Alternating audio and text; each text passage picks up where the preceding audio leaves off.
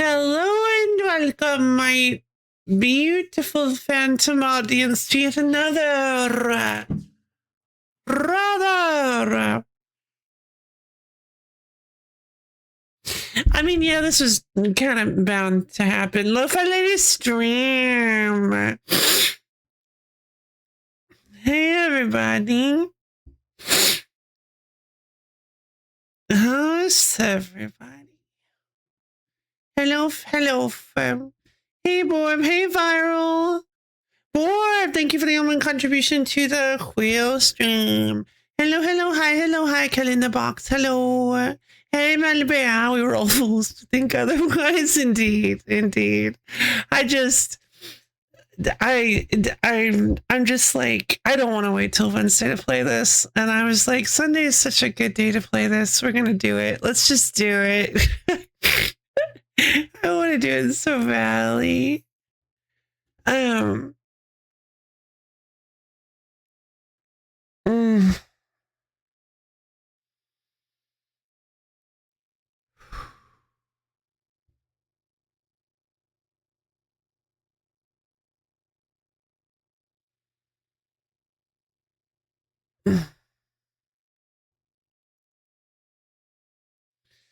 Yeah, I don't know. I've just been feeling I think I've just been feeling a little turmoilish lately, and Alabaster Dawn has just been feeling really steady. It's been a big old rock to tie myself to. I love it. It's been a real remorselessly scraping half a plate of Pokemon Legends CA directly into the trash can. And depending on how long depending on how much content is left in the current build of Alabaster Dawn, the rest might go in there too. I don't know. I know I said this is a double feature. I know I have this is a double feature. This is because I do want to play Pokemon Legends CA, but it's a bit misleading. Not to be. I wasn't trying.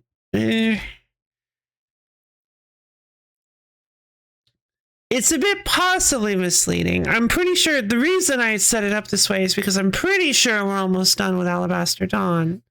And I wanted everybody to know that there's still the possibility of us actually playing Pokemon Legends ZA today. And I kind of figured that since it seems like we're nearing the end of Alabaster Dawn, we can probably do like a couple hours. There's probably like a couple hours, 3 hours of Alabaster Dawn content left.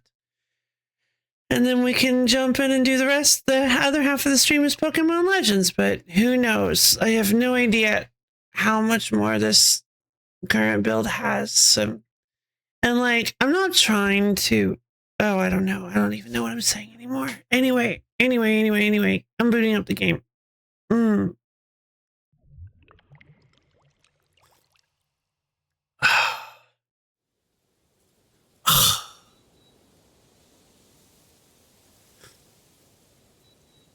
Yeah, exactly. That's the thing. I'm just so excited for the dream. Like, it's one of those things. It's like, I feel like it would be a little different if so excited. I feel like it would be a little different if the roguelite mode was like, I don't know, at the end of the game and I was trying to like rush through the entire game and just not really enjoying it. But I just want to see it so badly. I have to know. So I just want to get there and then kind of just put around the rest of the game, look for collectibles for a little while. Depending on how quickly we get there, I'd like to kind of go back through some of the old areas, since there's not really that much world for us to explore. We've explored most of it. We can go and look through some of the old areas and some of the oh yeah, I see what you mean with the A's.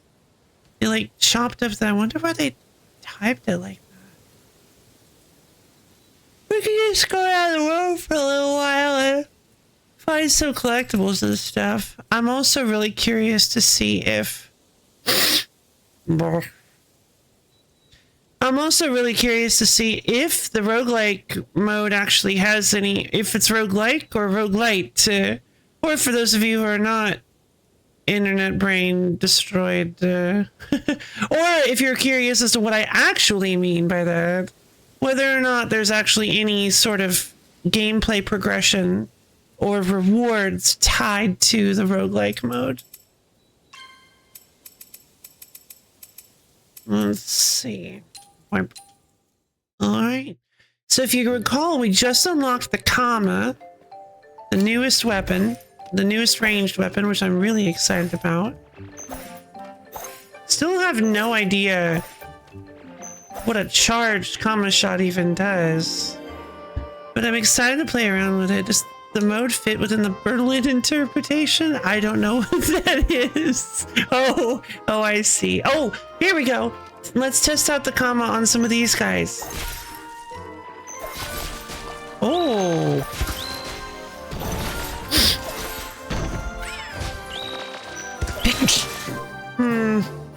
I was kind of hoping it would be more effective on these guys.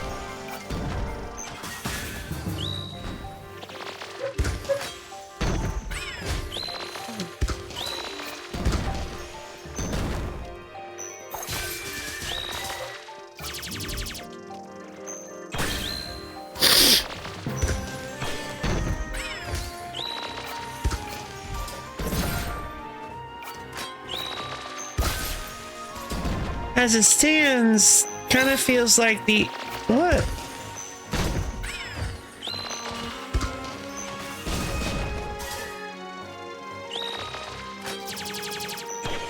Kind of feels like the Chakram is a better weapon. These pictures... I'm certain you've looked up the Berlin interpretation before. I might have. What is the Berlin interpretation?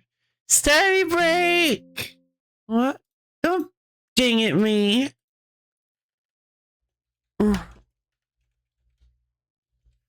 Berlin. Oh, wait, what?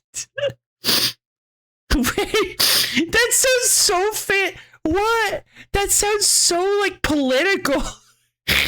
The Berlin interpretation. This sounds like some sort of like philosophical or political thing. I thought you were making a joke. Just picture someone storytelling you. Oh, okay, now I get it. A popular interpretation of what a roguelike is that was created at the International Roguelike Development Conference 2008. The interpretation is a product of a discussion between all who attended, including Ino Yahili, Radomir Dopirowski, and Jeff Late. The 13 roguelikeness factors... I'm already tired. Definition posted by Slash at Temple of the Roguelike at the moment as a roguelike definition currently hosted here was used as the starting point for the discussions. Okay.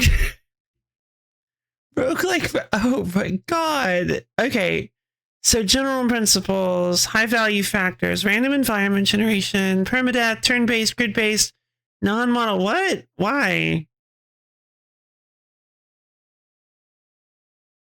What?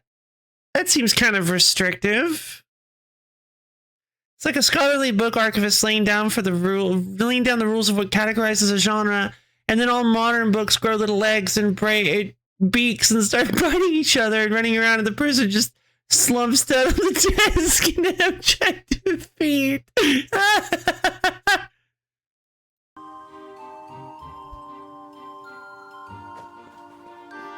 Okay, so I do think that the Kama probably has a purpose. It has like a use in combat.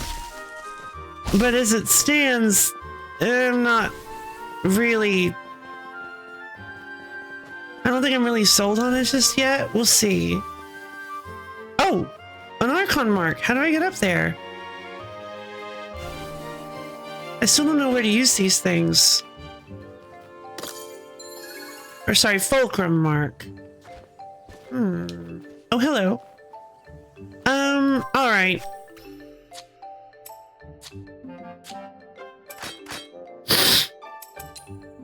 Time to utilize this baby.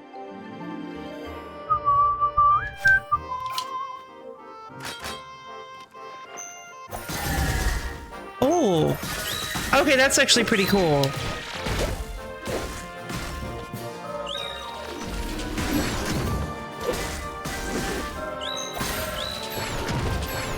Jesus.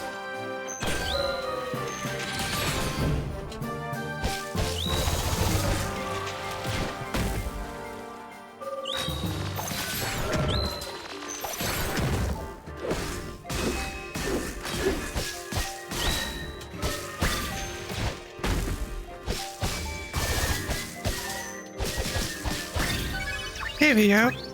Nice. Though the comma leveling up isn't probably that big of a deal. The Berlin interpretation is so outdated, it's great. Everyone in Tyler just had to give up to survive.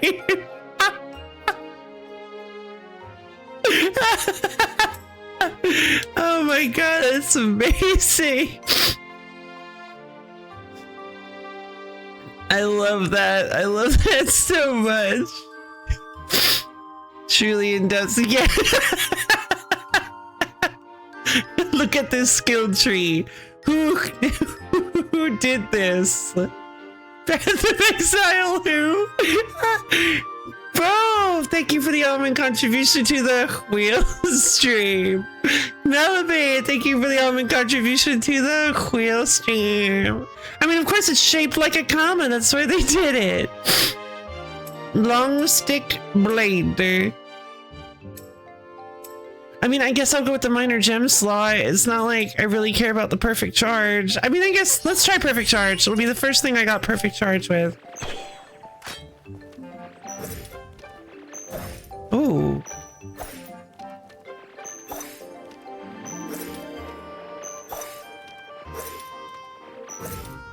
Ooh.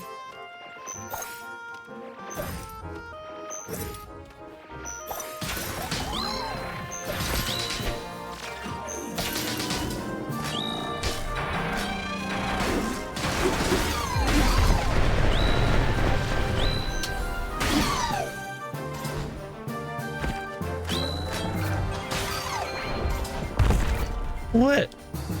Wait, I don't understand. Because I'm not... Oh, the stick! Right, I forgot the stick does it too.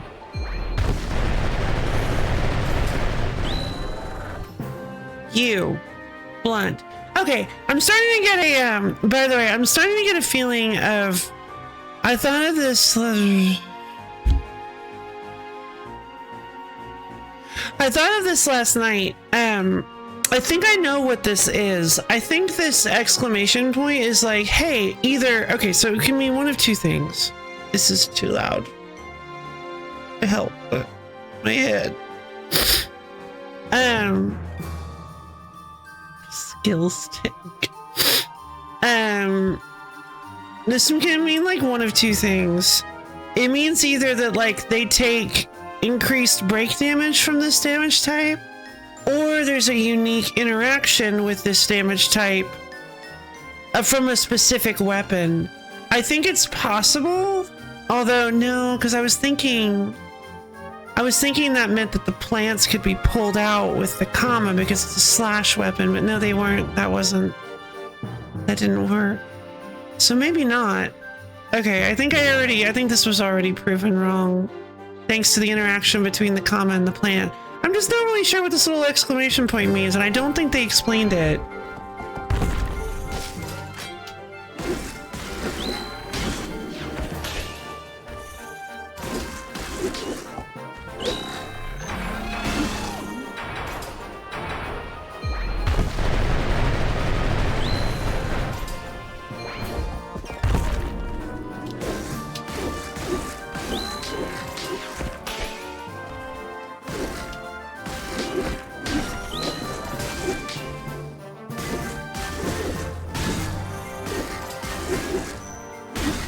Blam!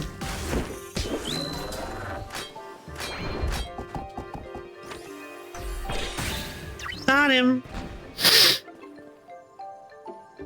Alright, where am I supposed to be going? I'm just sitting here combating all over the place.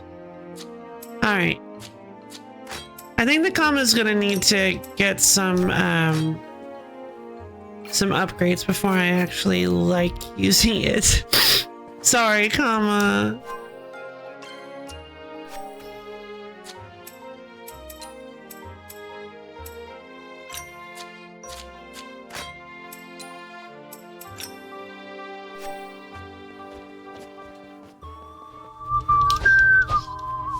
Oh! Framados!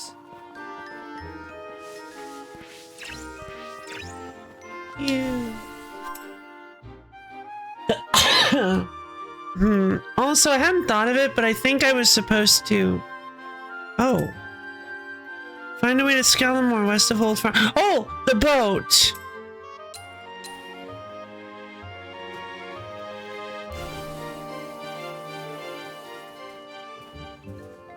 Let's take the boat to Coral Valley!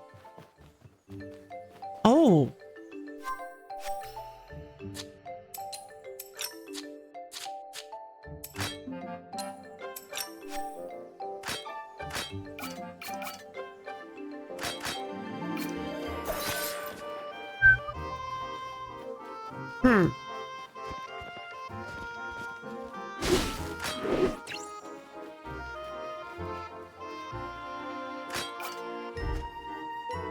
Wonder what's over here. High ground construct. Interesting. New gems are always welcome. Oh. Where am I? Dusk approach. Oh, okay. Still missing with some like straight up key features.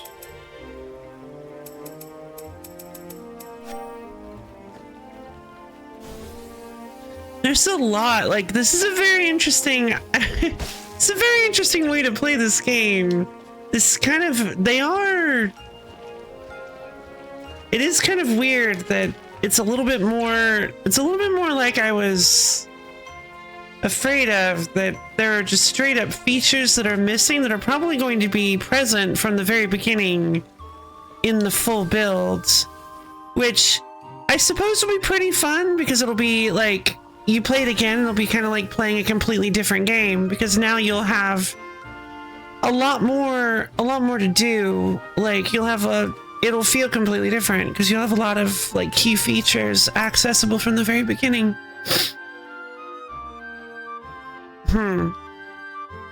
What the? Okay, what's the point of the boat when I just have the landmarks? Let's go home. Oh, I guess it's like so that you can explore around and see what's changed. Oh, hey. Are there a bunch of new side quests? There's one. The path to the Eternal Spring Temple is blocked by a divine gate. Find out why. Ooh. Our precious hot springs are no longer springing. Please lend us your support. And old man Salmo's grumbling about fish. Someone better talk to him. Finally, someone better actually speak to him, I guess. I guess I'll do that one. Alright. But like, wasn't there an actual...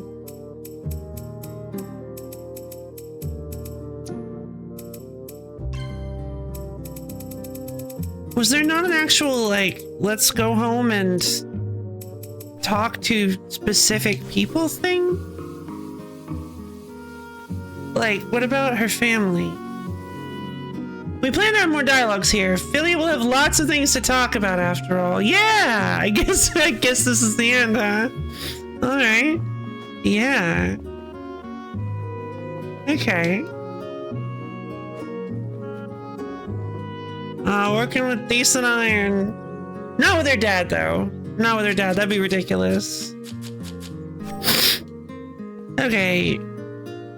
One little thing I'm concerned with is that there doesn't seem to be like a repeatable way to get Whispers of the Gods. So if you just make a bunch of gems, you can kind of ruin your supplies. Like a bunch of gems that you don't just have one type. You just have like a billion of one, and you're just like, oh, well, no more Whispers of the Gods. Whoops.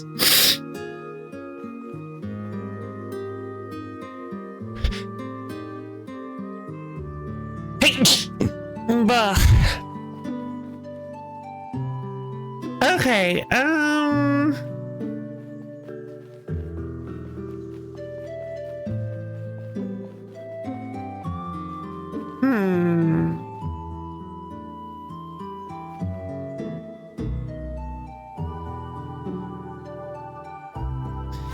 mean, I'm pretty sure that we can't go to Skellimore. So I think if we try to... How much did I miss? Nothing at all. Nothing at all. I tried out playing with the comma a little bit, but hello, Mumpets Master. I tried playing around with the comma a little bit, and it's just not really doing it for me.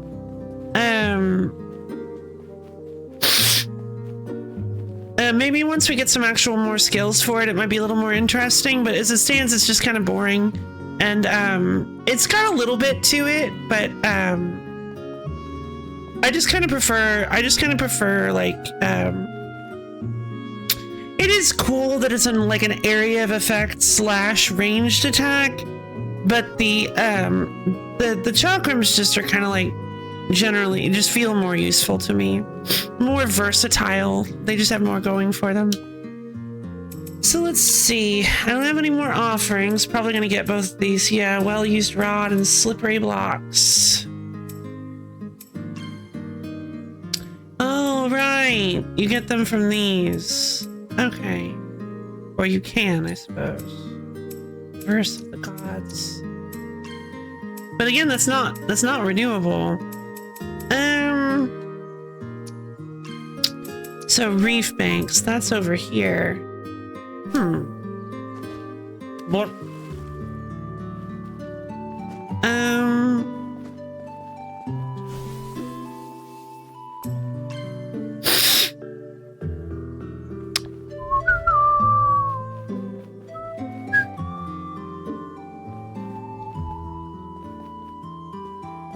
Yeah, I mean, I guess let's just go do some side quests. Feel similar about the comma? Yeah.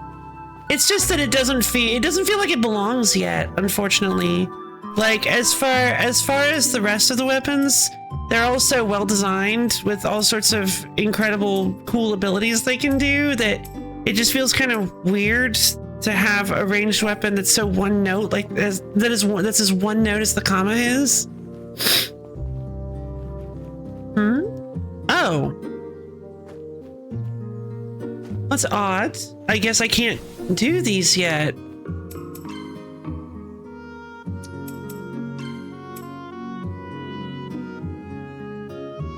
I thought I could talk to him. Did I mess up? I guess not.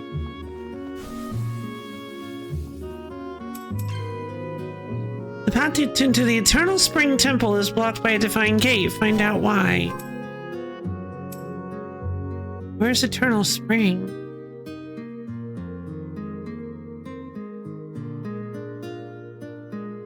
I don't recognize. This should be connected to Sunderland at this point.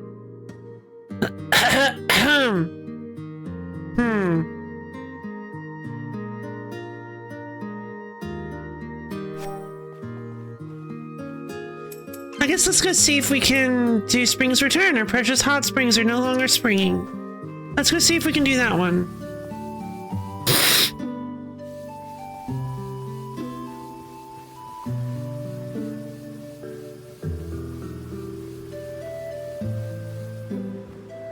Johan! Hey, Johan, you needed help? Well, now, if it isn't our darling Valor. Who, me? Juno, dear, of course. Who else? It's not like I've got Valor stacked up like spare towel. Right, thank you.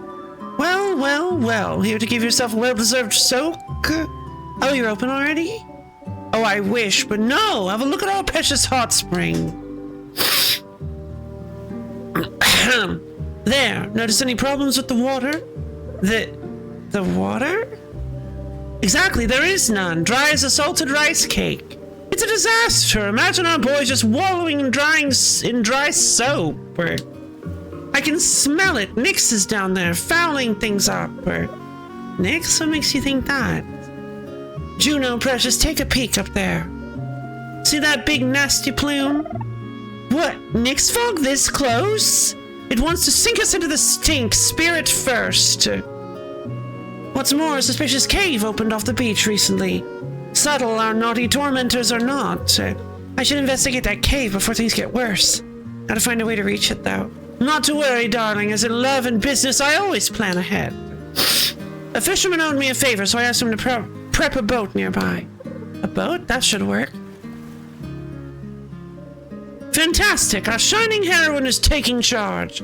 You can't imagine my terror. Without a soak, my soul's got nowhere to settle. I understand. Whatever's in that cave, I'll find it. Yeah, I mean, this is a pretty good vibe. I like this a lot, actually. I'd really like. Oh, okay. I like this character. Really living for them. Really just like, I don't know. I just like their style. This is really great. Whatever's in that cave, I'll find it. I shall prepare the finest soaps for your return. Spring's return.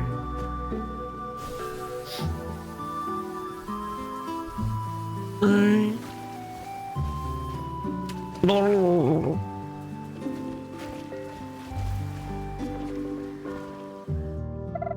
A cave underneath our hot springs. Better tread carefully. This may lead us to the cause of the congestion.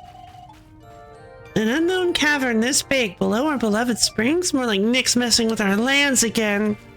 I mean, possible. Oh boy. More damaging vents.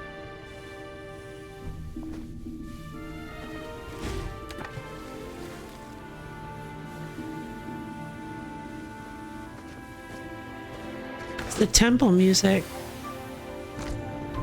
Okay. There we go. Oh! Hey, Philia! Garf. Garf.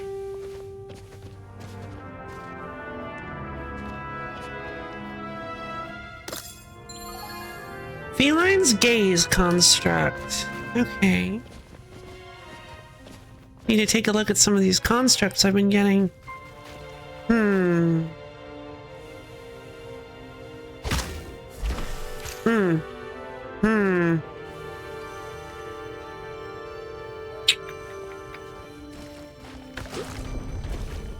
Okay, gotcha.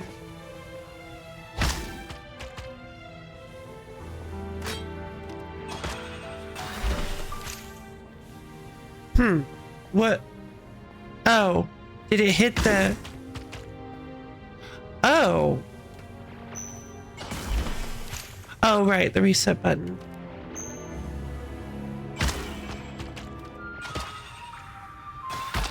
Okay, yeah. You don't want it to hit the steam. The ball is also vulnerable to steam.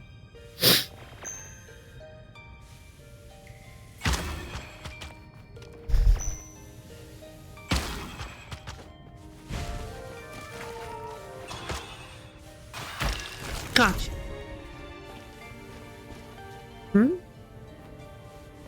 What? I don't... This is good mini golf, I agree. I like me some good mini golf. But what is... Oh,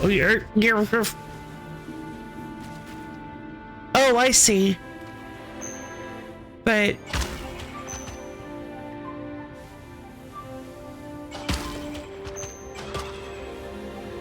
Oh.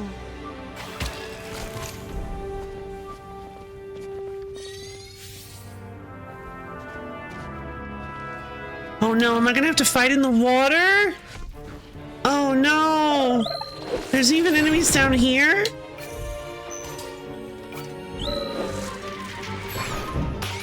Nope.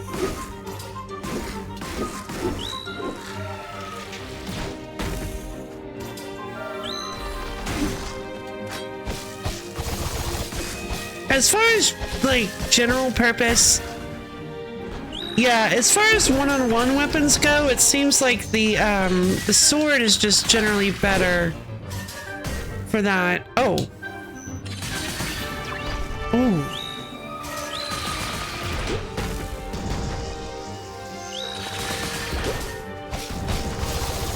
The hammer seems to be really good in, like, multi-combat situations for AoE stuff. But not really that great in single combat. Gah.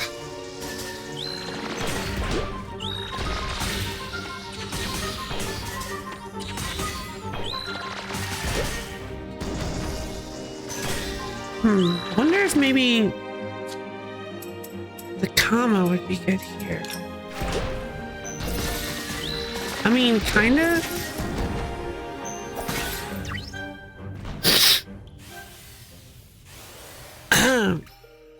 It does something. It did something at least.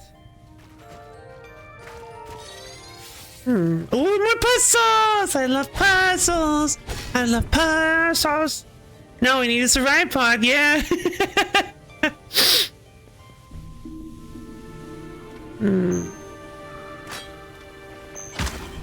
Yeah.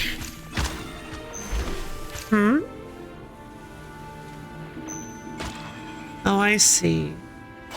No, I don't see.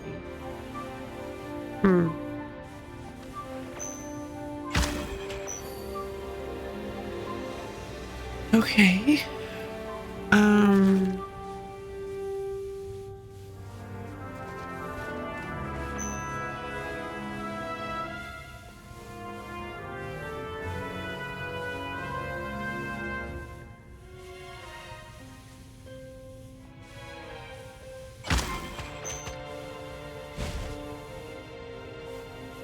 I think you get 2 hits, right?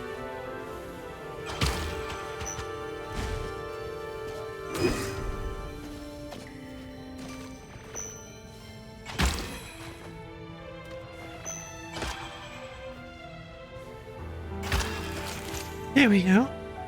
Whatever that did.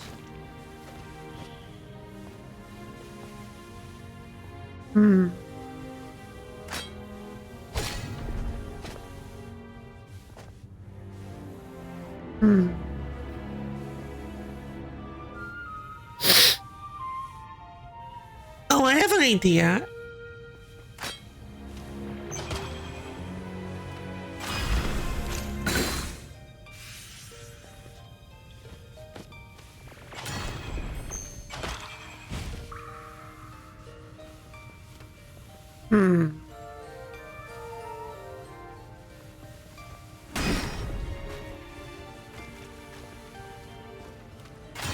Yeah, there we go. Cool. Oh, 7 Whispers of the Gods. Yes. Okay. Well, that's fun. You can use it to hit switches. Okay. So...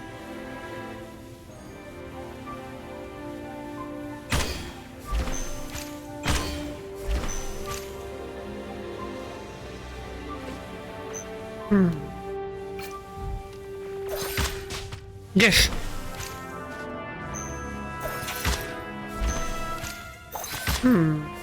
That's... Maybe in that case... we do it like this.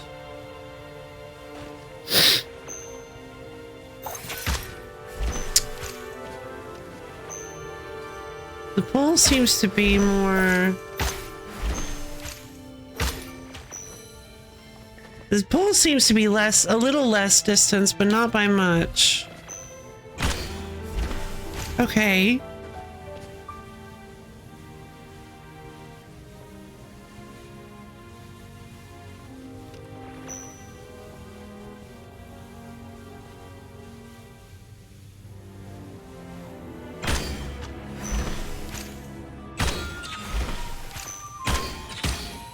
Huh.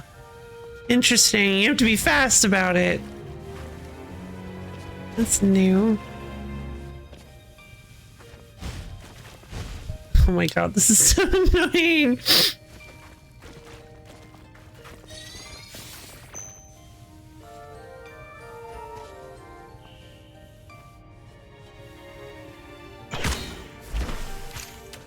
Man. Okay.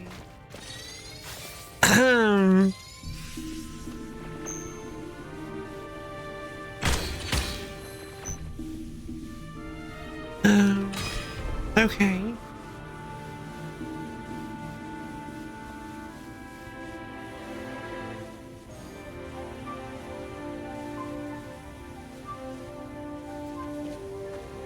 But yeah, definitely not. And if it lands in the water,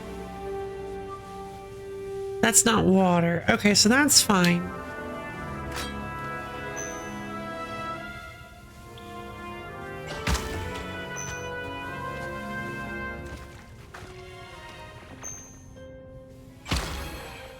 There. God. Woo. Okay. Huh. Oh, I didn't notice the direction. It looked like it was going the same way. So you weren't supposed to do it that way. I skipped half the puzzle. Okay, that's fine. Or I skipped half that step of the puzzle. That's fine. Oh, come on. Oh. Tentacles! What's this wiggly thing? Well, when you don't know what something is. Alright, it's weak to ether. Enigmas.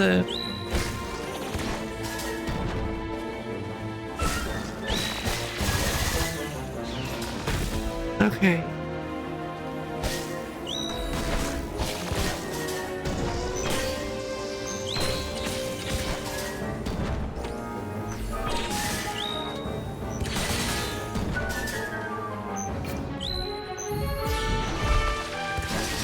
Brittle!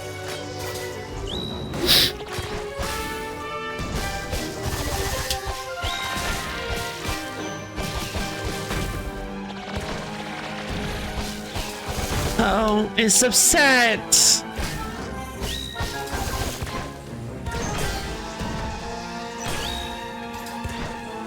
Boom snare!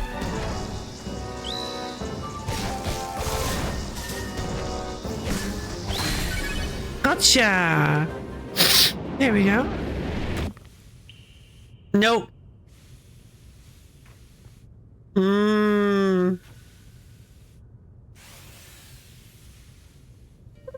It retreated. Yep. Was that even the main body? No. You gave it away!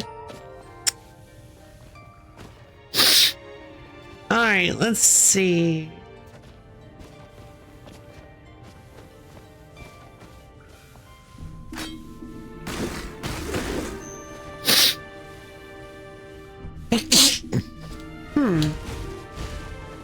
Oh, that's fun. Oh, I like that. Check this out.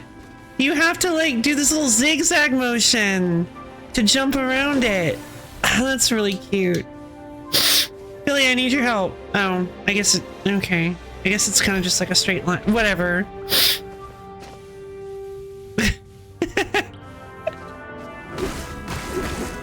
Billy, you're ruining my dreams.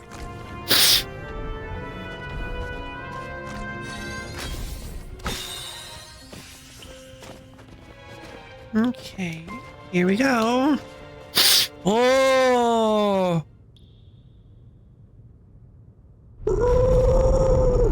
Oh! I destroyed one of them. Rock, rock. Uh-oh. No, there's 4 of these things.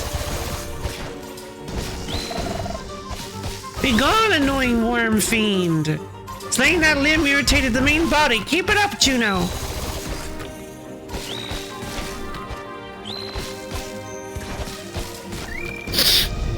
Oh boy.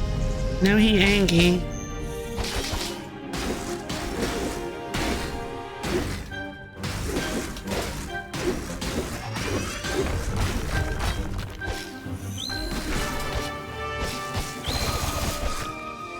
This is a fun boss. I like this. Big tentacle worm man.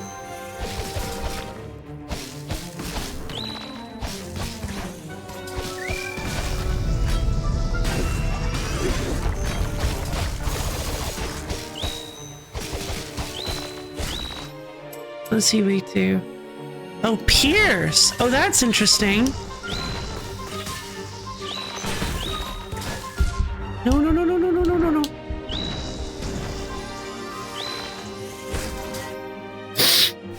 Into Maracas.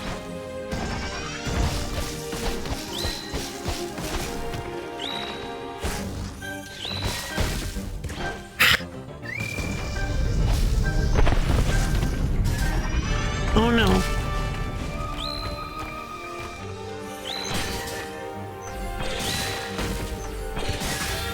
Okay, that's something. Something just happened.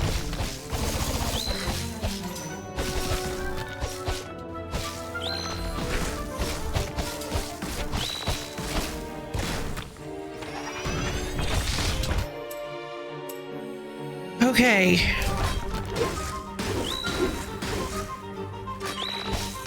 Ooh, this is really tough.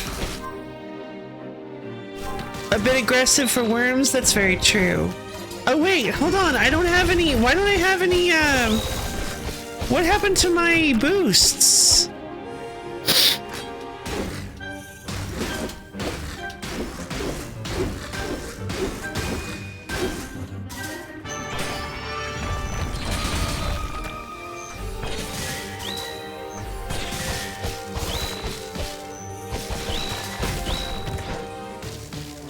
Dang, I keep forgetting to...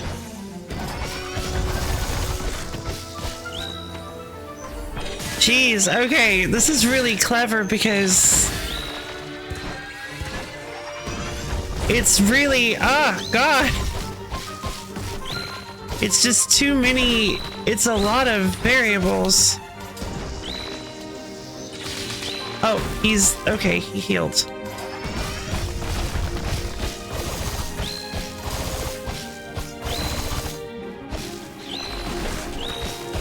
Okay, so I have to... Okay, I have to take... Ew. Okay, so so the main body is always vulnerable. It's just kind of dangerous to try to... Oh, okay. It's just a bit dangerous to try to do that normally.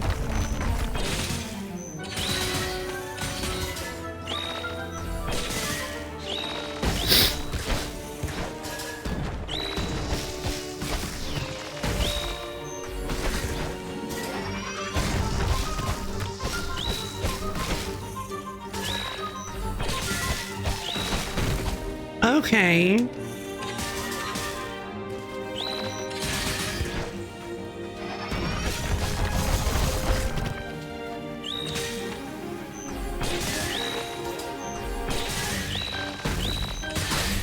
Yeah, whoa!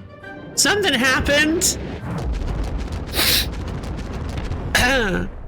Predatory worms are real and will hurt you if you fit in their mouth. Yeah, I feel like that's not likely for a human being, but still. Uh-oh. I think we better run. The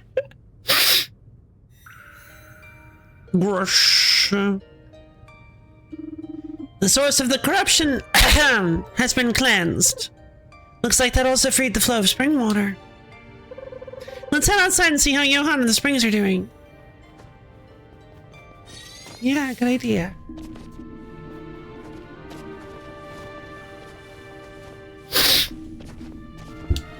You might fit in the mouth if it's if it's an Alaskan bullworm. That's very true. I could.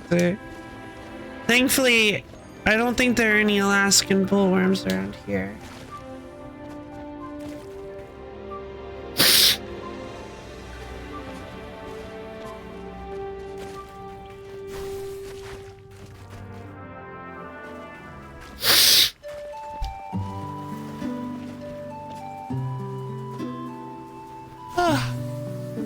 Oh. Johan, I found the problem in that cave. Oh, Juno, my dearest chosen, I already noticed. There. Feast your eyes upon our hot springs, flooded once again with God-blessed life-giving liquids. Whoa, that fixed itself quickly. Well, you better give it some time. Don't want grubby Nix debris in your bathwater. Grubby what now? Well, never mind that. Don't worry about a thing, sweetie. The purity of our springs is my highest priority. You did fine work, darling, so here's a little something for you to enjoy. Decadent soap. Oh, what's all this? Smells great. Careful, it's for bathing, not eating. The finest soaps I've ever made, enriched with all the minerals that make your skin shine. So thoughtful, thank you. If you want to try them out, the bathhouse is yours anytime. Looking forward to it. Yay! Spring's return. Get it? Because it's like spring, but it's a hot spring.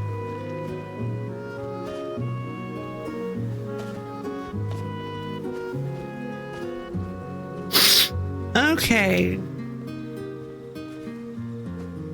These days, every spring's a hot spring, am I right? Ayo!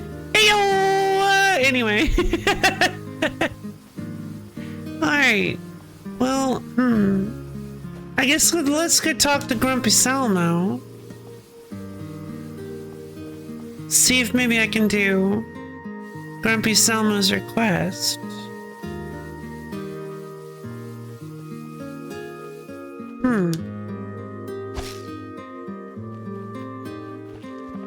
I have to be on. Are you kidding me?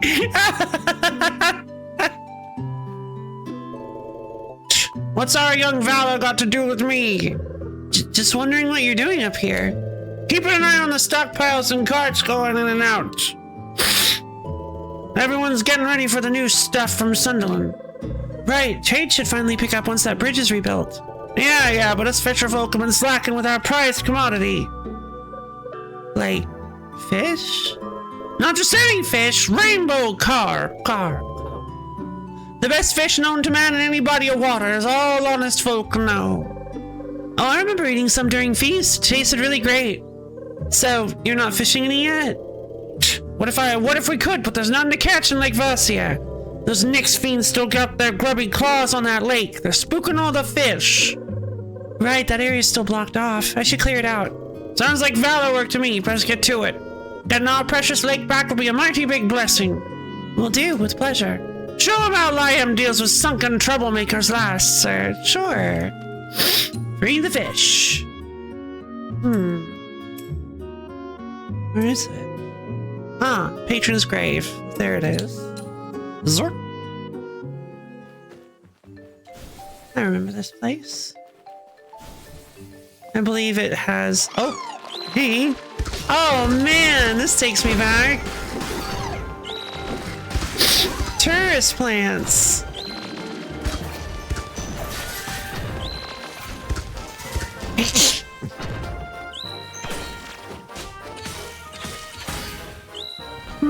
Oh, hello. Oh.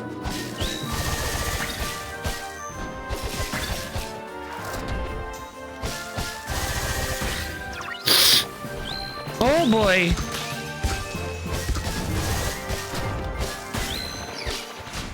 Oh no, wasps! Ether wasps!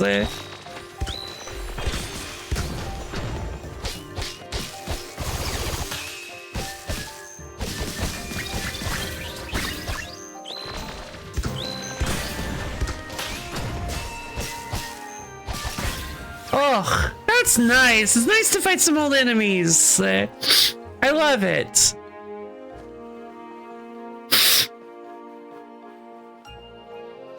No bridge. Of course the bridge is busted. Gotta be.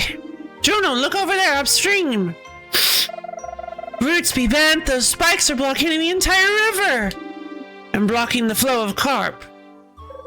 Doesn't look like I can do much about it from here. And with the bridge broken, I gotta find a different way to the other side.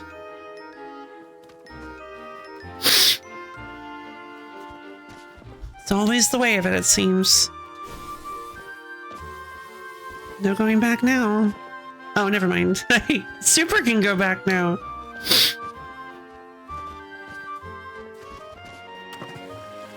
It's so interesting. It's always... These gaps look so long, but They can always be jumped.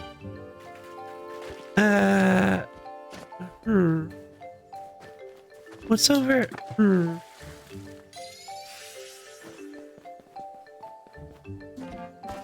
Oh. I should... Hold on. I should cook some food. Let's see. If we go with...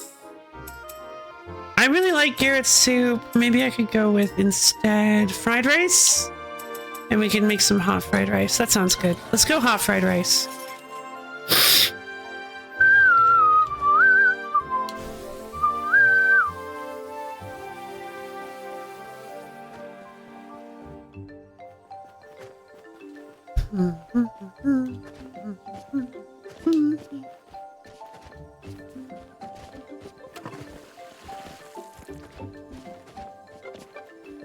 Nope. Well, oh no. What do I do? I'm stuck. Okay, not stuck.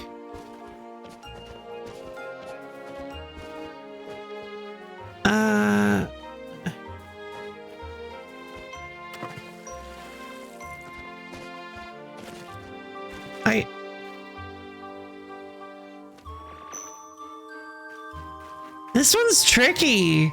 I have no idea where to go. Oh, there was another direction. I didn't realize. God, some of these little navigation bits really do kind of qualify as puzzles. Oh no!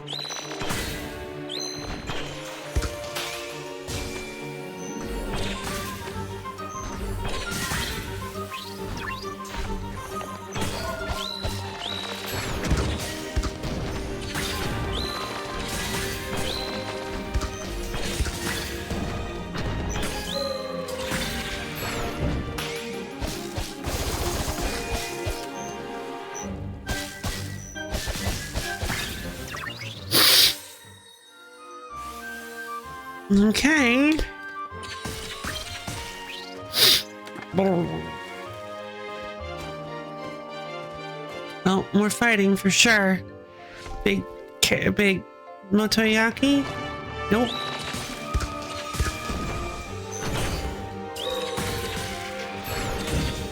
Oh.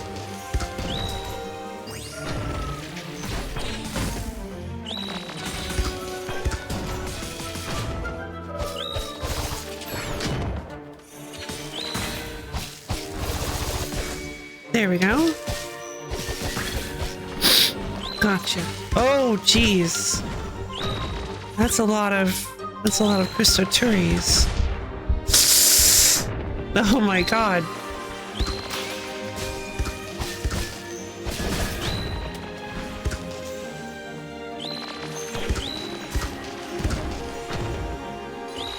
Oh, okay.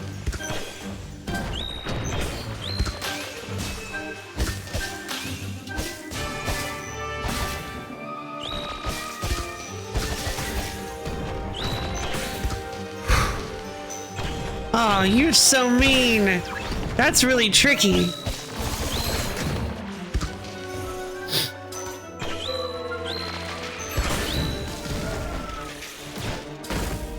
Oh, okay. Boom snare! Yeah, this is...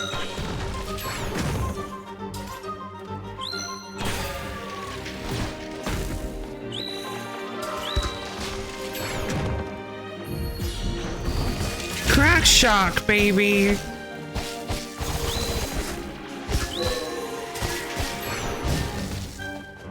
Whew.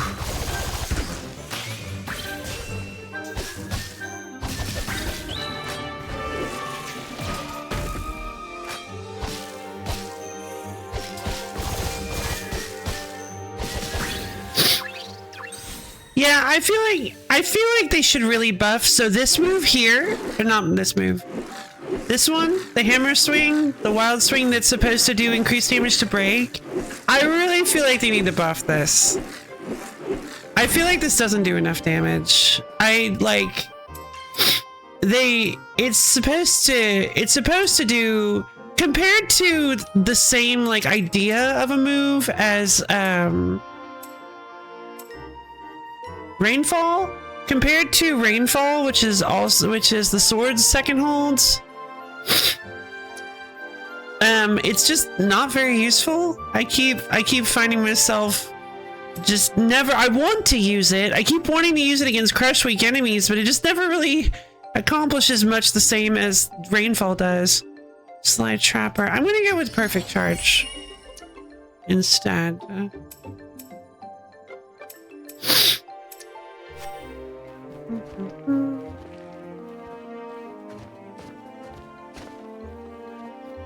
All right, we're on the other side of the bridge at least. Oh, my hand.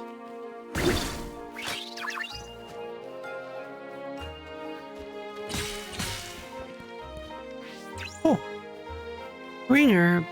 Oh.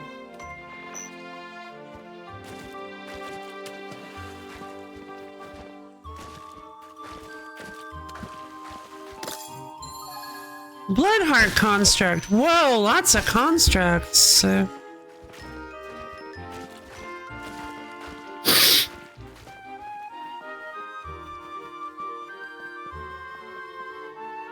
Okay, here's some more fog.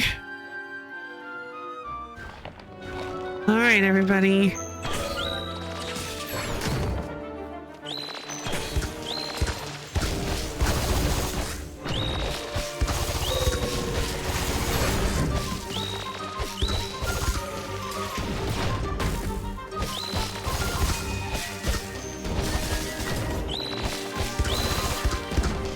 Boom snare.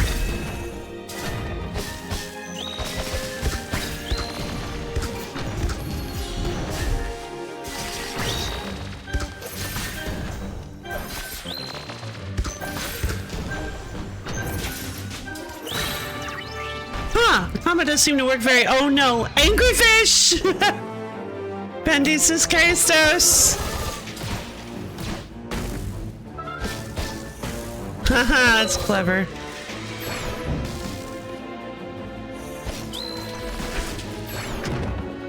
Ooh.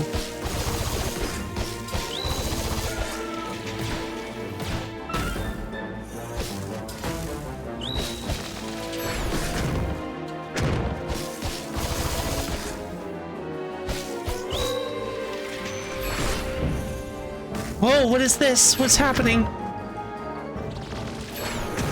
Oh, it has its own health bar. Unstable ether. Blarmf. Yeah, that's right.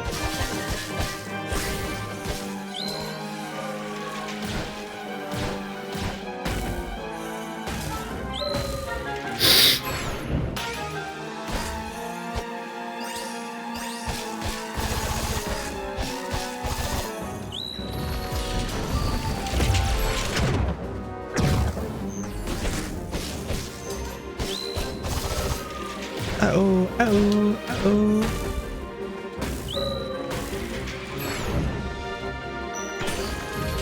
Crack shock!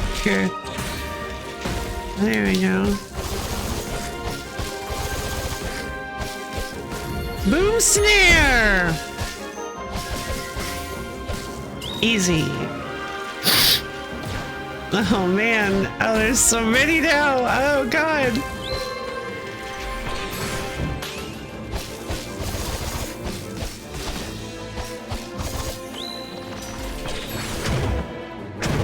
Oh, what? I was not in range of that.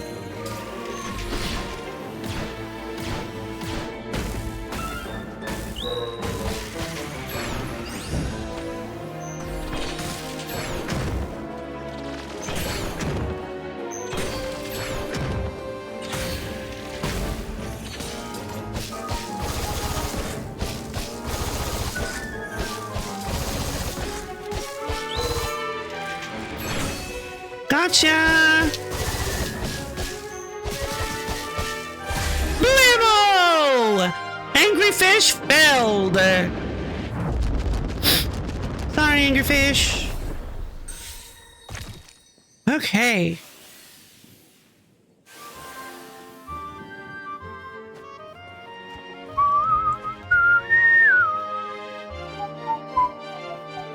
Yeah, enraged enemies are a huge deal. At the first, you're like, oh, whatever. It's just they're red now. It's like, no, that's not at all what's going on. Oh, look, there he is.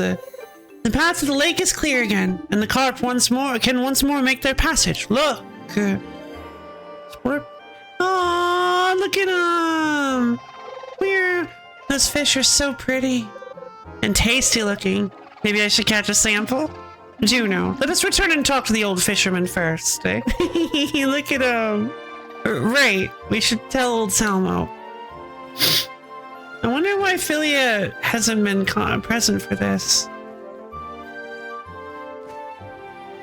Kind of makes me think that it's possible that Philia could be gone for this part. Oh, no. You're not gonna make me think I can't make that.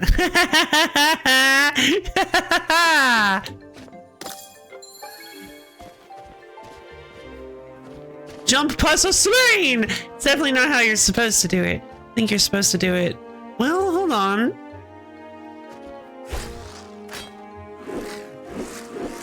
How exactly are you supposed to do this? Huh.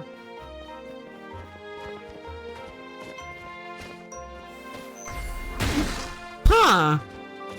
Oh, that's very interesting. Alright, let's go talk to old Salmo. And this will actually progress the city more, possibly. We'll see. Oi, Valorheart just smashed that dam and made way for the carp. He did. News sure travels fast here. You should know, sweetie. It's a small town. Don't underestimate an old man's connections, young. You done good with that. Our lake's already looking more lively again. Looking forward to eating those carp again. Don't get ahead of yourself, young'un. Special occasion food those are. Aw, alright. If you want to get a bite, catch some yourself. Here, open your claws. Ah, fishing rod? Sharp as a board, this one. Yes, it's a rod for fishing. There's even one of it. I've been improving my craft for many a long decade now. You best believe so. Impressive. Thanks a lot. Can't use it, though. I'm still surprised there's no fishing minigame.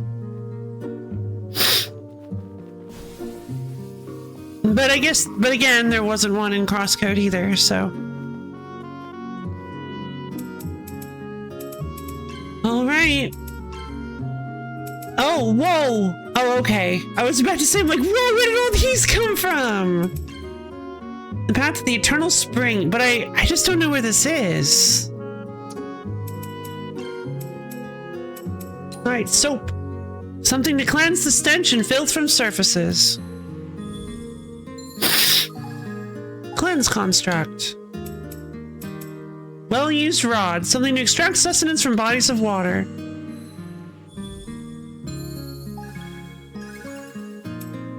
Nice. All right. You know what? I think I'd rather use Patra.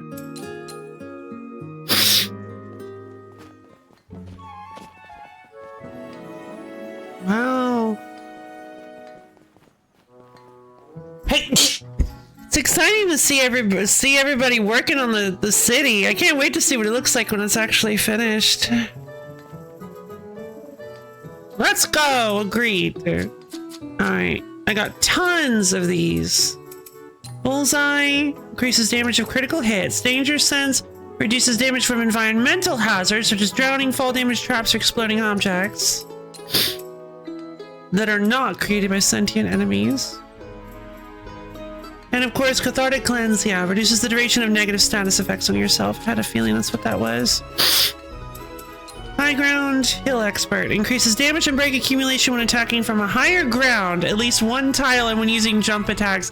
No, that's so silly. I'll make Root Slayer, though. Stem Pecker. I don't really know about these. Rough edge. Oh. Oh, I don't think I made it. Hold on, I don't think I have a rough edge yet. I have one. It's on my sword.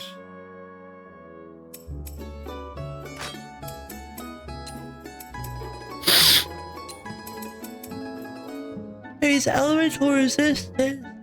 Oh.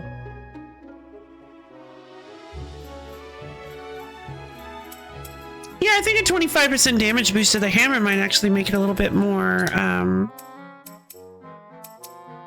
appealing.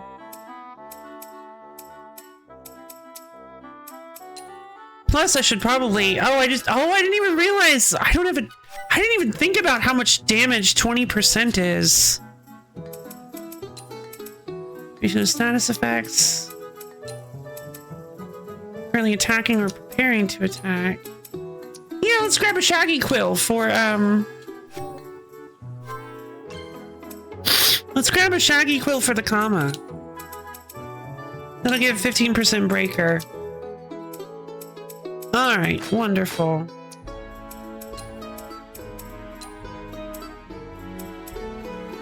No minor... Right.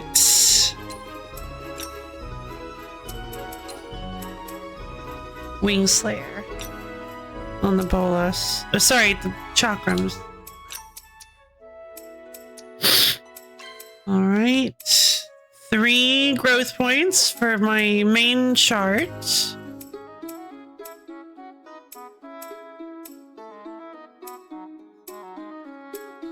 I can go grab this breaker and this affinity. Likelihood of landing critical hits.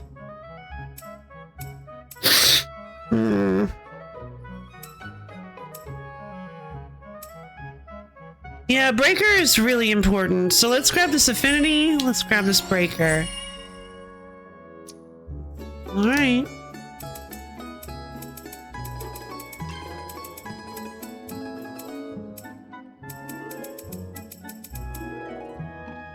Blood heart gem. Which one was this? Oh, the one that gives bullseye. Blood heart seems like... I guess... Seems like it should have been like a life drain gem or something. Okay, well, I guess let's head west and see. Let's head west and try to go to, oh, these things! Right, what's this? Oh! Oh! A puzzle shrine! I knew there was going to be one of these on the way back to talk with Ronan. I teleported there so that I missed it, but I was like, maybe there would have been one since I got the fulcrum mark right before going to talk to Ronan. Oh no, what is this? Oh boy. Okay.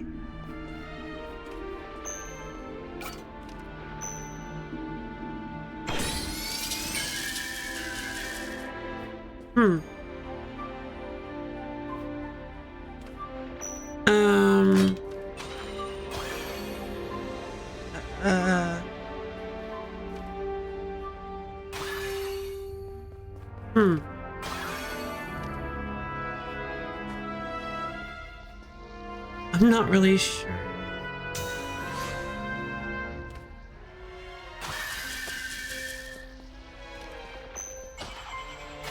Where I am.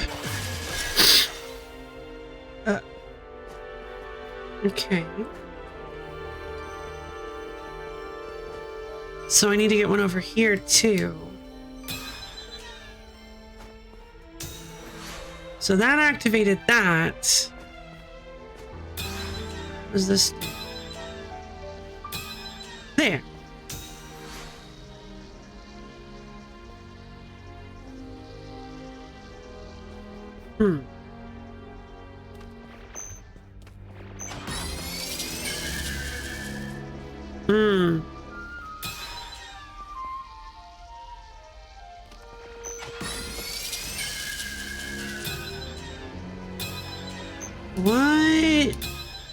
wait.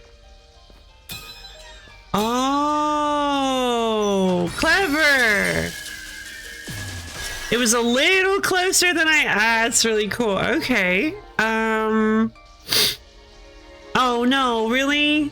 It was timed. Okay.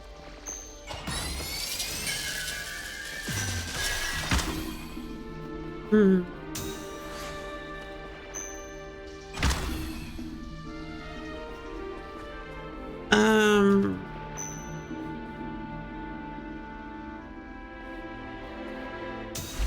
Oh no. Okay, good to know. I needed to store it before I did that.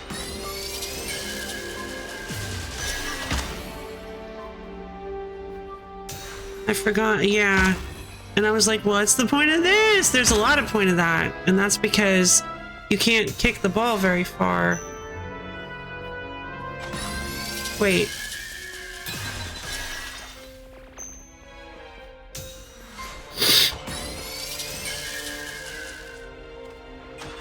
Oops. Okay. Take it out of here, perhaps, maybe.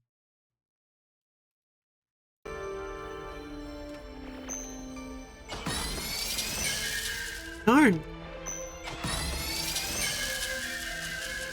There we go. Catch. And then we can switch to you.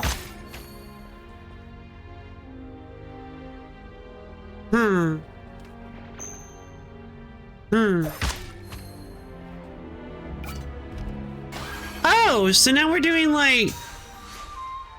Oh, this is so cool. There's like 2 routes you can take with this. This is so neat. Wait. Wait. Is there? I thought we already... Oh my god. Wait, no. Wait a minute. Wait a minute. You're kidding. Hold on. Hold on a minute. Wait. Wait a minute. What?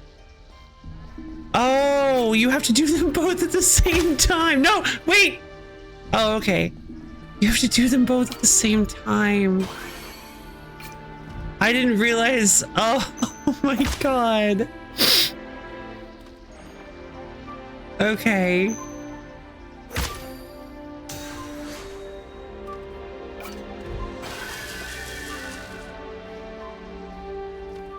Okay.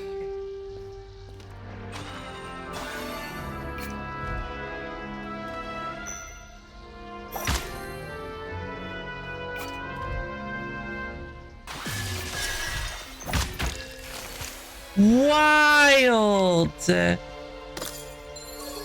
Toto token. What is that? A blue crystal that shimmers when touched. This inert relic seemingly has no use. The gods must have placed it to remind themselves of their failure to properly reward a chosen for their effort. What? Interesting that we're getting... Perhaps in the future it will serve a bigger purpose. What's all this now? Gods in quotes? Their failure? What is all this lore that we didn't have before?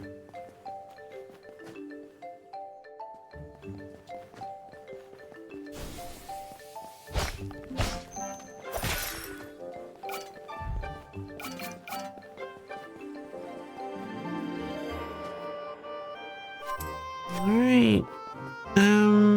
Still not really sure how to get over there. Oh, hello.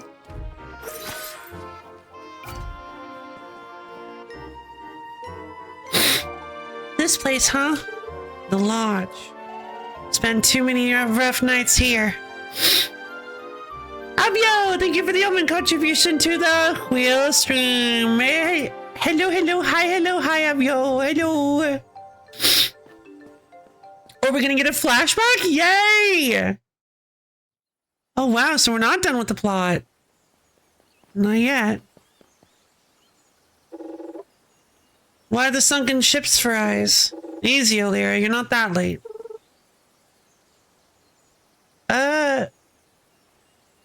Oh. But the exercise, it's fine. Relax. Your foot. Are you okay?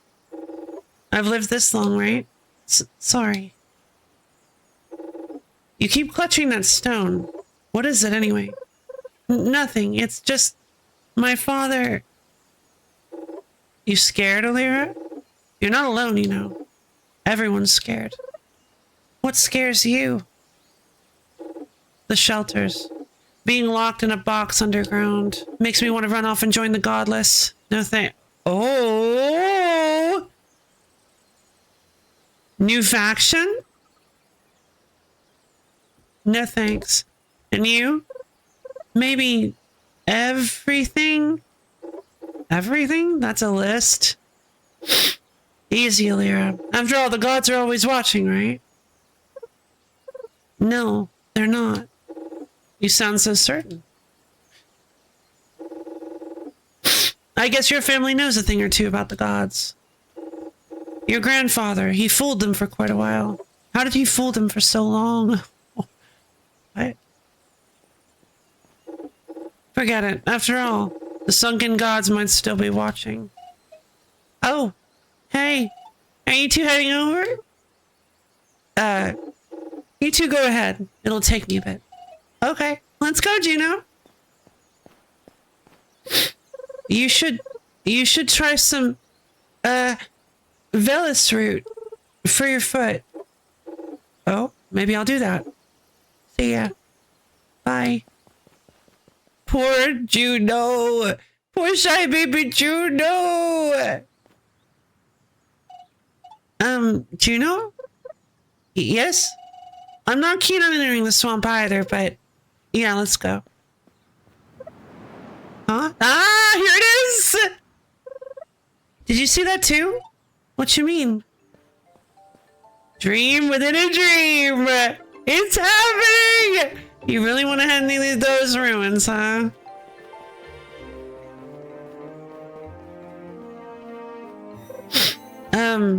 Hi? This one greets you, stranger. I am the master of roguelikes.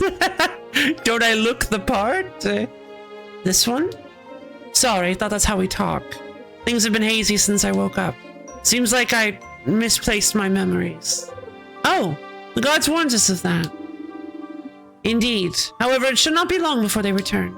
For real? Boy, am I glad to hear that. I love how they like tricked you with that. This one is glad to see you, stranger. Like, oh, shucks, that's, oh god, I'm glad I don't have to talk like that anymore, man. So, what's up, man? How you doing? I'm the roguelike guy. Here to present you with your roguelike game mode.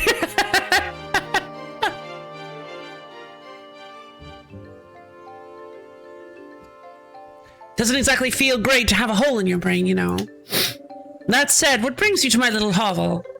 Saw you walking into the ruins and was curious, I guess. About me? Kinda nice to hear. Well, the name's Somu. Just a traveler, if I remember correctly. Gosh, feels like ages since I last talked to someone. Please sit, tell me about yourselves. My memories were run exclusive. It's a good build, alas. I'm Juno. I'm Juno, and this is Philiomormus. Nice to meet ya. Cabbage. It's a pleasure to meet you. Now tell me. Uh-oh. She sleep. Depth 1, Coro Valley. What just happened? Where am I? Cabbage? Oh, hey, looks like you entered my dream. So, what? Wait, did you say your dream? Yeah, sure. You guys do that all the time, right? No? Huh. Must be your first time, then. Well, while you're here, why don't you help me with something? Do I have a choice? Come on, it'll be fun. Just follow me to the next room through this gate. Okay. It's a good introduction to it, for sure. Oh, stuff. Oh, shards? What's all this, then? Dream. Oh, it's got dream next to it. Ooh. This looks like one of the divine treasures left by the gods. Oh yeah, that's one of my dream blessings. Should help you in the next stream. Why don't you open it? I just love this. This guy's dressed like Alcazred, the dream monk, and talks like Carl, the guy who runs the convenience store on the corner of the corner.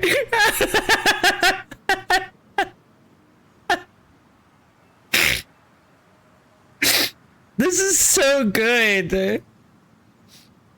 Should help you in the next room. Why don't you open it? Right.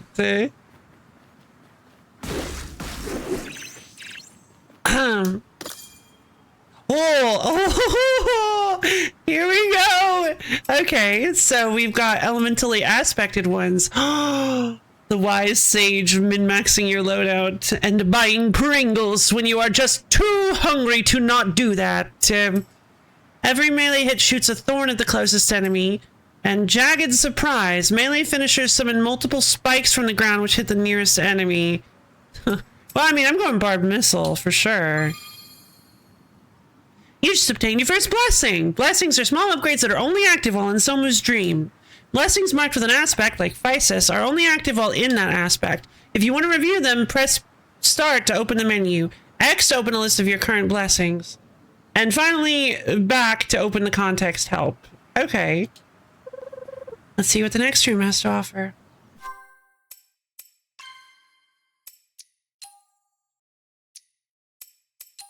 Oh, okay. Cool. Well, in that case...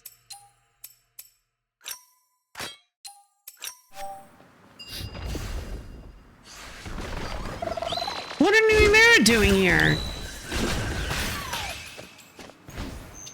Bam!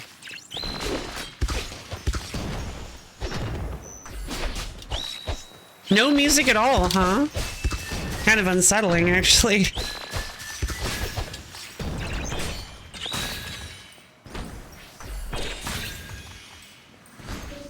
Well done taking care of these weird bugs. How did Nuemera end up in your dream? Nuemera, is that what you call them? I have a lot of them floating around here. There's more? Before proceeding, you should take the key. Some of my gates are locked, and I don't remember why. Naturally. Well, I'll see you once you dealt with the overgrown wasp. Hey, wait! Oh, did he say overgrown wasp? So can I actually refight bosses in this? Oh, that's gonna be exciting. Zerp! Zerp! Wow, it's very nice. I love these doors. Yep, here it is. Yep, bring it on. It's Inferno Vespa, baby.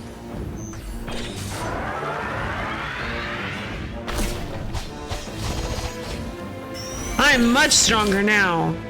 Don't mess with me. Wow, yeah, no, it's like the same strength as before. Lasers. Here come the lasers.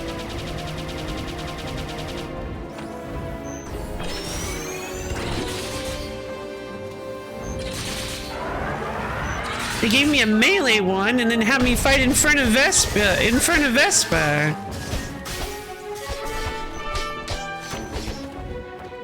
Oh, I have divine arts now, though, don't I? Oh!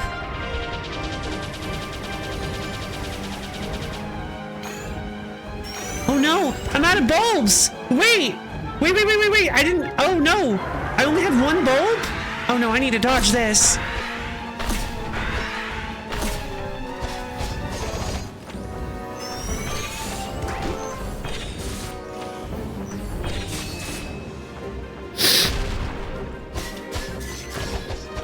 Right. Oh no.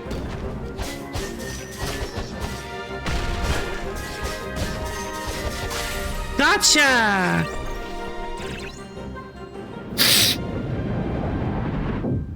Wasp. Oh, I never noticed that the first time.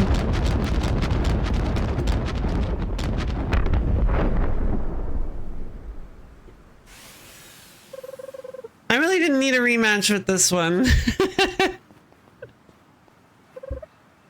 What's this now? This would be the end, at least for me. I can't seem to go deeper. Something is blocking my descent. But I think you could. And in doing so, clearing whatever's blocking me. How inconvenient for you. Right? Anyway, you better wake up now. Your friends are worried. Just interact with this thing here. This better work. Wake up. Ooh, okay. Token summary. Tokens! There you can buy stuff. Layers cleared, time, shards, tokens, Zwarf. Currency! Oh, she's awake. Ugh. I really was asleep? Juno, you gotta stop passing out on us. You passed out during our host's exposition, and we dragged you to the bed. No worries, fellow travelers. We simply shared a brief dream. What? You mind telling us what is going on? Thought it was obvious. You can enter my dreams. And in doing so, you can help me get back my memories. Oh. What? But you weren't asleep. I can feel them lurking deeper within, but I cannot seem to get to them. I guess I can try? Fantastic! If you feel ready, please talk to me again. Got something that should help you deal with the roadblocks in my dream. Is this truly wise? No, it's valor. I don't think someone has bad intentions. Oh, far from it. I'm just a traveler in a bit of a pickle. Right. Definitely. As I said in the dream, during your dive into my dream, you will come across shards. You didn't say that. Feels like those are fragments of my lost memories. If you exit the dream or finish a dive, I can convert them into dream tokens. Just a pickle on the road, that's me. And with these tokens, I can expand my dream, I think. Kind of like divine essences? Sure, I don't know what those are. Anyway, why don't we try using the token right now? Learn how to unlock dream perks and toggle them on and off. Yeah, let's go. Talking to someone selecting the perks option opens the perk menu. In this menu, you can unlock various different perks. That's a lot of currency that I need to unlock these things. In this menu, you can unlock various different perks that add more variety to your dives. Rooms unlock new types of rooms or expand on existing ones. Utilities add new options to the dream, which can make each dive much easier. To unlock a perk, simply select and press A, assuming you have enough tokens, of course. Midnight snack. Blink. Once bought, you can freely toggle it on or off by pressing A again. Blink, blink. Check the left side to see what each perk does. Combat rooms drop 2 to 3 random small rewards. Shards, rerolls, banishes, life regen, or stat upgrades. Fun. Some perks are locked. Fulfill the conditions to make these perks available for purchase. The perk Midnight Snack was automatically unlocked for you. Somu's Dream unlocked! You can now enter Somu's Dream by interacting with the bed next to them. Each dive is different, with randomized layouts, blessings, and encounters. Enemies will get stronger the deeper you go, but in turn you can obtain more shards to turn into dream tokens. Use the tokens to unlock perks and later exchange them for prices. That is the first typo we've seen in the whole game. Although, I mean, it's like technically, I mean, because like you're using them to pay the prices. I mean, that's not right though. The dream is very much still work in progress and will receive lots of changes based on player feedback during the early access. For now, you can go up to 3 layers down. We plan to add many more layers, blessings, rooms, events, and even more run modifiers down the line. Feel free to let us know what you think of this little side adventure. Happy diving! Well, I'm excited.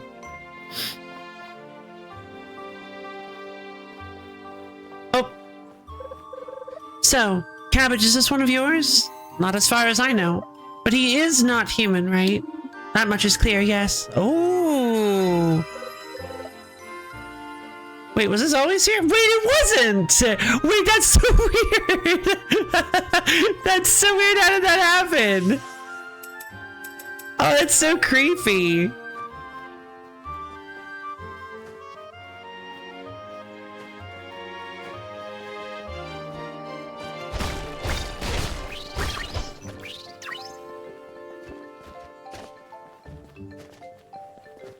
It's so that I can teleport back to Somu really quickly, but, like, Yo, need something? Yeah, sure. So, yeah, blessing rooms now appear within the dream. Blessing rooms contain 2 random blessings, powers that help you during your dive into the dream. Blessing rooms spawn on every depth layer. Okay. Bounty rooms. Finish a dive with at least 2 depth layers. Collect 10,000 shards within the dream across all dives. Defeat at least 100 enemies within the dream. Easy. Easy, easy. Shop rooms now include... Okay, Inception increases the selection of blessings by 1 to a total of 3.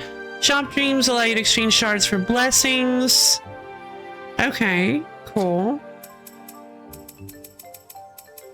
Unbanleavable. Unlocks the power of banishing. Grants 2 banishes at the start of the dive. They can be used to ban blessings or dishes when offered. Dishes. Ooh. There it is. Fruit basket. Increase the number of healing bulb charges you get.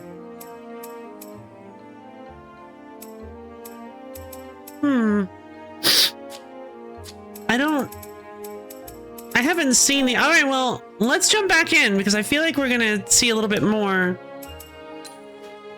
Wait, start maximum. What did that say? Rare.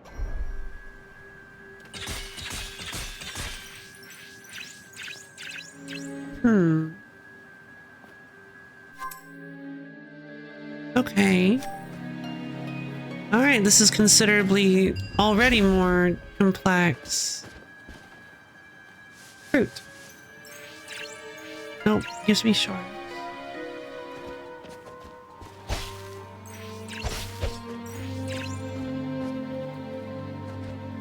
Oh, I need a key.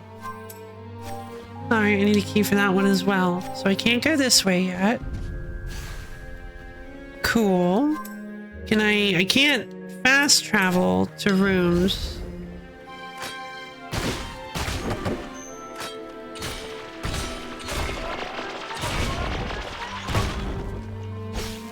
I gotta be careful with taking damage because I don't have...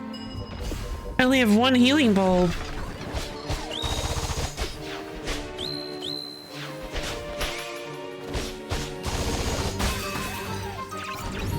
Boom snare!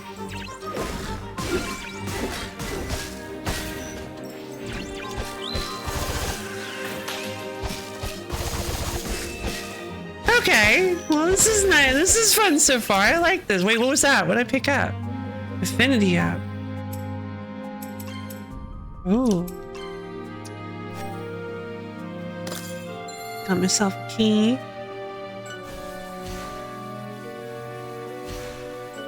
Alright, so now I've got 1.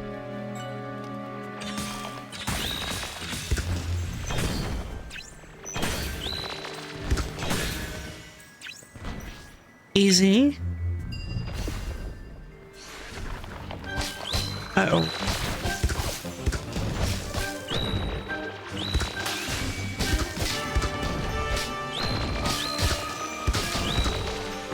Need to get rid of these things.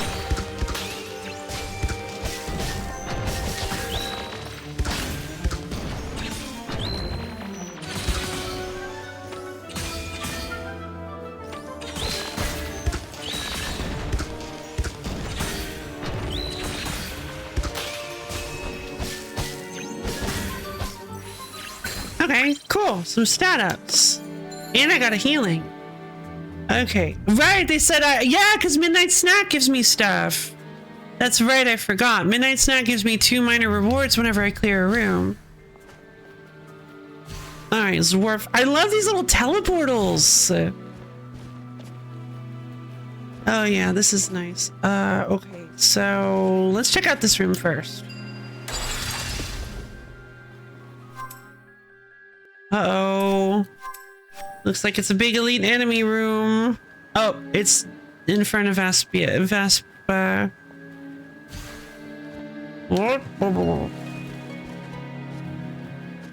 Let's see what's this way. I don't have shop rooms unlocked yet, but maybe it's a blessing room. Leaf assault. Every ranged hit spawns a homing leaf at the enemy that was hit. Yeah, definitely.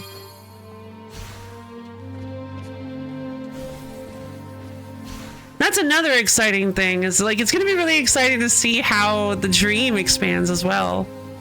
Check it out every time they add new. All right, here we go.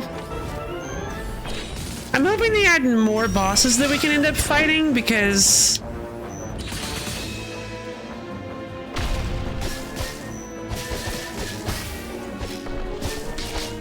also, yeah, there's gonna have to be like an ascension or difficulty modifier thing or something, because Inferno Vespa is not difficult anymore.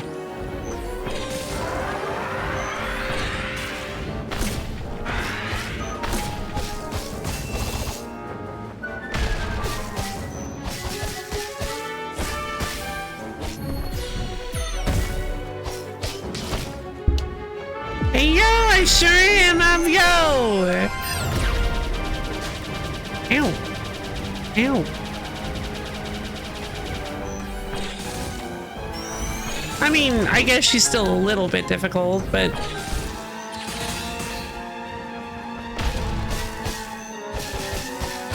Gotcha! Seems like you're winning too much. Yeah, I think so. They're definitely gonna have to make... They're definitely gonna... I'm glad that we get to refight some bosses, though. This is gonna be cool. So, I wonder if that means... I wonder if maybe Layer 2 has the frog guy, and Layer 3 has, the mole rat. Yeah, let's dive deeper. I want to get more rewards. Trial of Ether. Yep. Okay. Doesn't look like they haven't. Whoa. Oh. It's... Okay, so they have like the same rooms. They even use ones from higher depth as well. Hello.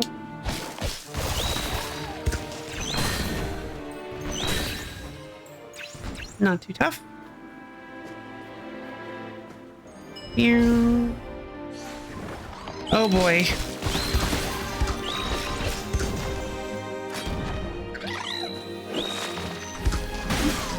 Gotcha. Uh-oh. Uh-oh, I gotta heal. Alright, that's all I got.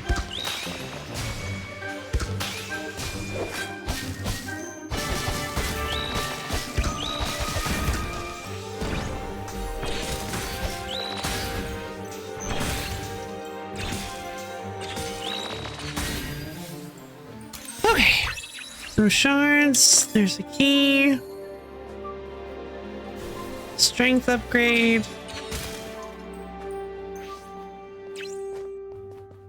How many shards have I got? 1,367. Okay. Oh boy.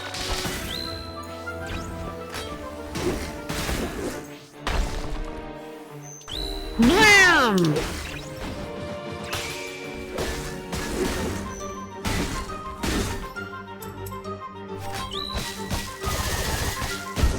What? Hey! I didn't realize he could do that.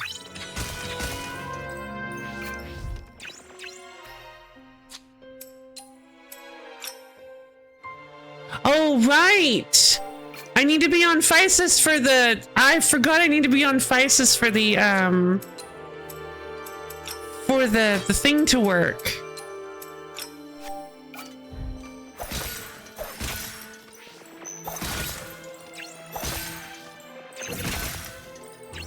There we go. Got an AoE ranged attack, which is nice. That's the boss. I don't want to go fight the boss yet because I need to heal. I don't know if I actually can at this point. I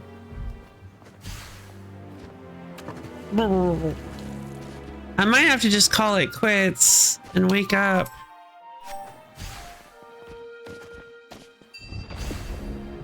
Oh. Oh, okay. Huh? Did I get hurt? What happened? That was weird.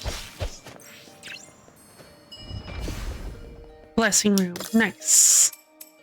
Chain spark. Every melee hit emits a lightning spark which connects to the closest. That would have been nice to have earlier. Ah, I didn't realize the blessing was over here. I'm gonna go with, well, let's go with Jagged Surprise. Since I'm already focused on Physis, let's go with Jagged Surprise and see if maybe that'll be good. Yeah, right now I think they've got sort of the bare, it feels like maybe they've got kind of the bare bones of a really good roguelike mode. Roguelite mode. Really good roguelite mode. So I'm excited to see what else they can come up with. Here he comes. Frog. Except wait, Philia helped me with this.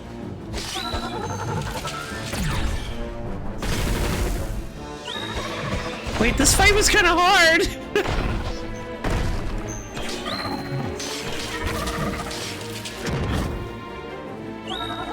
Wasn't it? Ether. Oh no, I forgot that he's weak to Ether.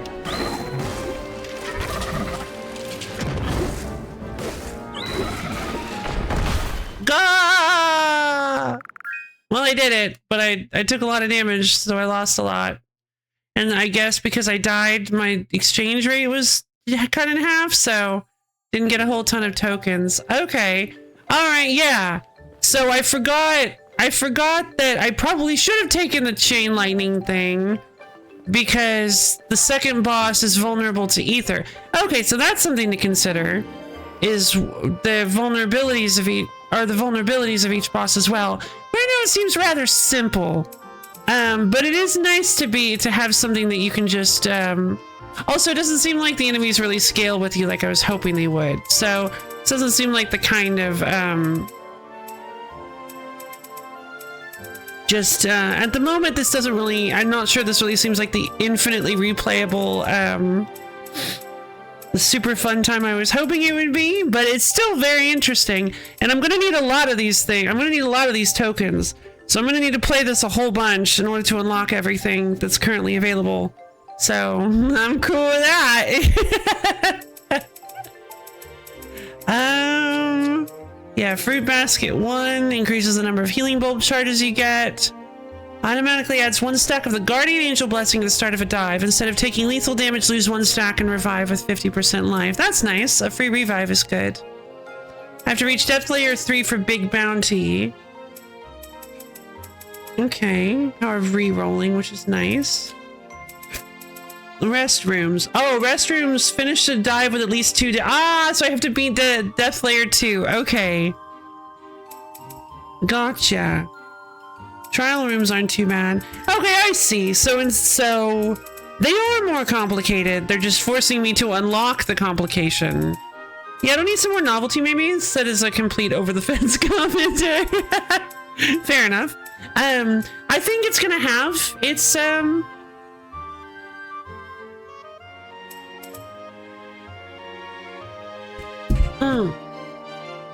I think it's gonna get some novelty. I think it's just starting out really simple.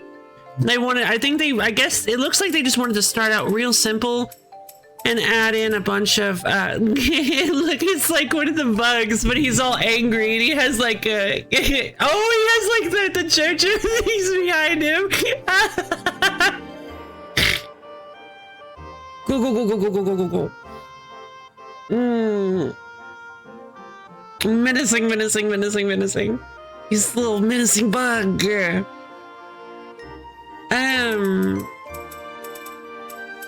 But okay. So yeah, it seems like it's fairly, like it's not too difficult to unlock most of what's going on right now. Anything else? Not yet. Not yet, friend. I want to go a little bit further. Right, I'm sure there's more untapped potential in the sleeping parts of what Alabaster Dawn will be at the end. Very true. Very good point, too. Like, with more weapons and more, yeah, for sure, with more weapons and arts and gems and abilities and stuff, you go in with your equipment. So it's a very unique take on a roguelike in the fact that progression in the main game also translates to a form of progression in the dream. So, like, there are some things you can't take in, like your healing bulb charges, and food modifiers. I think that's pretty much the only thing. Yeah, I think healing bulb charges and food modifiers are the only thing you can't bring. So it's an interesting, it's kind of gutsy to make the first roguelike you make to be, or roguelite you make to be something like this, where you actually can potentially break it by leveling, and you're not starting at level 1. You have I mean, they might actually have your stats like lowered to a baseline. That is possible. I didn't think of that, but I don't think so, because I keep wanting to see Vespula. Billy, are you okay? The Inferno Vespa is taking way more damage than she was at the beginning of the game. Let's see.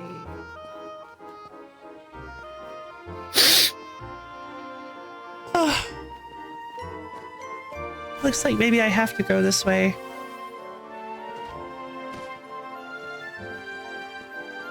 Or not. I'm a little confused. Where am I supposed to? Oh, I see. Down this way. Oh, right. Because we walked 2 layers deep into the ruins. All right. Let's end of main story. This concludes the currently available main story of this version. More content will be added with following updates. Thank you so much for playing. No problem. There might still be optional content that you can play. There are new quests available in Liam. Additionally, you can try the rogue mode connected to the quest Dream Within a Dream. All right, fair enough. There we go. It looks like, for the most part, we have finished. We have finished what is currently available of Alabaster Dawn. I want to do a few more runs. I keep forgetting to look at what that says. Hold on. I think this is still a little too big.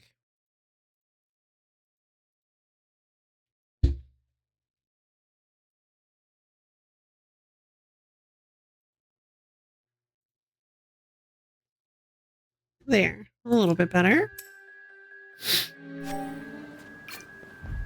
Let's explore around for the blessings first.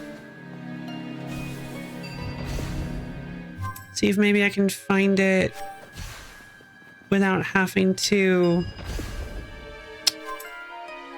Okay. Oh, this isn't listed as a fight room. I can ignore them if I want. Thunderclap. Landing a charged range strike releases a delayed lightning strike. Yes! Oh! Increases healing when using a rest room that I don't have access to yet, so I'm glad I don't, from 25% to 50%. Okay. Thunderclap! Let's go with it. Interesting that they give me... Oh, right. I need to be using ether for that. Nice.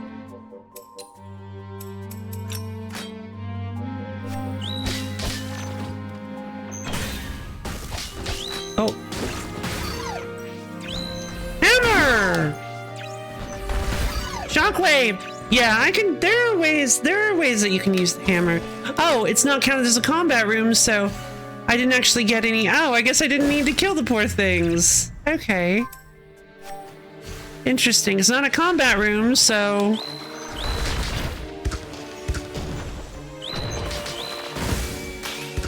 Oh! Oh, the Bolas is so... sorry. Chakram is so good because it pierces and hits multiple enemies, so it gets multiple lightning strikes. Yes! Oh, this is so awesome. Oh, this is so good. I love this game so much! Yeah, there we go. Let's see what's over here. Hello.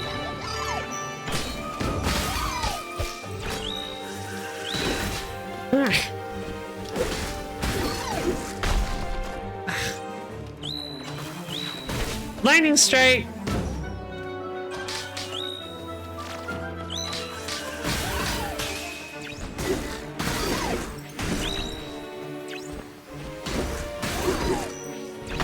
Breaker stomp. Ech. I guess I gotta use it.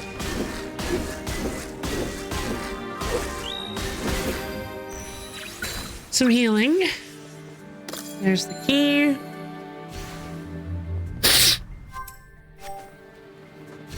Yeah, possibly the ability to teleport would be nice. I feel like that's probably going to be the main... That's going to be one of the main criticisms that people have, I feel. Teleport to rooms that you've already completed. That's what people are going to want to see, probably.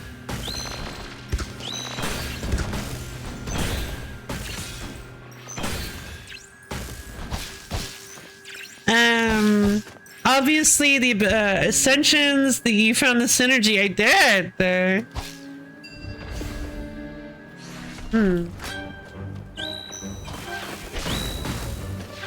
Oh!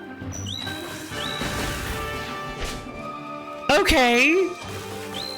And since they can hit twice, God,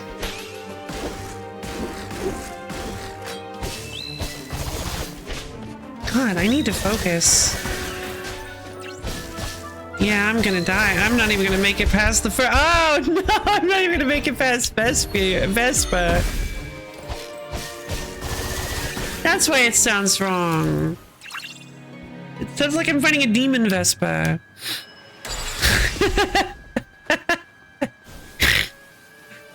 Be careful, that Vespa is evil!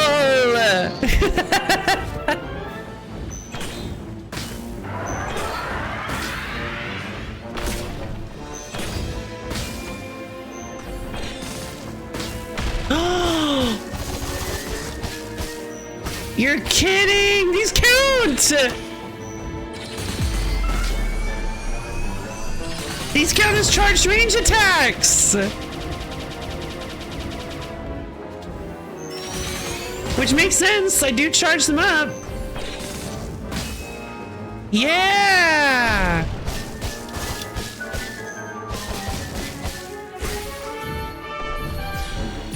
Moose tear!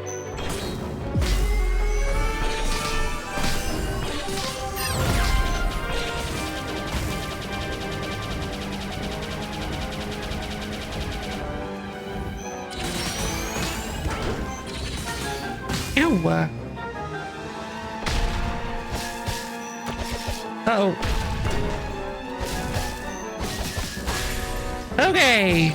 No healing. I think I'm gonna go ahead and wake up. I don't want to get the death penalty. Oh, I mean, I don't want to, I don't want to lose tokens for dying, so I'd prefer to, although I really like the lightning strike, I just don't have what I don't have what I need to survive.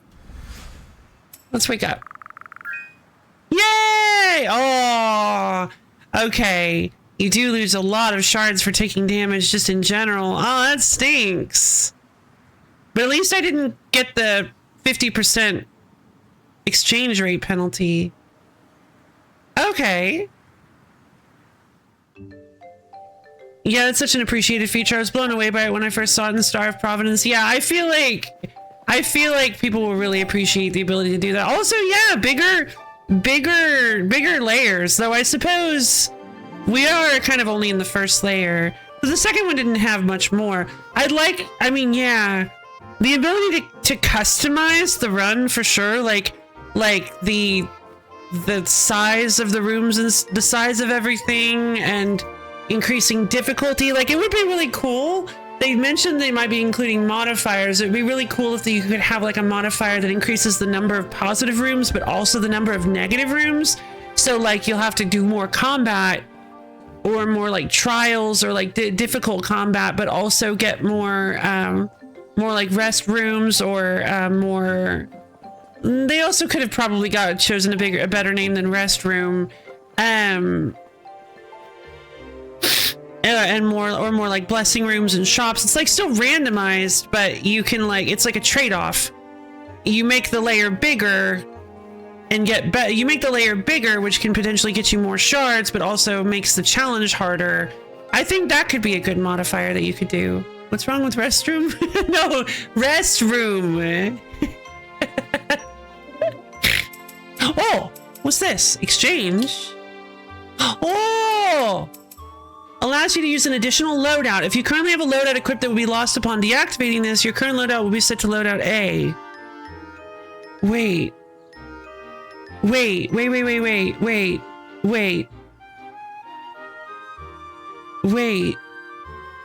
As in... Verse of the gods. Thick essence of mild power gifted by the gods. What is this? Why does it say 3 of 10? 21 of 10.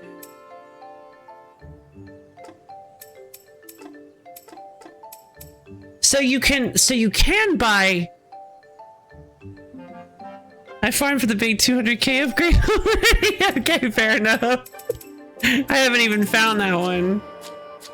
I could buy High Roller, but I'm not really. I don't know. We have seen. I want to hold off. I think I want to buy. I think I want to either get. I think I want to get shop rooms first. Maybe.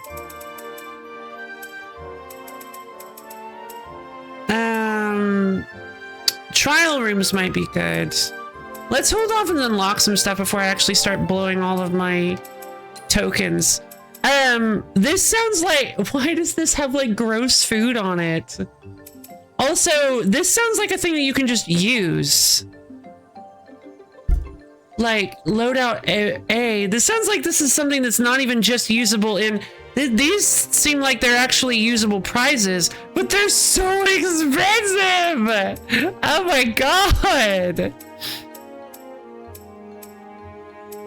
Well, okay then. I mean, yeah. I mean, I'm probably going to be playing this nonstop. I guess this is just a placeholder icon, perhaps. It's very silly. I thought it would have something to do with food at first, looking at that icon. Start maximum rarity rare. Okay, still not quite. Yeah, so that's a new. That's a thing we haven't exactly seen yet. So.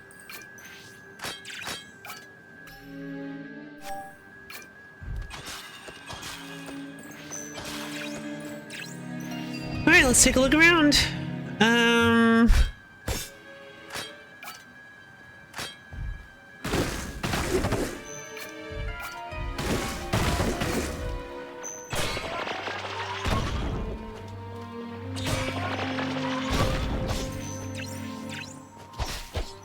Yeah. No shards from that. Okay, so there's a key door there.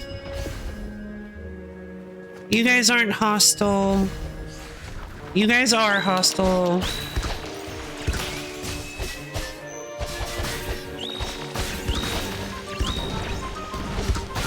I already missed my lightning strike blessing.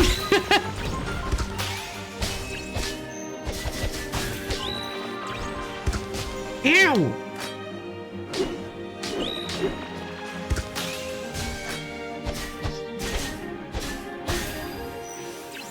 Alright, armor up.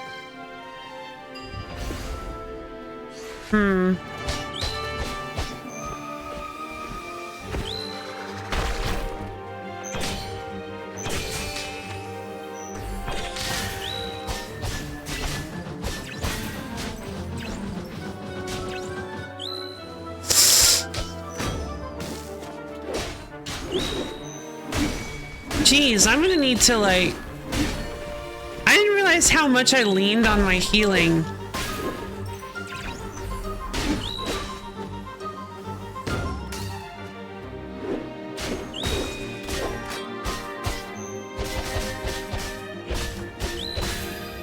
Because yeah, I'm really gonna need to, I'm gonna really need to get better at not taking damage. Oh. Ammo! Boost there! Yeah, baby! That's the boss. I want to go up to the, clearly the blessing room is hidden by a key. I can't believe they would hide the blessing behind a key. Barb Missile, Thunderclap! Yay, baby! my baby is here! Yay! Yes, it is! It's the best! It's my favorite too. I love Thunderclap. Alright. Big lady, let's go.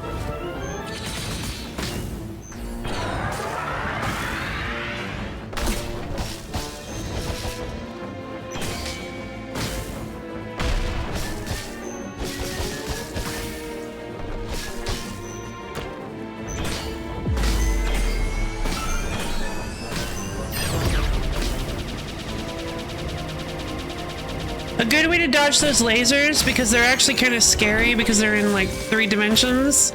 A good way to dodge them is by watching the shockwave on the ground they produce. Pro tip!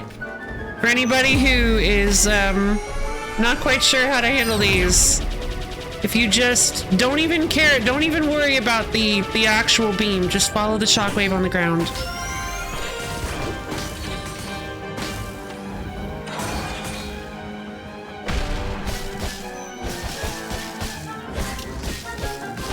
What? Oh, you have to hit the head. Gotcha. Alright, that was a pretty solid, I think that was a hitless Inferno Vespa, so... Nice. With the first 2 bosses I can do. Ah, I can only get a flawless layer once and all that grinded it. Oh, wow.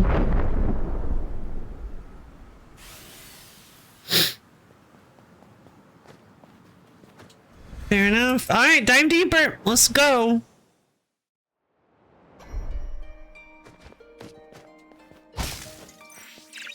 All right, let's see if I can find a blessing. Let's scout.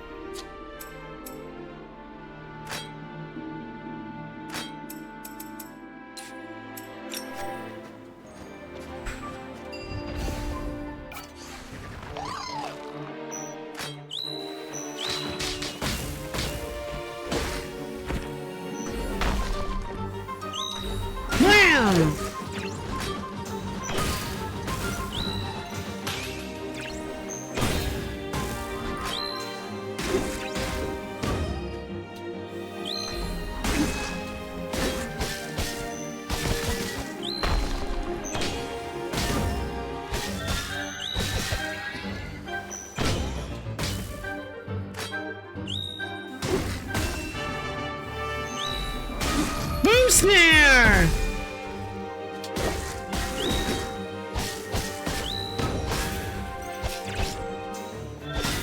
There we go. You're so good at fail. Thank you. Yeah, I don't know. I like the parry mechanic. Parrying the turtles is such a weird experience because they like the testudos. Their little spin attack is like constantly parryable, but you have to do it like but you have to let them get enough speed so they can actually like touch you with it by the time you or within the parry window. It's very weird. There you are. What you offer? Spike mirror. Performing a parry damages the enemy and inflicts brittle. Yes! Wait, is that okay. I mean, I don't have restrooms yet, so spike mirror it is.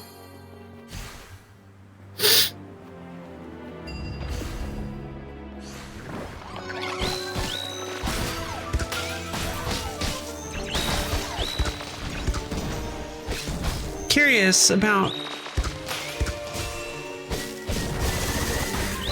Doesn't look like parrying projectiles does the same thing.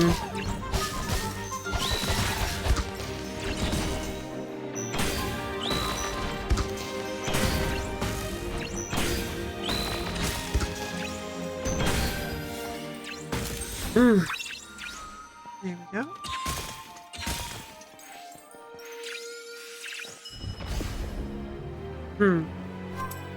Not a combat room either. I wouldn't circle back around. That's cute. Alright, let's see if we can beat Big Frogman.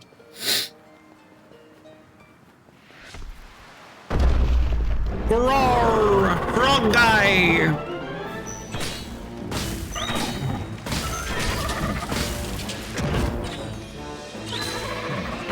No! I forget about that.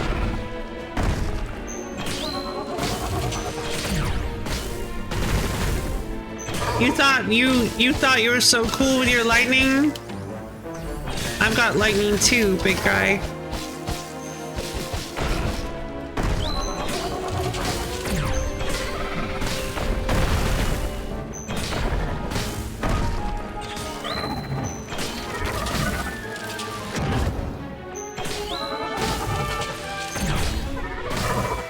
Here. Oh wait. Ah, Ghost Philia.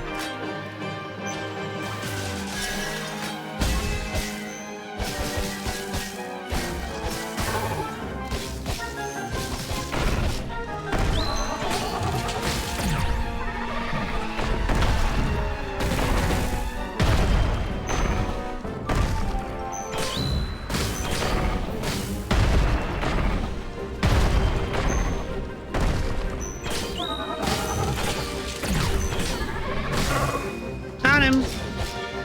Come on, Ghost Philly, I need your help.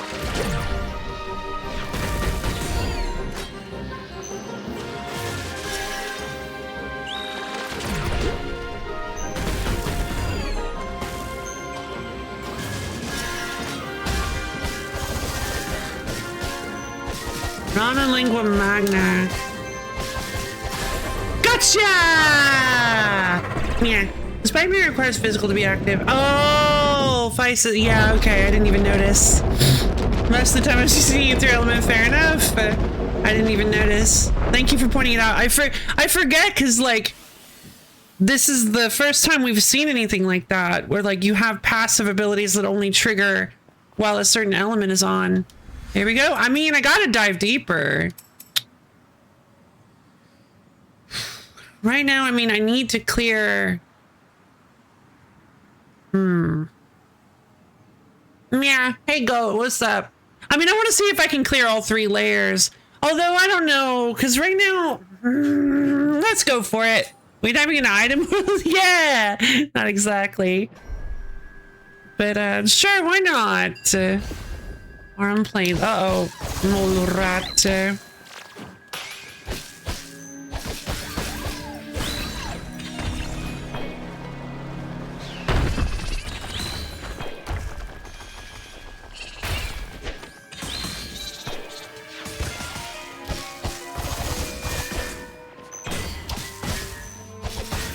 Gotcha. All right, what's over here? Another combat room. Oh, that wasn't a combat room. Uh-oh. These guys.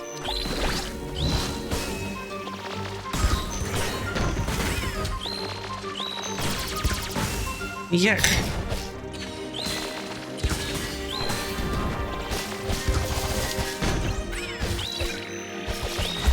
Oh no, I have to, oh god. Wake up! If I end it manually,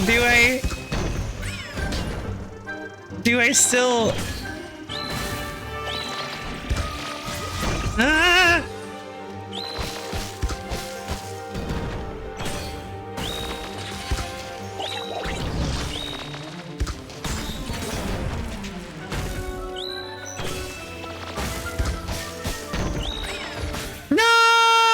That's fine. I still got a ton. Ah, cut in half. Okay, okay. I got greedy. I should have just left. But I did clear 2, which should have unlocked. Unless...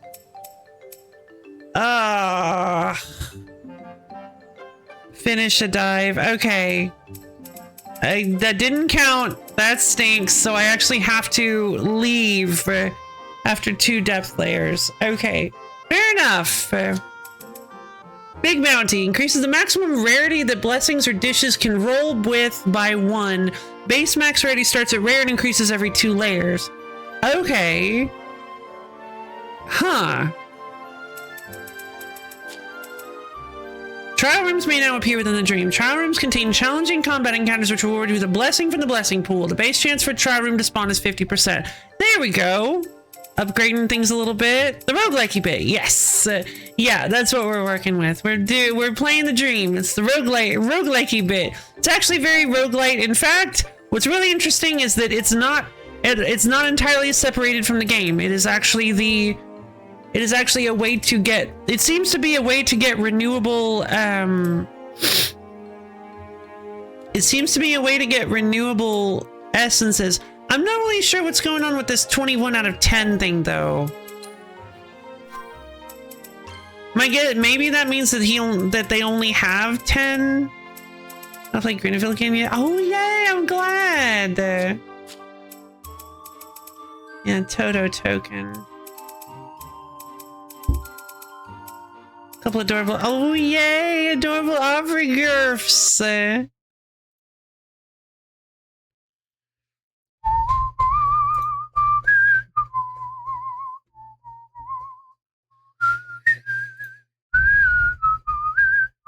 Oh no, she's so cute. Oh, I love that. I love the like look behind.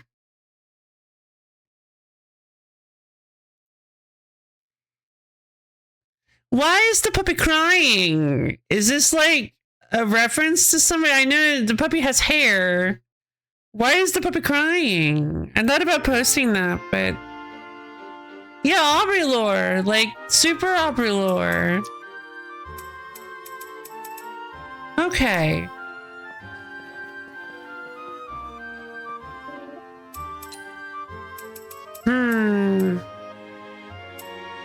I really want to try one more time. I really want to try one more time and actually leave the layer.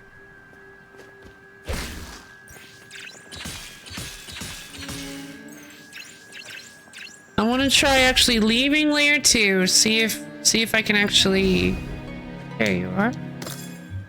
Chain spark, which connects to the closest enemy. Seems pretty good. Or every ranged hit spawns a homing leaf. I think that'll work too. That kind of changes what I'm planning on doing here. Let's use...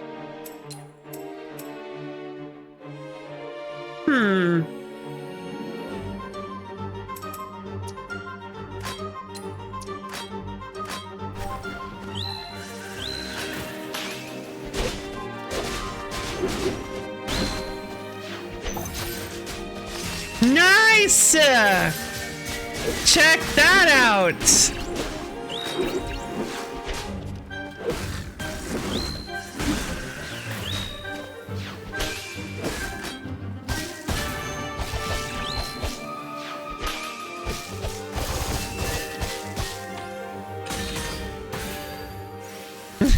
Style kill. Okay, so the comma is really good for this then.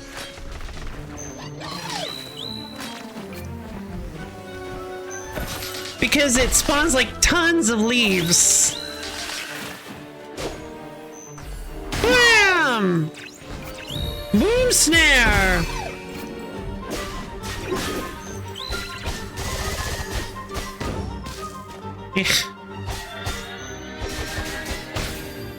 Gotcha. And I got a regen too. Cool.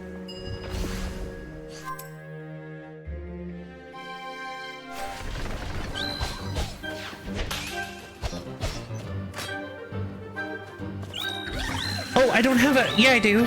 Boom snare! That finishes some things.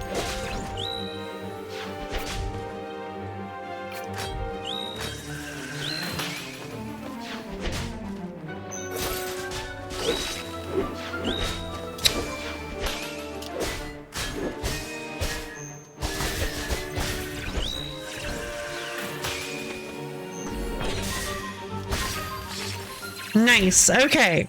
So I like the homing leaves because you do actually have some good ranged options that do lots of ranged hits. So I think this will be pretty good. I'm kind of wanting to avoid using my healing just yet, but I guess I'll have to.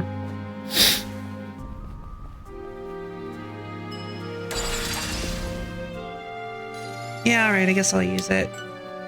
All right, Inferno Vespa.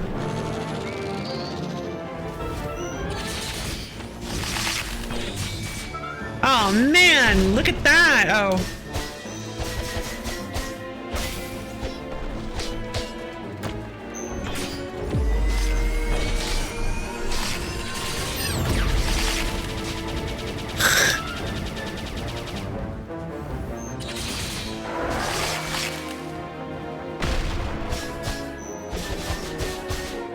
God, yeah, I think the homing leaf might actually be more fun than the chain lightning.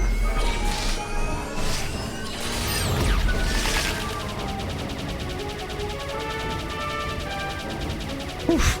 That attack is kind of tough to deal with.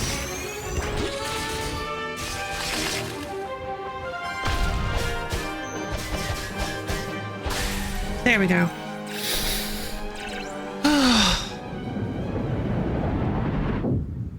I'm not feeling really confident with my ability to make it to the end here, so I'm thinking...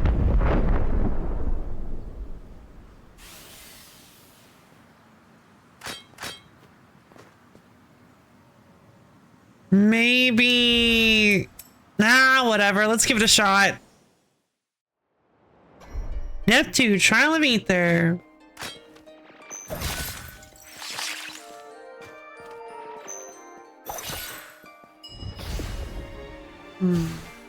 There's a key there.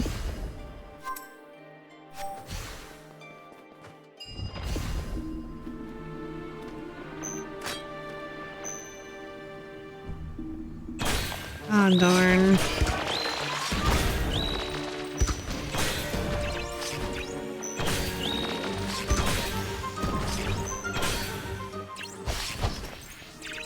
Doesn't count as combat though, so I don't actually get... Oh, this does though.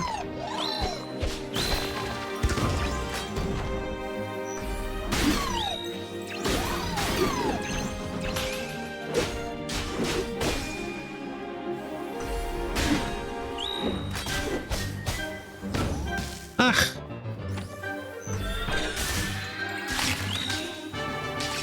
Ah.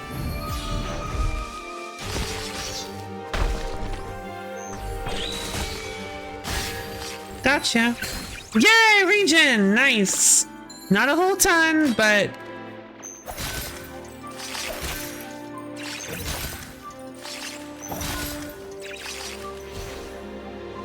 we got something out of it. Let's see if... there's some shards here.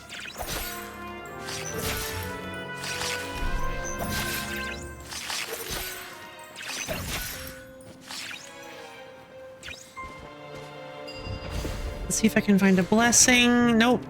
Uh-oh. Oh, no! And I completely forgot! I gotta use ether to fight the frog. I can't use regular... and that's why I forgot. That's why you kind of want to focus on ether. Alright, no worries. Got another key. Yeah, seriously. Being able to teleport would be nice. But also, having to navigate your way back isn't so bad. Ugh. Let's just hope this blessing, because there's got to be a blessing on this floor, on this depth. Let's see. Let's hope that this blessing will be maybe lightning bolt. Lightning bolt will be good too. Chain spark. I guess we'll go with chain spark. Can't really afford to go with any of the other ones. Remember your mnemonic. Iguatfatif.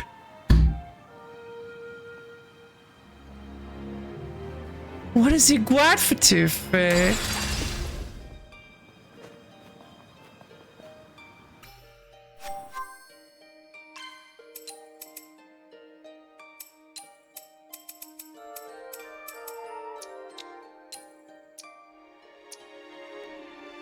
I gotta use ether to fight the frog.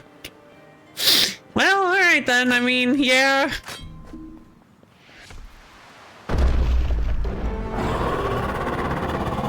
Hey, big guy. That's not even doing anything. Not special, at least.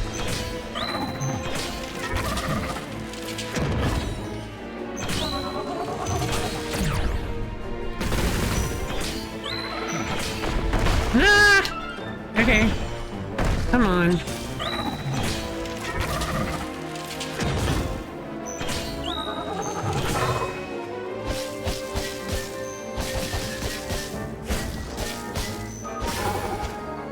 Okay, yeah, cool. So, boss phase transitions do still heal you. And I immediately threw away all that health.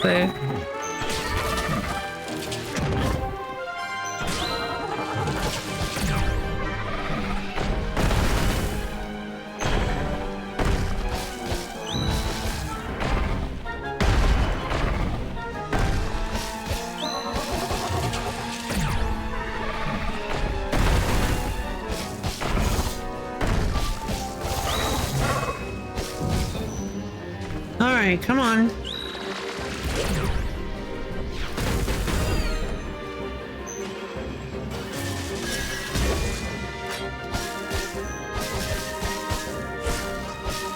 Who's there?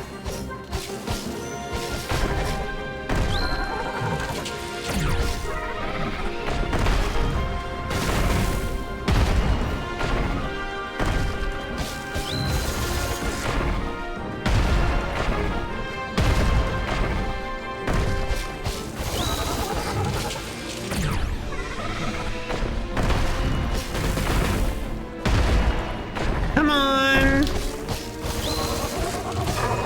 Gotcha. All right, come on.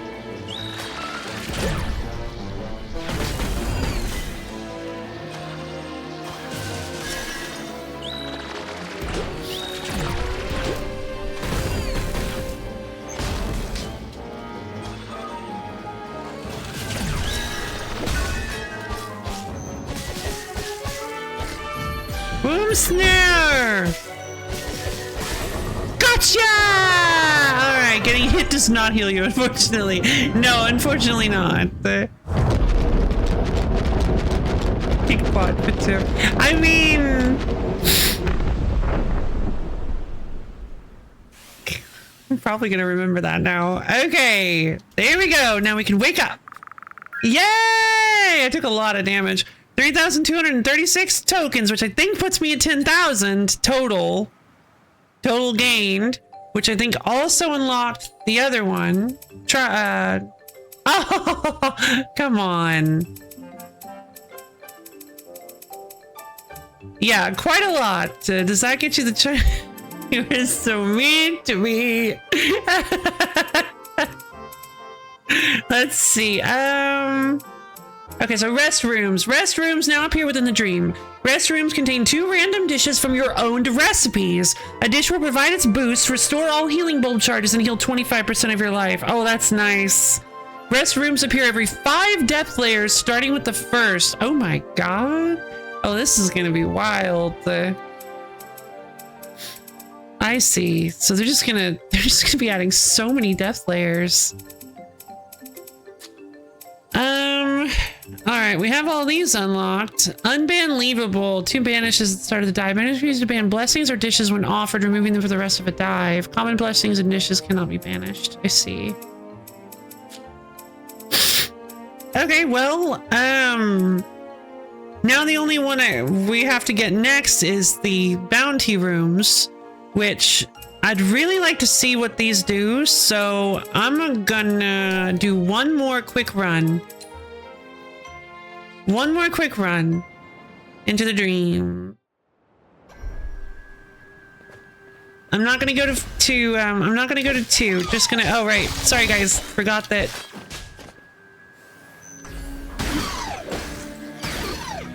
Forgot that you weren't aggressive.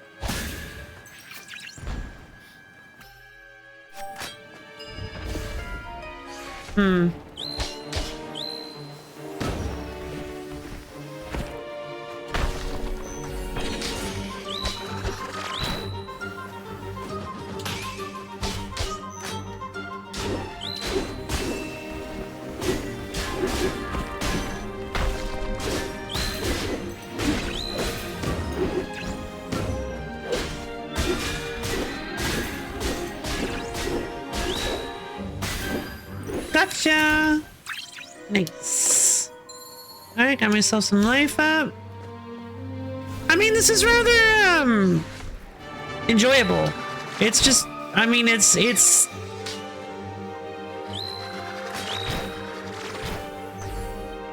Alabaster Dawn combat that I can just do and get rewards for. I love it.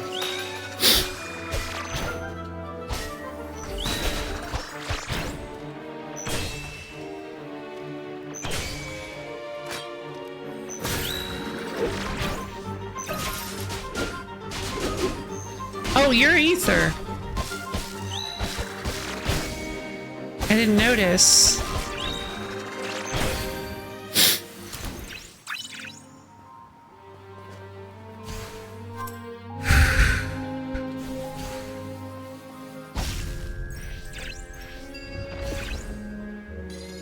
Oh, right. I'm not going...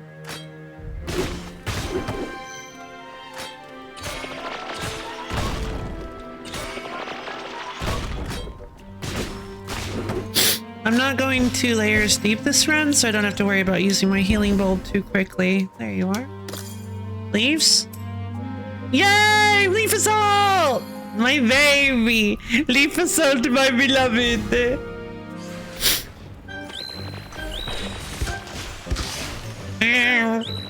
Please don't let me die to this nonsense.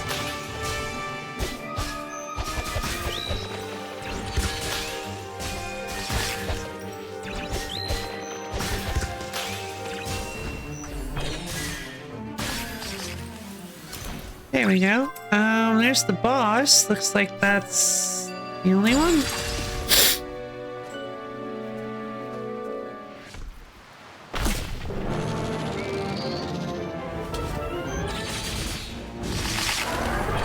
Nope. Gotcha.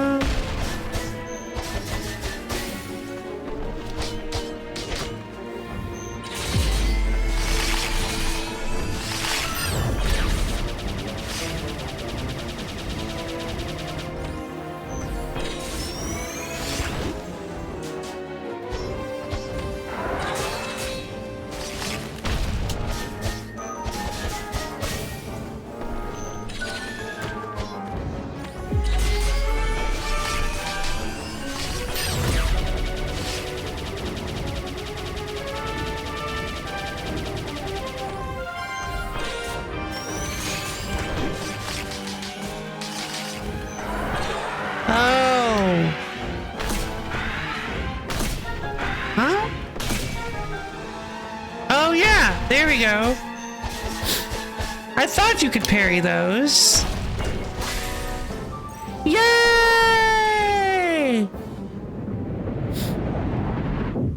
Wasp.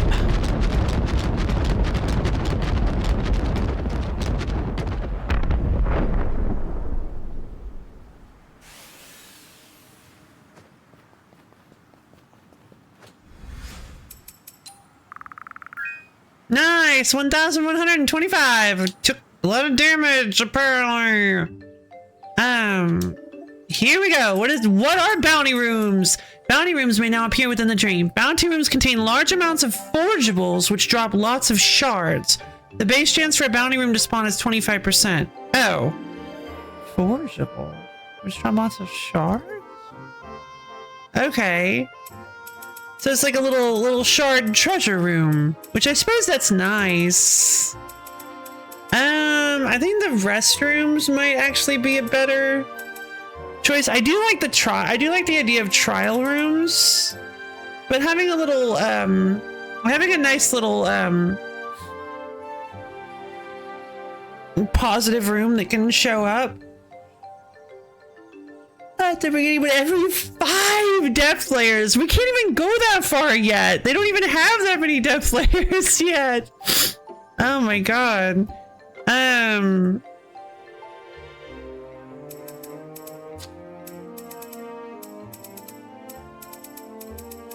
Alright, so maximum rarity that blessings or dishes can roll with. Fruit basket, of course, is extremely helpful because more healing bulb charges is fantastic.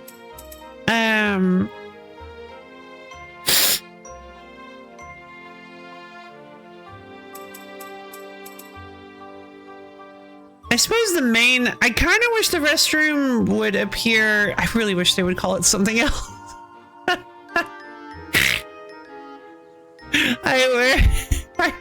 I wish the restroom would appear on depth 2, because you don't really need it on the first depth layer, if I'm being honest. I kind of feel like the second depth layer makes a lot more sense.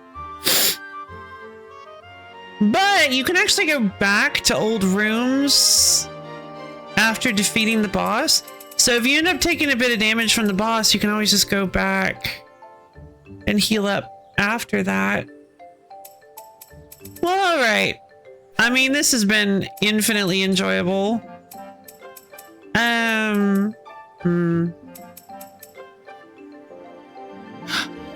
Oh, it probably means I'm buying 10 of them.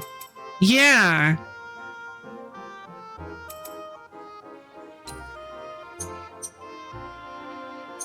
Or not.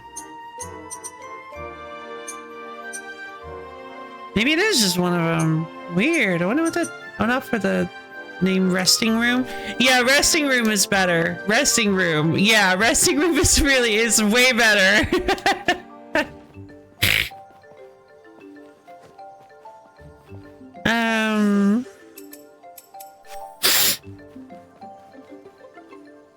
Let's see. I mean, camp room?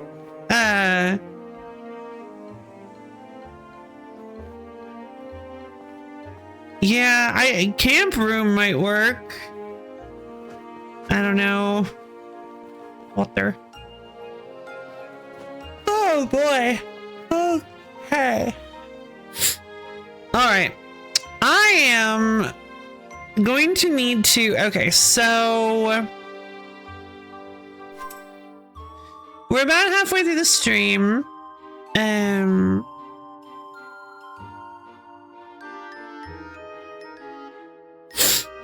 Although it's a Sunday, so I can kind of go for as long as I want, because I am super powerful. I was kind of thinking about maybe checking out some other areas, seeing if we can find some drops and whatnot, but I think I mean, I could play this all day. I could literally just sit here and just play this game for probably the rest of my life. But I am feeling a little like, I am feeling more self-conscious than I thought I would be about swapping up today's game. And I already thought I would be pretty self-conscious about that. So, I think I am happy now that we have found the dream, because the dream is really cool. And I'm just probably going to spend a huge chunk of my time just playing the dream. Just grinding out tokens and progress in the dream. Because I don't think the dream is going to be a thing that I dedicate a whole lot of on-stream time to. When we actually get back to playing this game. And being able to just jump in and have the rewards from it, as well as like the utility belt, which is so cool. The ability to get a third loadout is wait.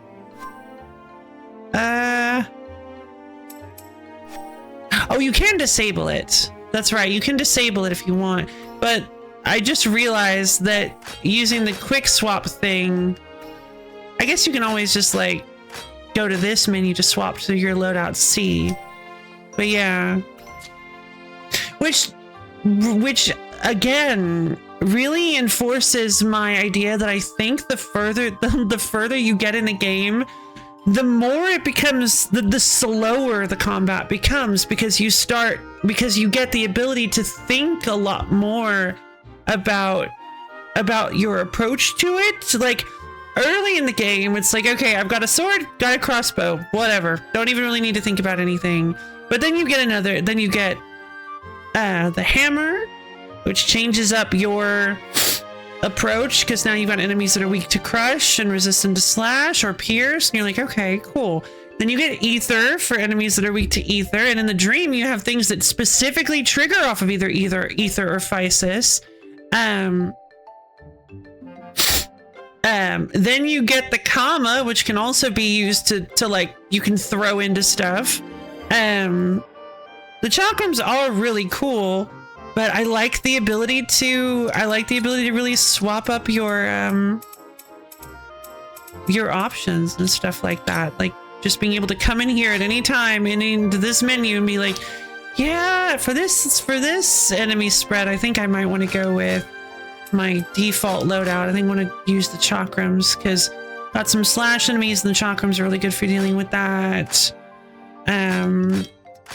I don't have the homing leaves right now, so the comma is better for the homing leaves. So okay, I just got homing leaves. Let's do this. I don't know, the thoughtfulness.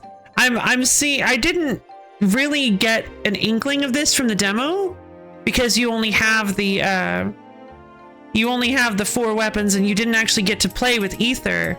So you didn't actually get to use ether. The demo ended when you acquired the ether element. They walk out of the room and it's like, congratulations, you beat the demo. It's like, okay.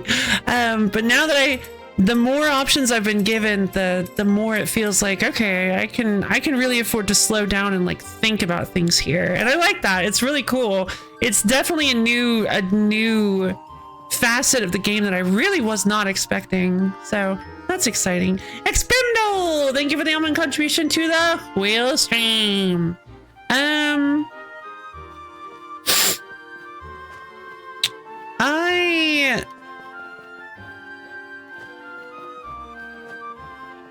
think it would be really I think it would be really fun to venture around and just kind of like tool around and find some stuff. Like see what kind of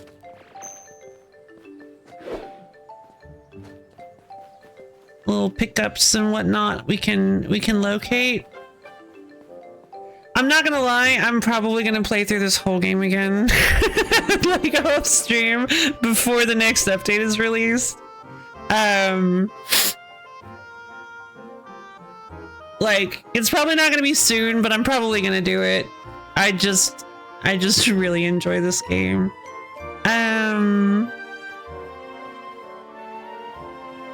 So yeah, I think if it sounds like I'm bringing this segment to an end, I think that's because I am. I think we've reached a pretty reasonable stopping point. I have gems that I'm satisfied with. I have cleared all the side quests that I can find. Like, supposedly the Eternal Spring thing is possible to find, maybe, but I don't know where it is. And, Hot Spring Cave.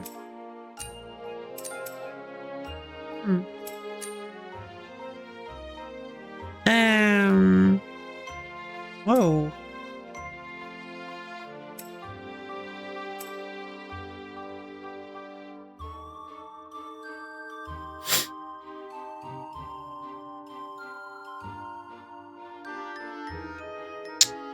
So yeah. Find the source of the water pollution close to Scalamore, still in development. Complete the story, water pollution. Yep. All right. So thus ends, I believe, thus ends our current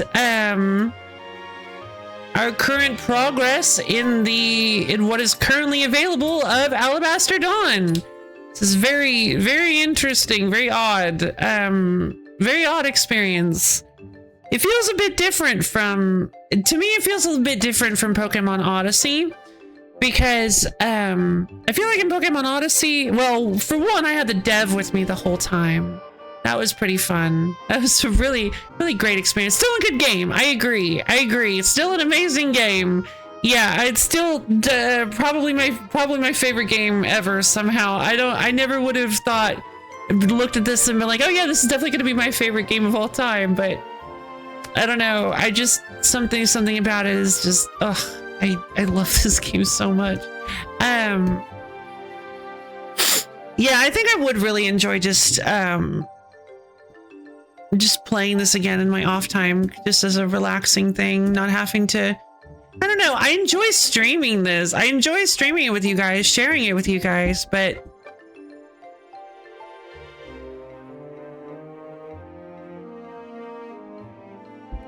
yeah, I don't know what this feeling is. After playing more, how are you feeling about eating the sandwich one ingredient at a time? Good question. I was actually kind of getting to that.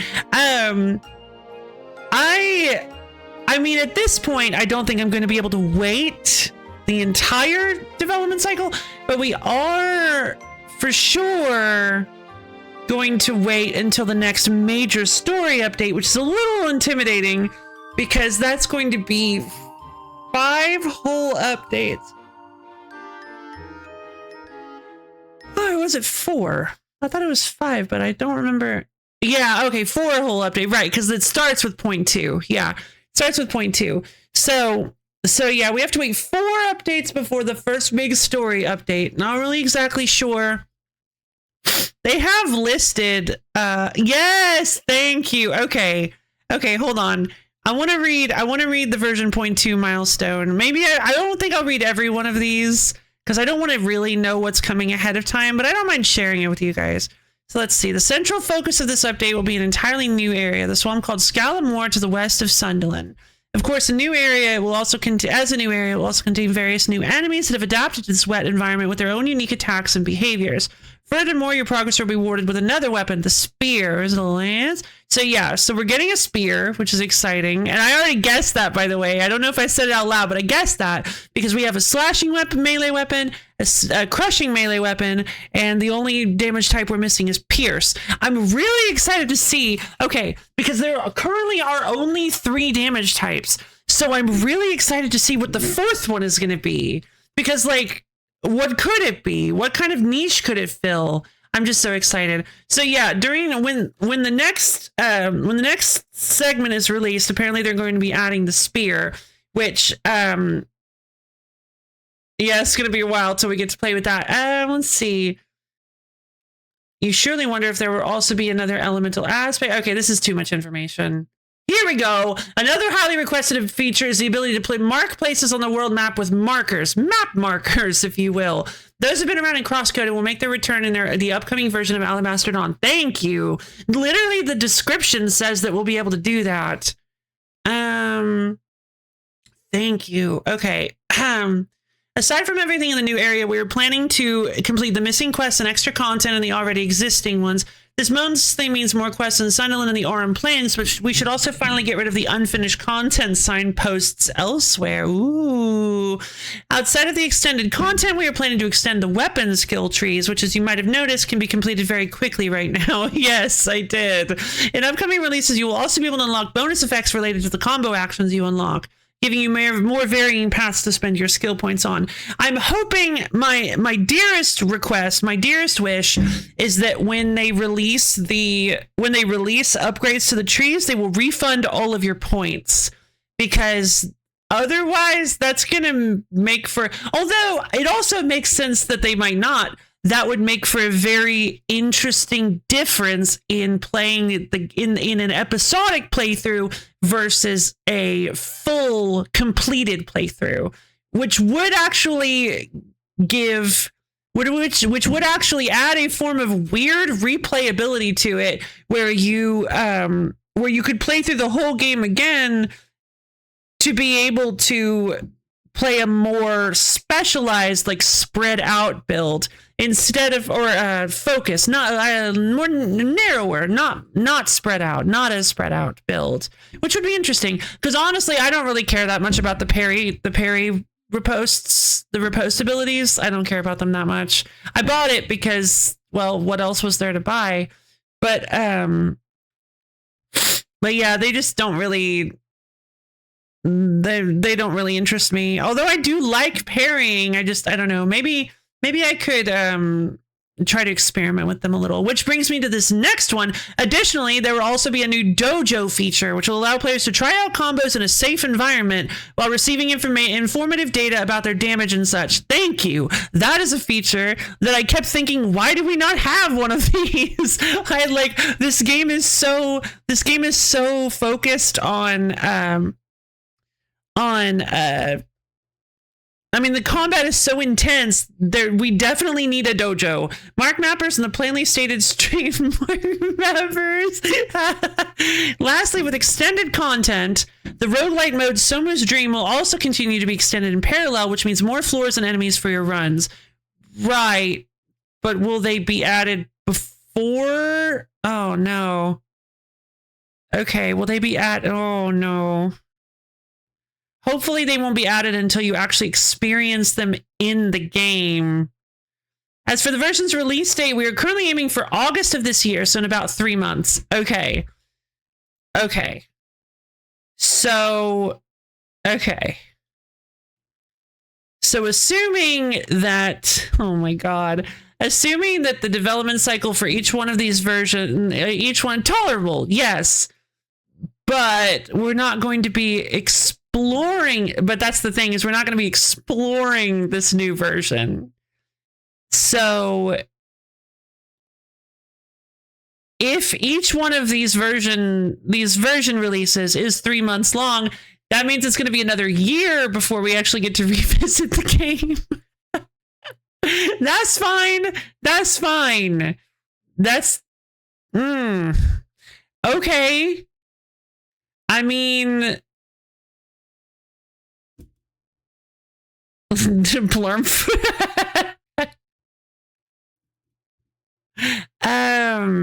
Yikes.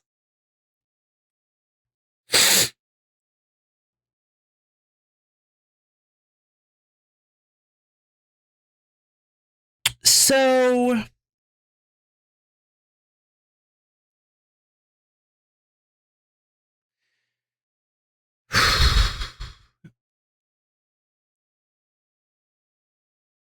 we are planning to complete, aside from everything in the new area, we're planning to complete the missing quests and extra content in the already existing ones.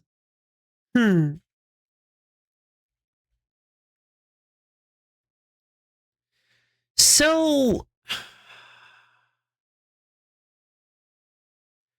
there will be things added to the game. There will be some like quest-based stuff added to the game.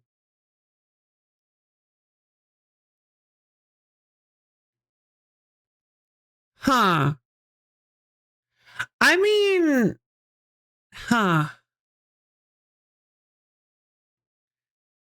yeah, and I already read it myself, so let's see. Now, with a new weapon incoming, you surely wonder if there will also be another elemental aspect. And yes, you will find one in the new dungeon within the new swamp region. A new dungeon containing new puzzle elements, enemies, and maybe even a boss. Probably a boss, let's be honest. Okay. Well, So yeah, we're going to get the swamp region as well as a dungeon that has the next element. So they're apparently going to be adding the next weapon and the next element in the newest update in 3 months, which is tolerable. But again, this is going to be gameplay preview. The story's not going to be connected to it yet. So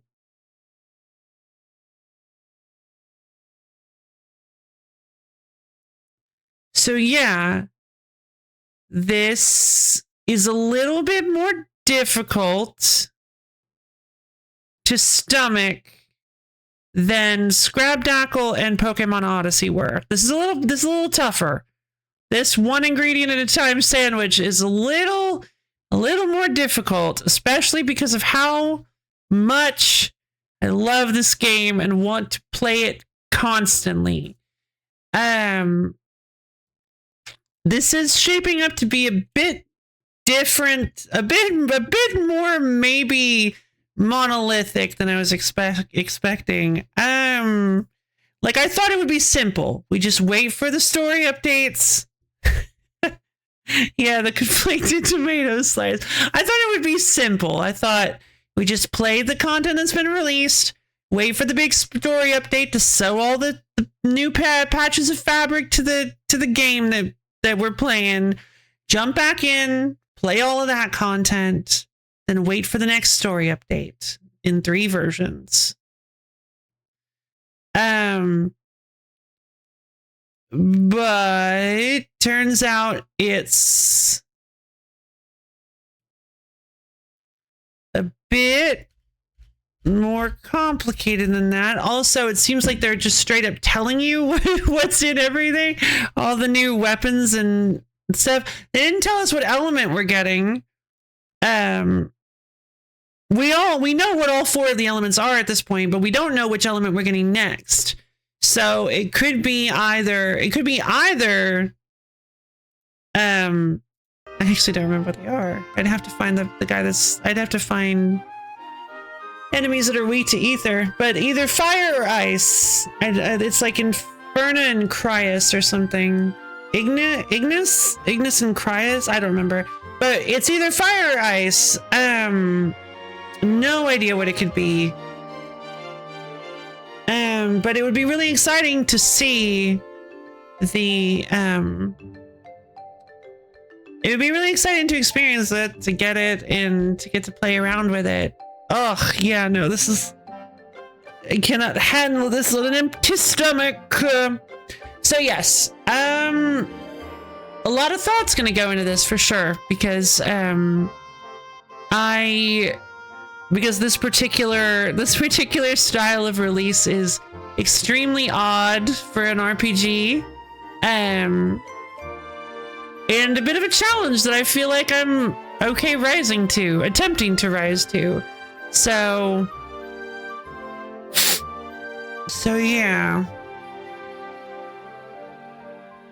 I think the thing I'm most excited to see for sure is the extended weapon trees. I'm hoping to see the Kama actually get some abilities instead of feeling like a little bit of an afterthought.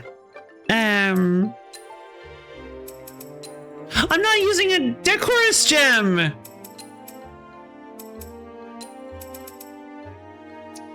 Yeah, more grit, please. Oh, yeah, I guess Ether Ward makes more sense. Yeah,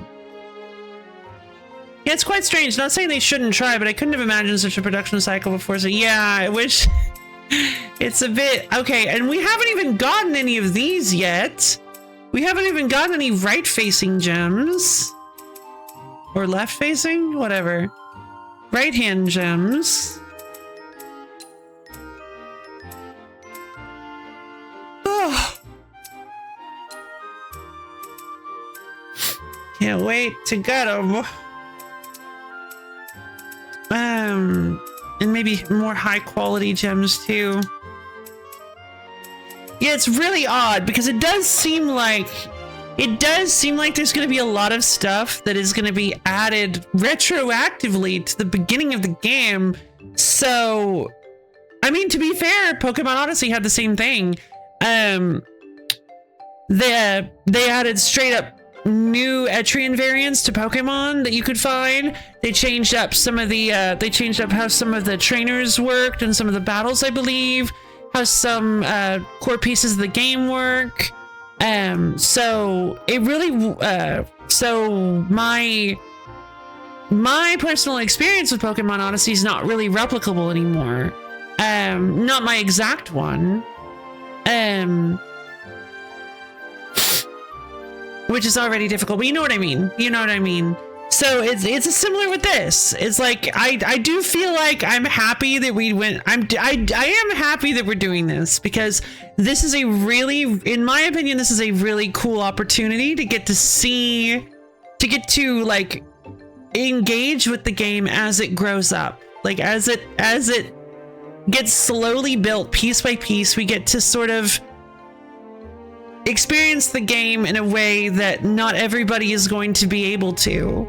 And I I'm really happy for this opportunity. So I think this will be fun, but it's also very emotionally conflicting. More so than I was expecting.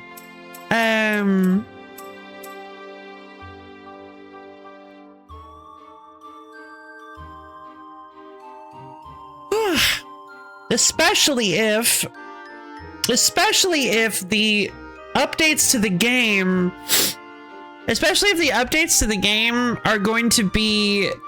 are not just going to be gameplay that is separate from everything.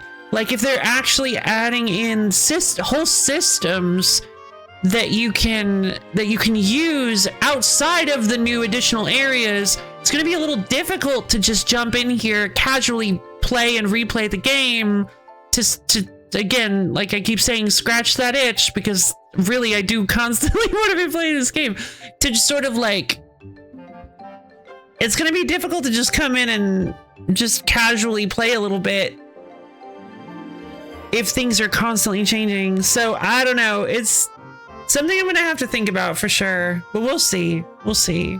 Maybe we'll do like a little bit of a revisit. Maybe we'll do like a daring double feature revisit every time they release a new version, see if they've added any new side quests or things, stuff that you can actually do, or just like a showcase, like, because they may add some systems that are immediately obvious. I really just don't think I want to wait, because that's the thing, is it doesn't necessarily defeat the purpose, but it does. Waiting the entire, if they're adding little bits and pieces for each, like the skill tree, they're maybe expanding the skill tree a bit at a time for each of those updates, not showcasing those bits at a time kind of is like only halfway doing this whole following the development cycle thing. I'm missing stuff. So I want to be able to, I don't want to do this just like lukewarm halfway thing. I still want to follow the game between the version releases, but I'm just not exactly sure how to do that in a streaming environment. Like if I was playing the game casually, I could easily just jump in. Finally, there we go. Finally nailed it down. If I was playing the game casually, I could just jump in, maybe look at the new environments, maybe play around a little bit, decide maybe I don't want to, maybe look at the old environments, play around with the new systems, and then just log off. But due to my particular streaming style, where I try to schedule things before I do them, it feels like a little difficult to get that to fit in anywhere. I think the strong choice would be to waive the big flag points. Yeah, it would be. It also just tendencies to waive it does. And also, but again, like I said, I'd really like to have a record of the skill trees specifically. Like I'd really like to have a record of the skill trees, because I imagine they're probably going to expand between each version. Maybe not, maybe they won't. Maybe they're just going to add a whole ton in the first one. Maybe I could, I don't know, like, and I'm reticent to join the Discord and like give feedback, because there are going to be tons of people that are playing the new content and talking about the new content, probably on the Discord, before we get the story update. So I don't know, this path I have chosen. I never make it easy for myself, do I?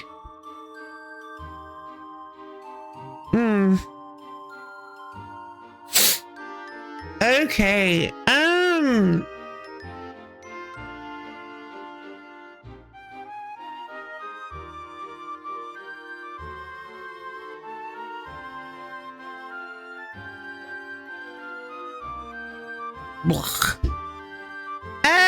all right, well, I guess this made the most sense for them, but it seems like a tough way to put it again. It does.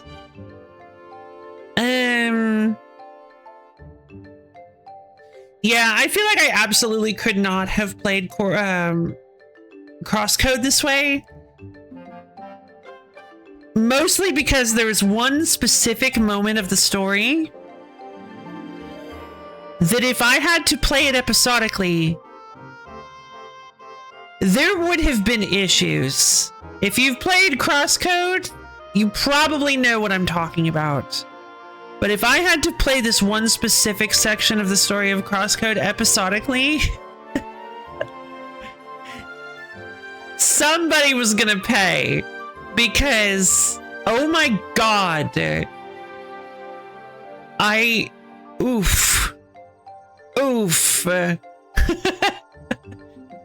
Though, to be fair, I don't exactly know, like, how much of that section was released when it was released. Which is, again, a thing I would like to, I would like to see firsthand, no matter how painful it's going to be. They may do something like that in here. They may do something like that in this, like a massive, awful cliffhanger.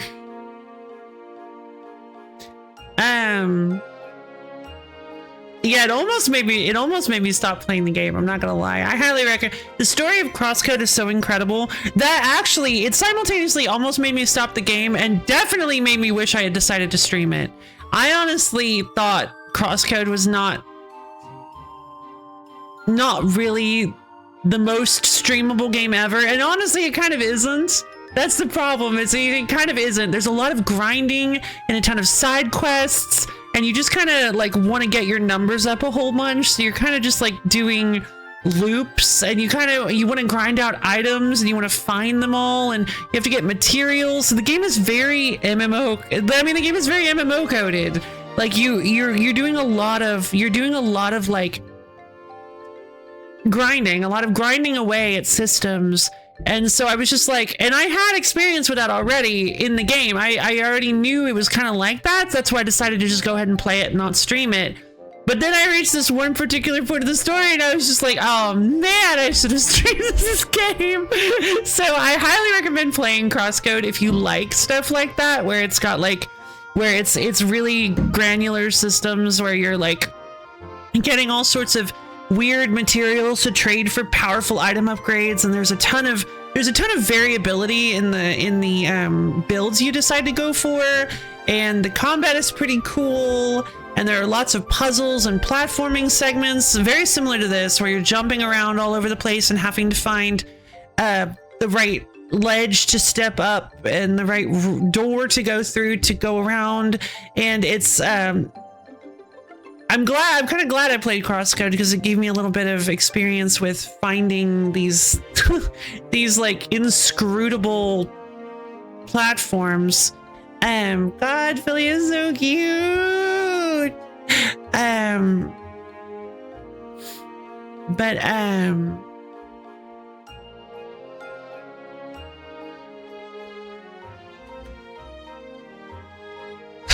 Man, okay.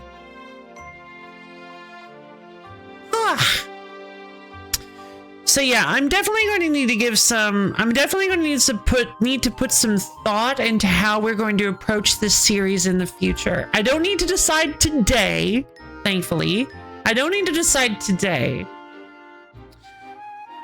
But I will want to make a decision fairly soon. I want to, God, I drank that too fast. I want to make a decision at some point as to what direction we're going in before we get too close to the release date. Because I just don't really know. I'm not really sure how. I didn't fully understand looking at the surface of this decision how deep it was actually going to go. I was like, yeah, no, it's just a small pool. And then I set a foot in and it just kept going down to my thigh. And then now I'm neck deep. I'm neck deep in this. I'm like, oh, it's a deep pool. It's a deep puddle. This is a pretty deep puddle. I was like, whatever, we'll just play it as it releases. And it turns out the release itself is extremely complicated and confusing. So that's fine. We'll figure it out. You can bet your bottom dollar though that I'm going to be playing so much of the dream off stream. I'm just really going to be enjoying that.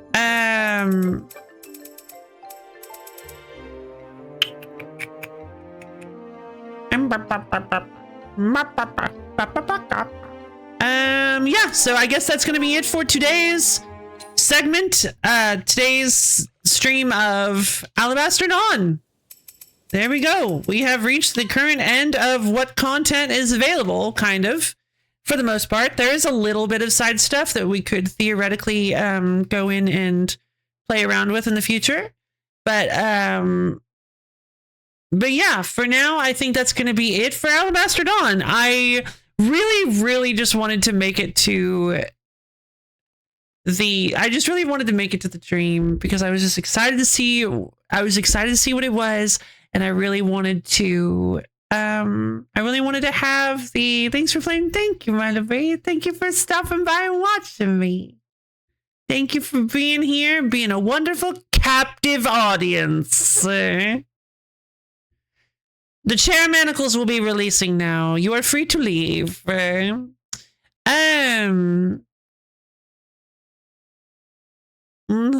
Exactly.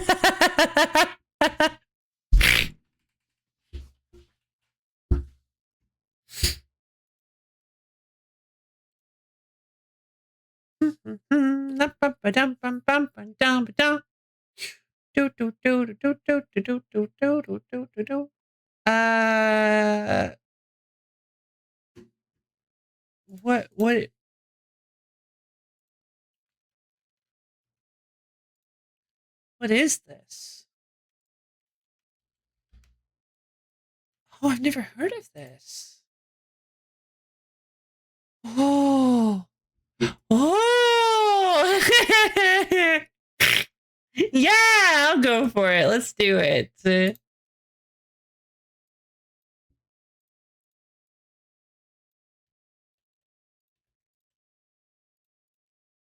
I love it.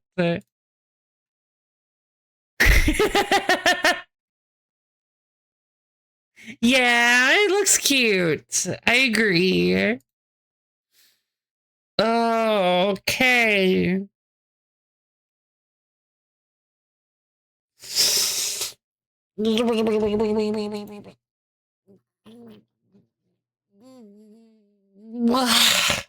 Okay. That stretch felt good. The grown-ups made me give the coffee back. What the? I'm free! I'm free! Yes, you're free, board. Yay! Go! Thank you for the almond contribution to the wheel stream. So yeah, all right, everybody. We are now. Where's my switch? Oh yeah, I remember where it is. So we are now going to be switching over to Pokemon Legends ZA. Give me 1 second, please.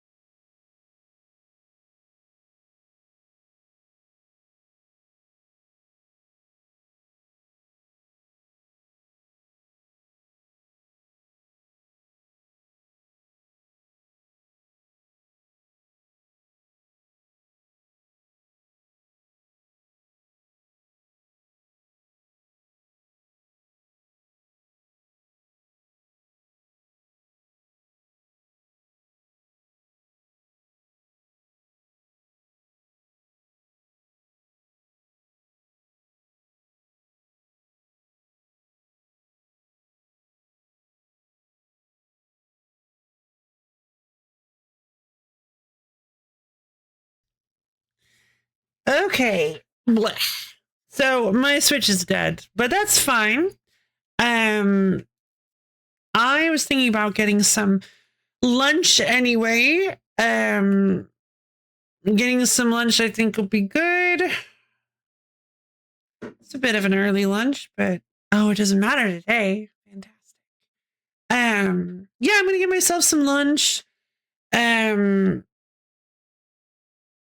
that'll give my Switch an opportunity to charge. It doesn't, honestly, since it's on the dock, it doesn't really need to be charged very much at all. It just needs to wake back up. Might have already woken up. Can't really tell.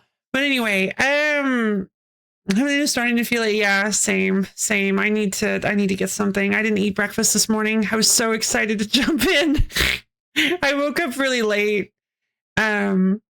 I was like, okay, it was like 26 on the hour. It was like 26 minutes. I start on the half hour on Sundays. So 4 minutes until stream needed to start. Everything was set up for the most part. Actually, yeah, no, everything was set up and I was ready to start. And so I was just like sitting here. I was like, okay, I got 4 minutes. I could go take care of some things real quick. And I'm just like, I started thinking about something and I'm just like, yeah, thing that I'm thinking about. I'm like, okay. I'm like, all right, let's go take care of. I look over at the clock and suddenly 4 minutes have just passed. All of a sudden it's 30. I'm like, whoa, what happened? And like, I panic and rush to start the stream. I don't know what happened. I just like time slipped. My brain just like zoned out for 4 minutes without even realizing. My brain just, I just like shut down for 4 minutes. Woke up right as stream was supposed to start. I'm like, what happened?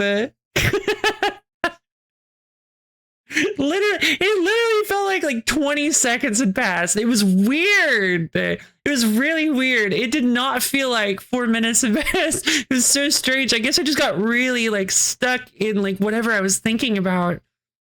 Oh, thank you. LoFi Rabbit, what's up? But yeah, the go live went out a little late because not the go live, but the post on the Discord went out a minute after because it's delayed from when the stream starts. Like I have to, okay, so I don't know if I've ever told you guys about this, but I have to, in order for the announcement to go live, I have to like switch in and out and then back into streamer mode to basically tell the bot, hey, I'm streaming.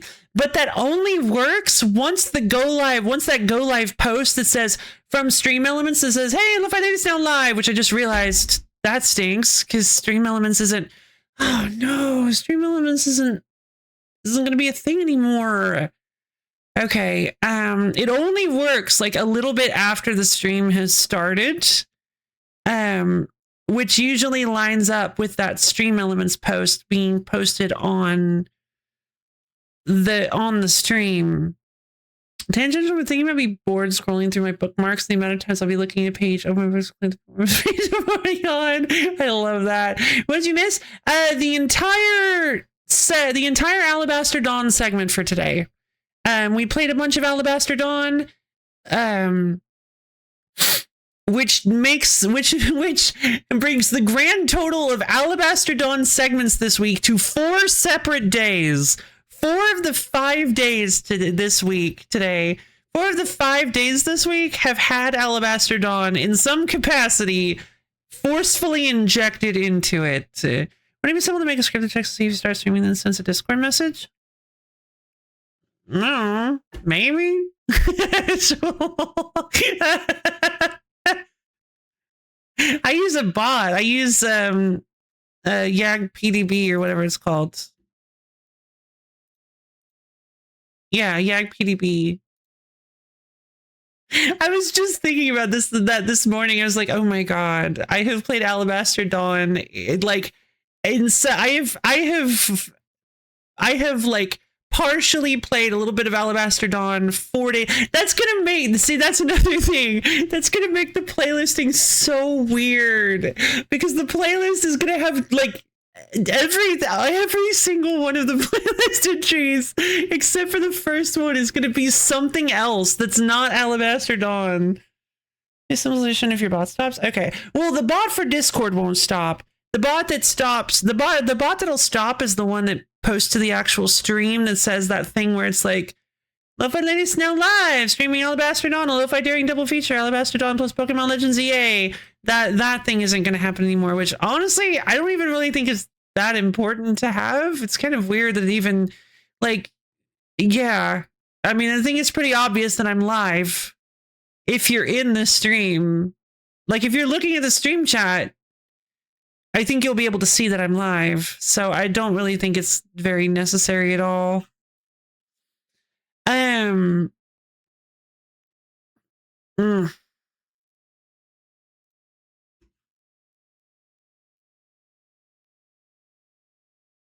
actually like super scared to look at any of the discussions or feedback or interact with the community. Just because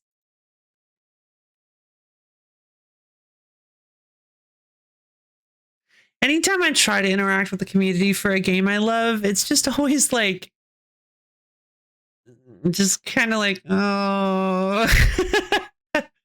Doesn't that post notifications? Yeah, notifications on mobile? No, that's Twitch. Yeah, that's native Twitch, and that's not something I'm controlling. That's Twitch just does that.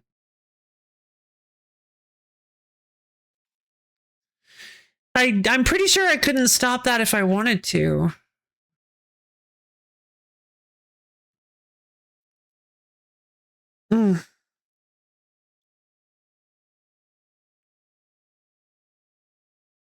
Interact with the Tunic and Outer Wilds community. Suppose. Oh, okay.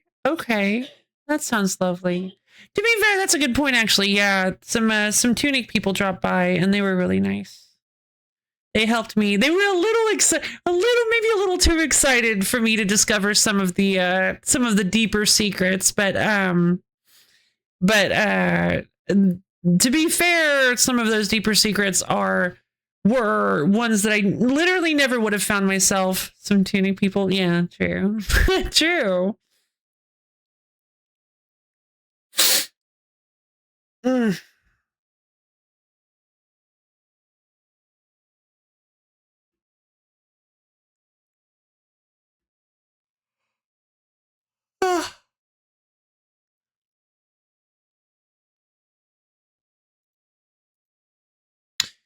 All right. So, from the creators of Crosscode.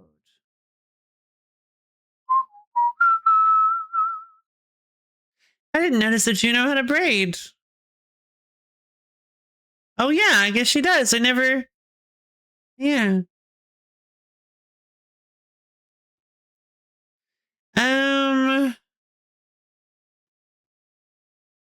All right.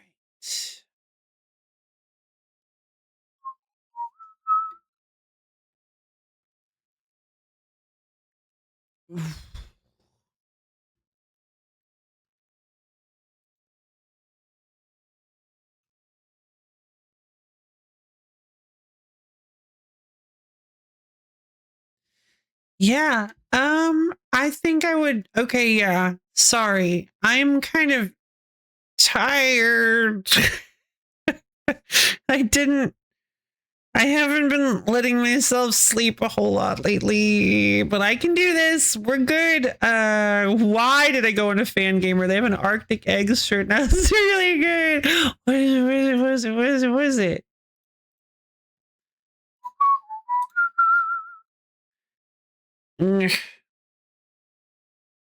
You had just finished the game? That's awesome.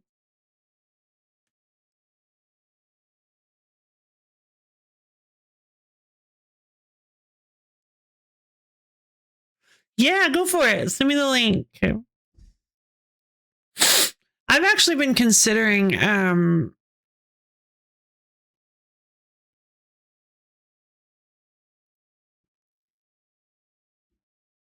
oh my god, that's so good. I would like an egg. No, it's so expensive. Oh, but it's so good. Oh my god. No, this is like the best shirt ever. Oh, this is exactly my sense of humor. Oh, it's a chicken. I couldn't tell what that was at first. It looked like stuff like just pouring out of the frying pan. Honestly, I want this shirt so badly. Yeah, I can't justify. Yeah, I can't either. God, I want this shirt so badly. Ugh, nice egg in this tray. Yes, absolutely. Go for it. All you can do now is walk and cook.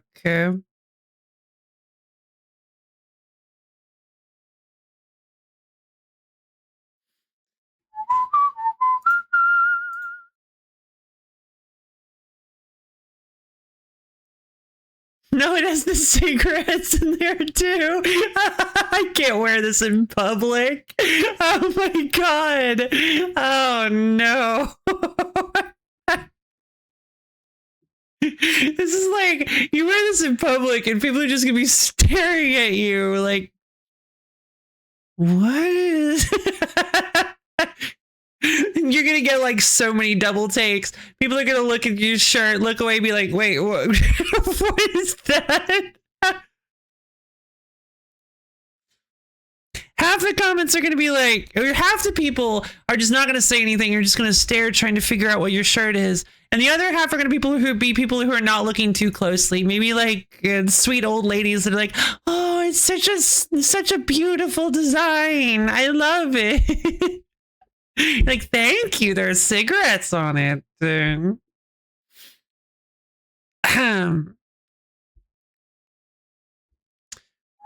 No, a frying pan keychain.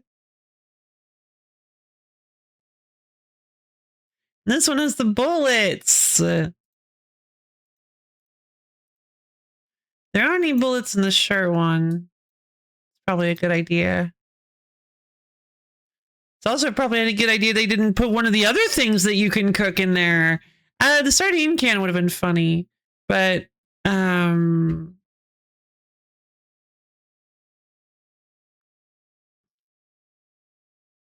a bonus sticker. No, it sure comes with a holographic bonus sticker reading, "Can you fry an egg on top of Mount Everest?" Wow, they went like so hard on this. They did not need to. Wow. Oh man. Are there other games that are getting this much love? Like other little small games? I can't even. Oh, is there a. Oh. There's no Quantum Protocol stuff for Fangamer on Fangamer. I wish. Fangamer always goes all out. That's wild. Fangamer needs to do a collab with Quantum Protocol. I need Quantum Protocol merch.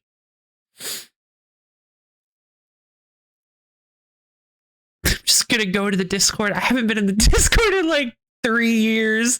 I just go in like, you need to. I haven't posted on anything in there in like 3 years now. Just be like, hey, you need to team up with Fangamer, please. I need to be able to buy your stuff on a shirt. Make keychains, stickers, shirts, plushies, figurines, anything. I will buy it. An actual novelty deck of cards that feature the programs on it. Like why is this not a thing yet? Please. Ugh.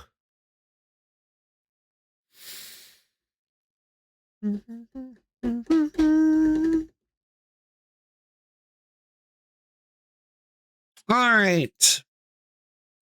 Oh wow. Still have all this Bionicle stuff up. The Berlin interpretation. It just sounds so fancy. The Berlin interpretation sounds like something that you would.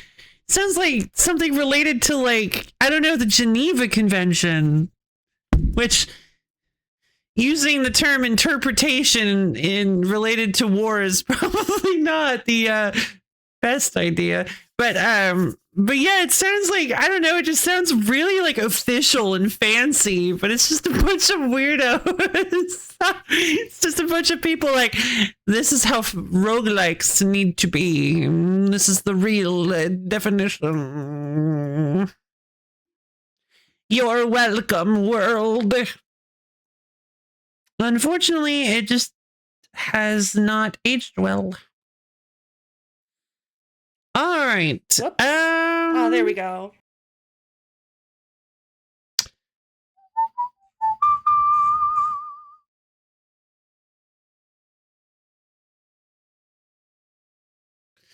I am a little sad that it doesn't have like a super iconic jingle for discovering the landmarks. That would be great.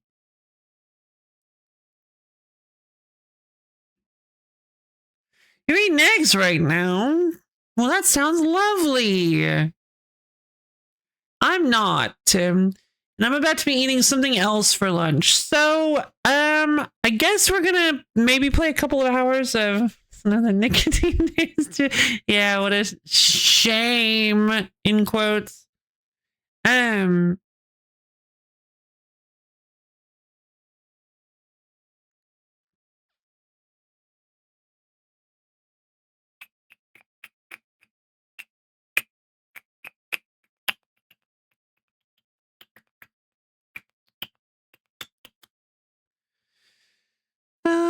Yep. So I'm going to, God, I just kind of want to sit here and just stare at the camera for like 45 minutes.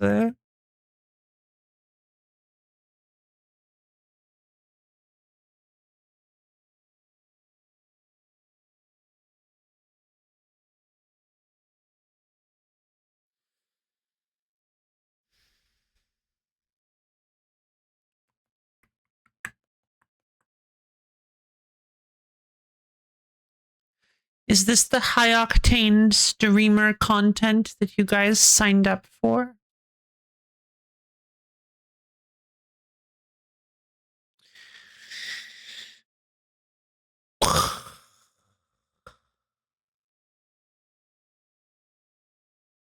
But instead of doing that, I think take me off the list. No, please don't leave the list.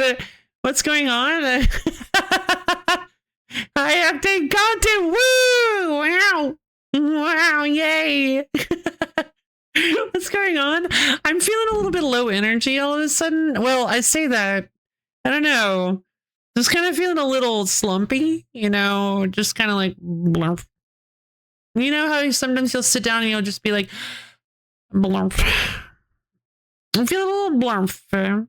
And so I'm kind of finding it hard to get up and actually go get lunch, even though I feel like if I don't eat lunch, I'm not going to be able to start the next game. So stuck in a little bit of between a rock and a Pokemon, Geodude, and is there a wall Pokemon? I don't think there's a wall Pokemon.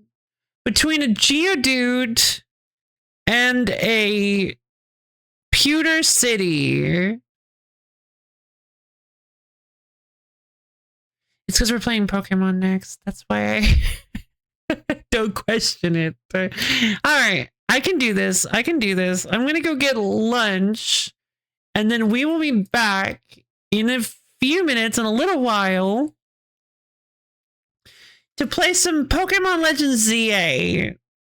Stack Attack. Oh, Stack. Yeah, perfect. Between a Geodude and a Stack Attacker. There we go. Thank you. I forgot about Stack Attacker.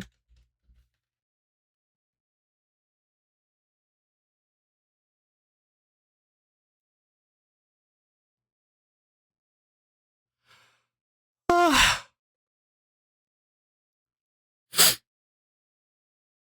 I don't know why. Whenever I think of Pokemon movies, I cannot help but think about one of my favorite moments from the Deoxys movie.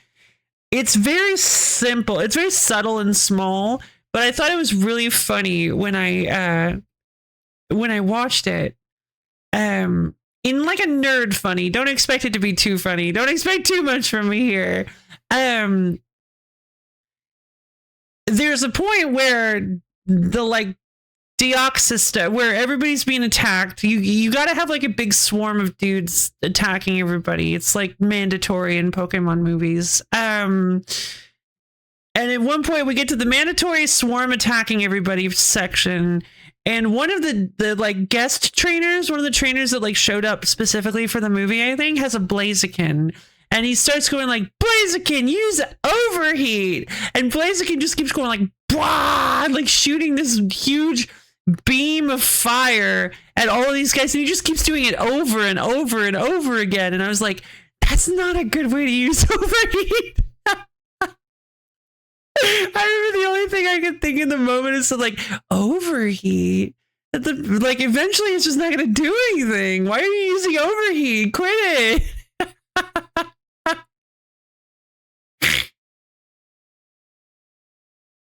So yeah, it's one of my favorite. I just saw a picture of Stack Attack that reminded me of the Deoxys movie.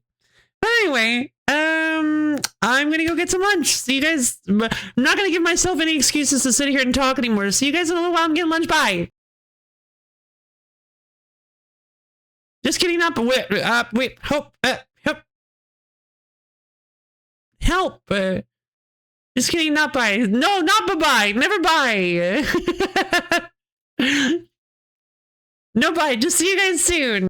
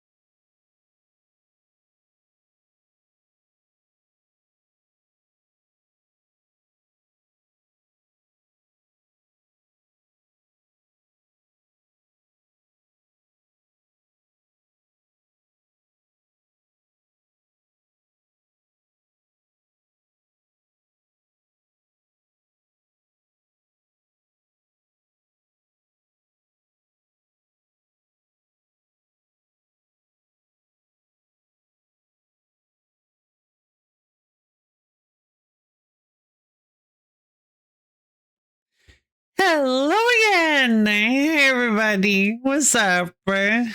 Yeah, I should have put all there. AUGH. Ugh, this, I feel like conveys more disgust than I was going for. I was going for defeat, not disgust.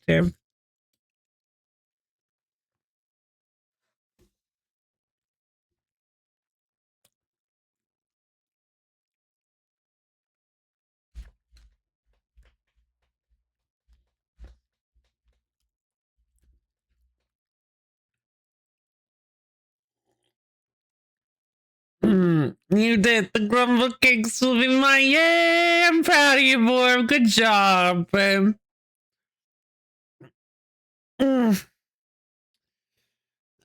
know what, guys? I love Pringles. And I don't mean that I love eating them, even though I do.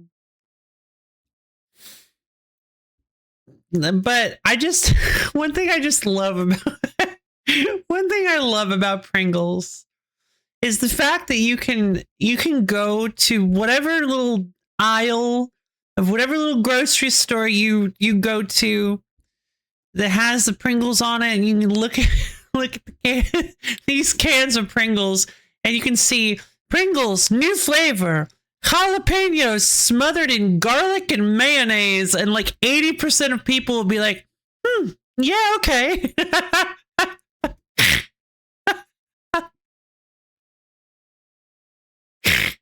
It's just like, who comes up with these things? It's just like, Pringle flavors are insane.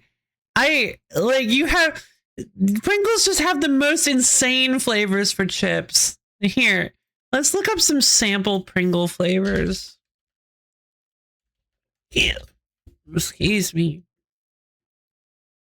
I wish I had a daughter so I could have someone with small enough hands to fit inside a Pringles can. I love Bo Burnham. Oh my god. No. Yeah, so you got, yes, I just recently got some smoky bacon ones, and I'm just like, why? This tastes like bacon, I guess, but man, why? Oh my god. New from Pringles, Miller Lite Beer Braised Steak Potato Crisps. This is what I'm talking about. Miller Lite Beer Cheeseburger. This is what I'm talking about. Pringles most throwable chip bag. There's no. Oh, and I'm really excited. They brought the Hot Ones Pringles back. They brought the Hot Ones Pringles back. Those are the ones that almost killed me. I'm so excited. I like those. Yeah. I was using them to keep me awake. I stopped drinking coffee. And so I was using spicy Pringles to keep me awake. But then we were playing Celeste, and the Low-Fender chip, indeed. And I, like, a long time, I've talked about this story a few times in the past, but it was when there was like, far fewer people around than there are today. But I was... I guess I was talking. I think I was talking a whole bunch, and I ate the chip. I ate like one of the Pringles, and I like inhaled to talk, and I accidentally like inhaled fragments of extremely spicy Pringle, and it got like in my lungs, and I felt I like to describe it. I felt like every pain receptor in my upper body go off for like a split second. It was just like poof, like this shockwave of pain throughout my entire upper body. I can't remember it now because like I just kind of block stuff off like that. But do you remember this? Yes, yeah. It was awful. I was like, I just started coughing real bad. I had to walk away. I was just coughing for so long. because I just had to get it out of my lungs.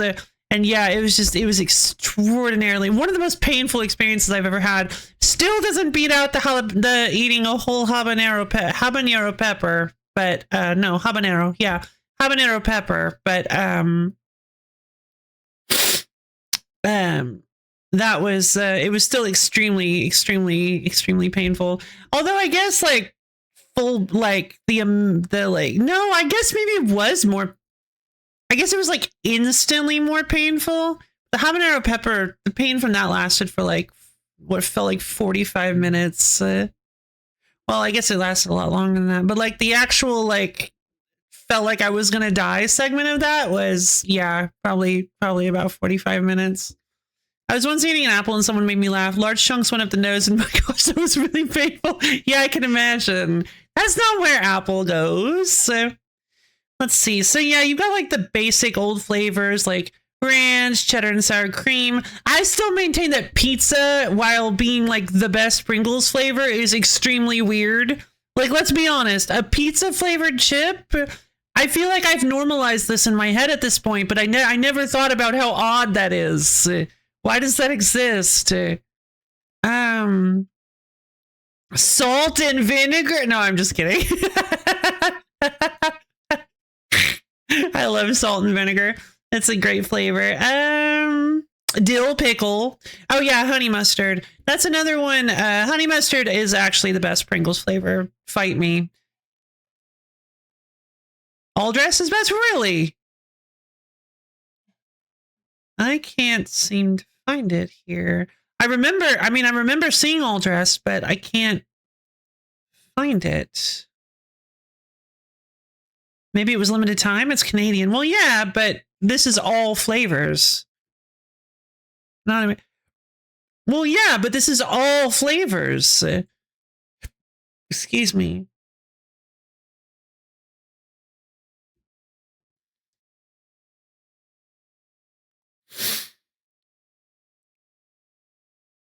Texas barbecue brisket.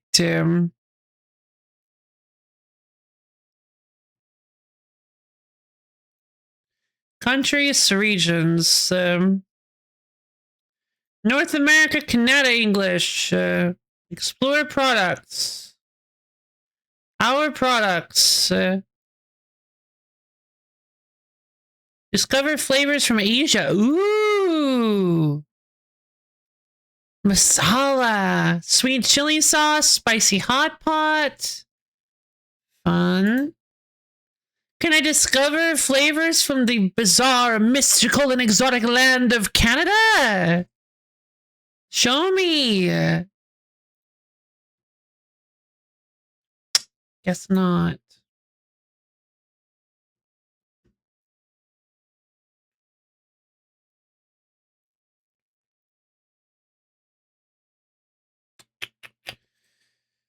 Favorites.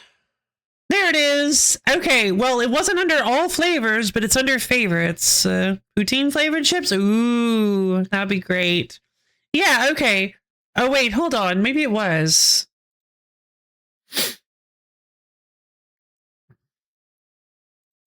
How did I get to all flavors?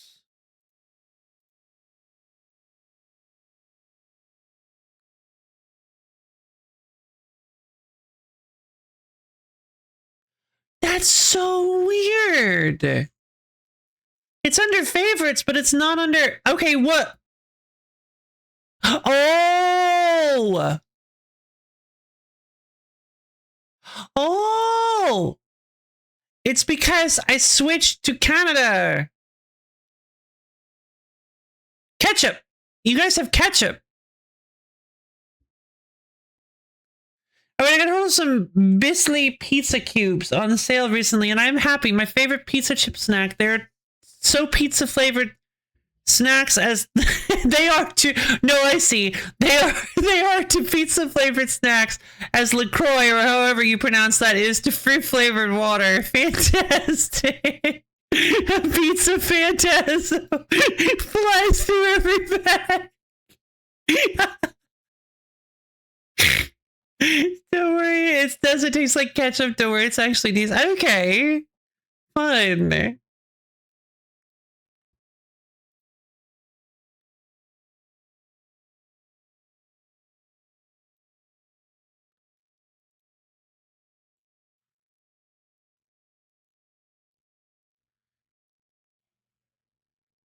Okay, so yeah, you choose the country. Okay, so it switches to the country, and then you can pick. Okay, so yeah, gotcha. Salt and vinegar, ketchup, buffalo. Hey, where do you guys get Buffalo Ranch? That sounds awful. I mean, that sounds that sounds awesome. Why do you guys get Buffalo Ranch? Chili and lime, that sounds awesome. Street taco, come on. I want street taco Pringles. The grass is always greener on the other Pringle. They just taste like wheat, mostly very Sun Chips core, but more audaciously shaped. Oh, are they're actually shaped like cubes? I was hoping they would be.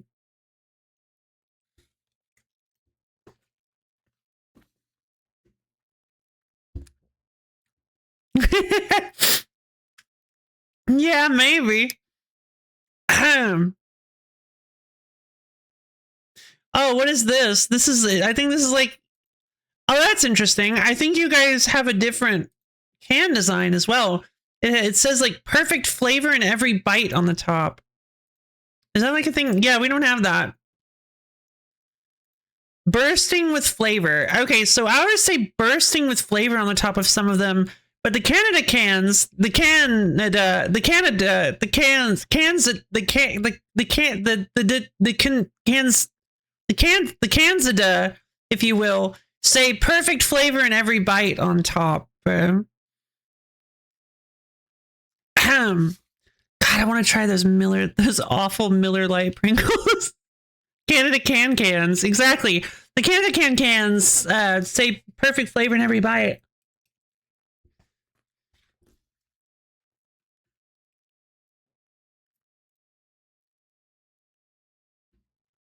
Costa Rica.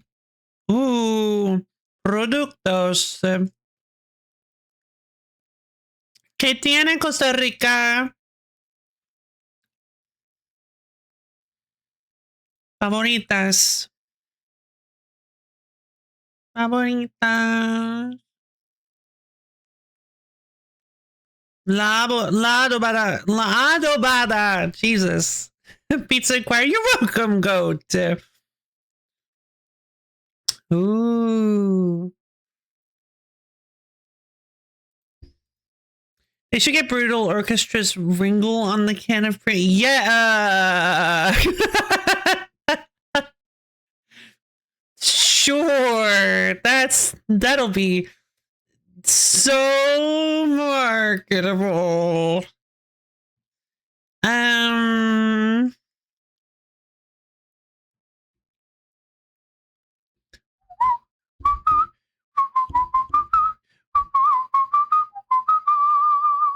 You did this to me as soon as you mentioned it. Wop, wop, wop, wop, wop, wop, wop, wop, wop, wop. Once you pop, you can, yeah, no joke. The children love him.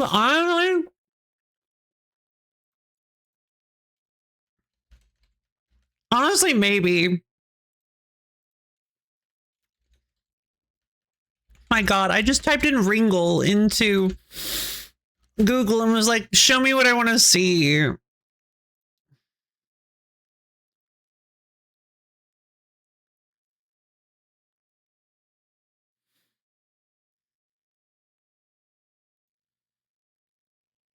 Yeah, the Miller Lite beer braised steak is one that I'm just like, I mean, I gotta taste it. It's a limited time flavor. I have to know what this tastes like. Same with the beer cheeseburger. God, that's so true. Ringle is the perfect shape to go in the tube and out of the tube. True.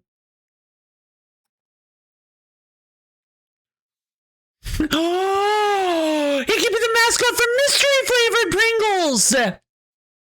I'm a genius. I'm a genius. You buy a can of Ringle Pringles and you don't know what you're getting.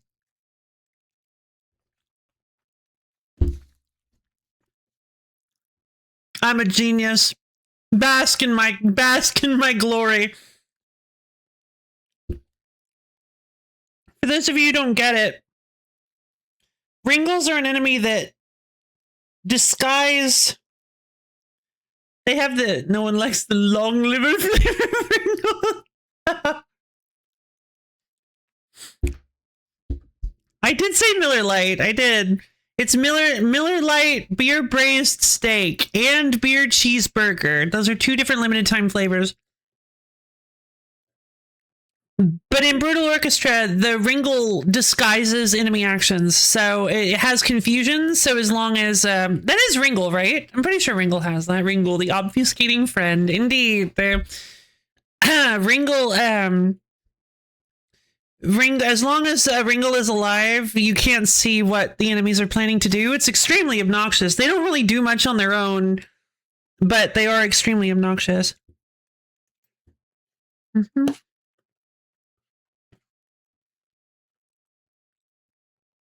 Go to a mill with a Miller and a can of Munchie Miller. Sure. Why not?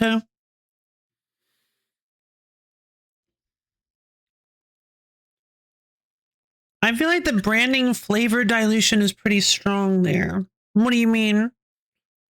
Flavor's frog. God.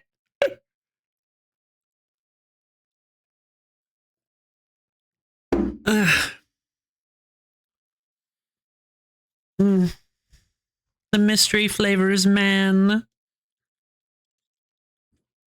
Oh, yeah, yeah.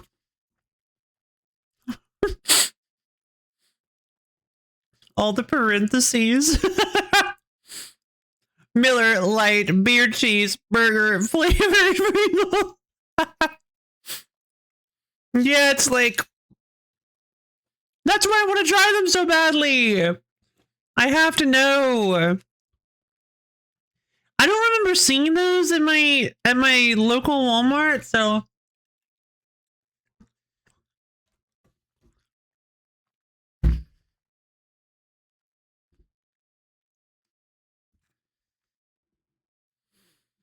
I'm not really sure if I'm going to be able to get those. They may already be gone.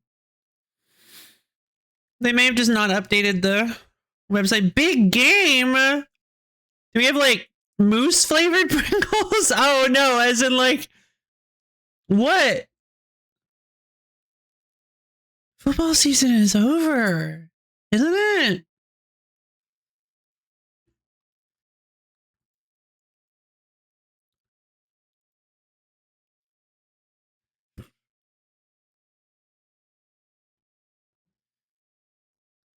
Oh my god. Yeah, I knew as soon as I said that.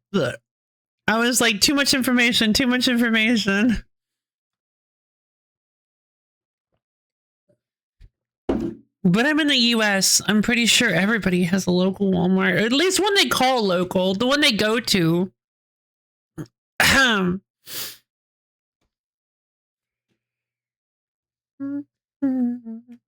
Yeah, okay, good. I knew.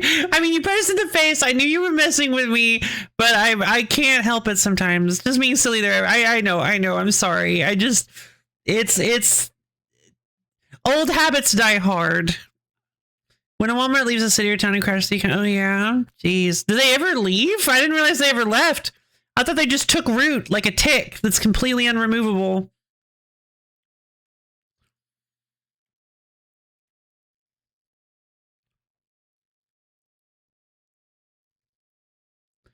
Have been cases, huh?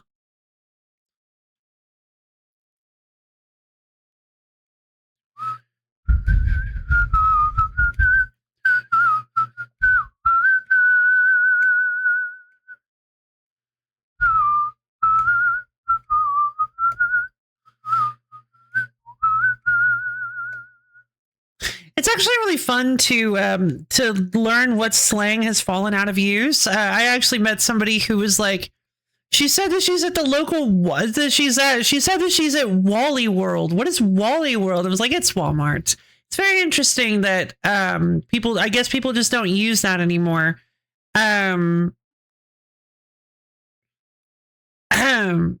Only when you're dependent on them, but it's no longer profitable. They burrow in, drive down prices, put everyone out of business, and prices go back up. Rough. Grandparents said, yeah. It's a much older term for it. One that I honestly haven't heard in a long time. Oh, right. I'm still on this awful, like, Super Bowl thing. Oh, God, let me get me out of here. Okay. Oh, wait. Is Stakataka one of the Ultra Beasts? Or what is Stakataka? No. It is one of the Ultra Beasts. Oh! I mean, I totally buy that as a Pokemon. The other Ultra Beasts are a little bit too alien, I think, to feel like Pokemon, but Stakataka is just a big wall. We've had weirder Pokemon. It's just a big tower. Rampart. Yeah, Rampart Pokemon. Feel the same? Like, Buzzwole kind of makes sense more. Buzzwole is kind of like, I feel like there's just something different about Buzzwole that I'm just like, yeah, no, this is not a normal Pokemon for some reason. Maybe it's just because I know that he's an Ultra Beast. What is this? What? Whoa! Whoa! What is this? There's like a catch Pokemon by searching their name thing on Google. What on earth? Yeah, I was thinking the same thing. I was thinking Digimon too. Like that long-legged one.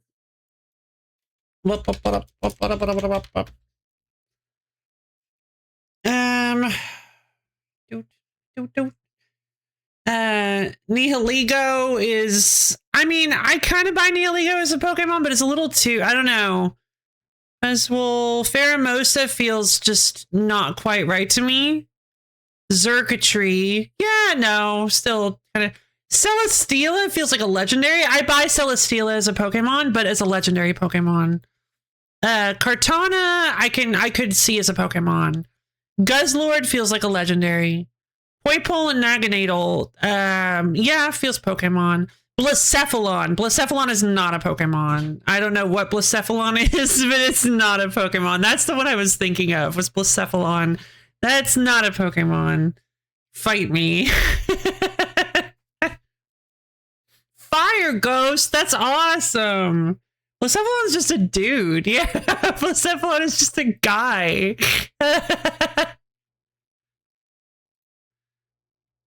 No, I know. That's the, I don't really know how to explain the kind of rhetorical device I'm using there. But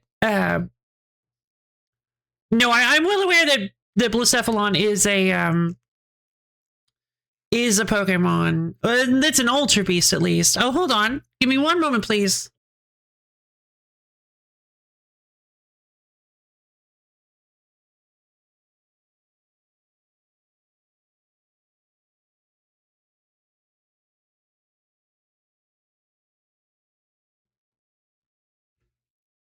Oh, of course. Okay, I need to go take care of something really quickly, but I'll be back I'll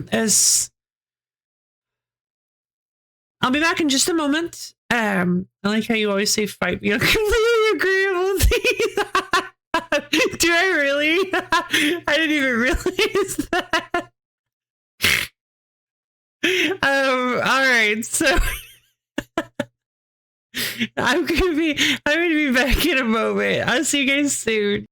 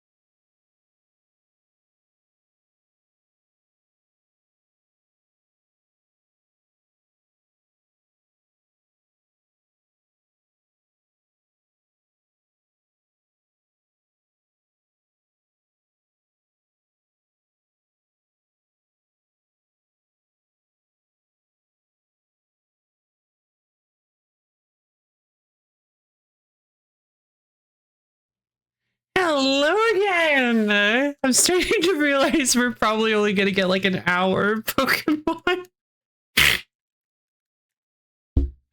Oh, what have I done? Welcome, thank you. Order was missing 3 toppings across 2 items, and apparently this pizza place is shutting down in a week, but I guess I have credit for free pizza. Huh. Alright, fair enough. Oh my god! Wow, wow, this Blacephalon clown man looks really cool. I wonder what information has been recorded about him in the Pokédex.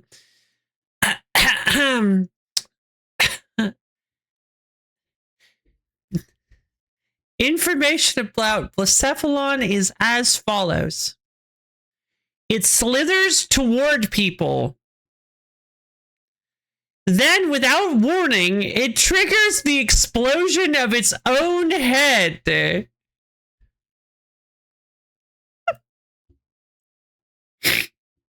Interesting tactic. It's apparently one kind of Ultra Beast. Yup.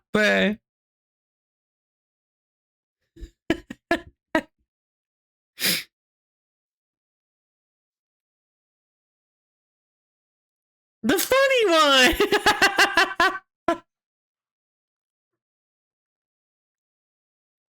Oh, it just reinflates his head afterwards? Gotcha.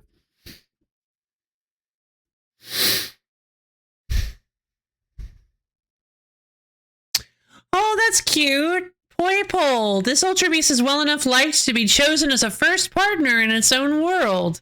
That's cute.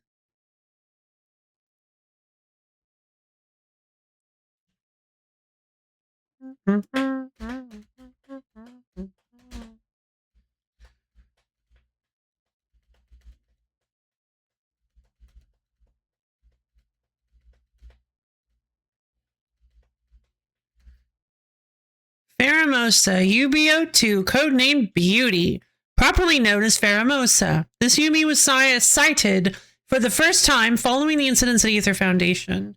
This UB can reach speeds exceeding 120 miles per hour in just an instant. Instantaneous. This speed is greater than any other living creature that has been discovered to date, but its most distinctive features may in fact be its beauty and its powerful pheromones. All right, calm down. Honestly, I could go on a rant about it, but I don't think it's something to lose here. I don't like that one. What, Poipole? And Naganadel? Why? Oh, wait, no, you're right. You said, I don't think it's something to lose your head over. Fair enough. Oh, no, you're talking about Blacephalon. You silly pun friend. You silly pun friend. Zerkatree is also pretty alien to me. Yeah, Zerkatree looks pretty weird. Yeah, from a distance it looked kind of I love the using circuit ties, using wire ties as like accessories. That's really cool. Zerkatree is such a cool design. But of course, Buzzwole will always have the warmest place in my heart. I love Buzzwole. He's just so funny. It's a buff mosquito. Like, how can you not love him? He's 7 foot 10 inches tall. That is insane. Oh my god.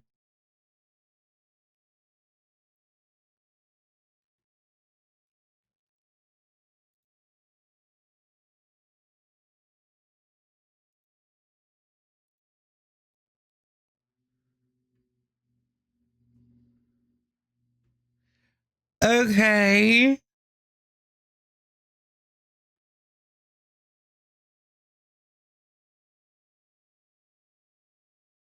More like 7 foot friend inches tall. Yeah, no joke.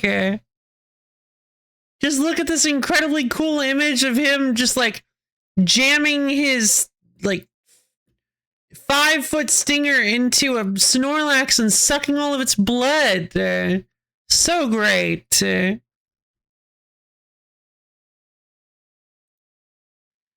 proboscis. I'm currently sampling and it's making me involuntarily close one or both eyes unrelated to the visuals, and it's making me say things like, why would they do this? Yay! Paco game! Would Buzzwole and Machamp get along?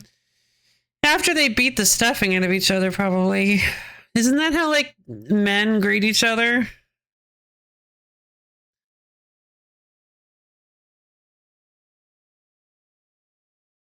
Especially, like, big buff men. You just go like, and you're like, hey, bro.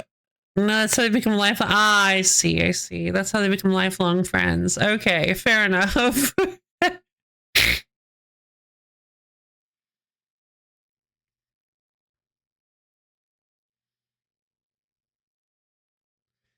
It's like the universal man greeting is that thing where they go like with their head or whatever, where you're like, you do like an upward nod, right? And then and like if you guys happen to be near the car of one of the parties, the other party will go like, it's a pretty sweet ride. And they're like, yeah, I just got it detailed. And the other guy's like, yeah, what is that, a 1994 Camaro Blarbon? And he's like, yeah, it sure is. You have a good eye for cars. And then they're like buddies for life. That's me next to a river at sunset. It's a very specific ritual. I see. Boo! Kiss! I didn't sign up for this. Our frothing demand for this Paco increase. Literally able to move entire mountains. How could a single Buzzwole destroy the world? I mean, Buzzwole is huge, way bigger than Machamp. Look at those muscles. God, I wish Buzzwole was in Legend ZA. Like, don't put any of the other Ultra Beasts in, just Buzzwole.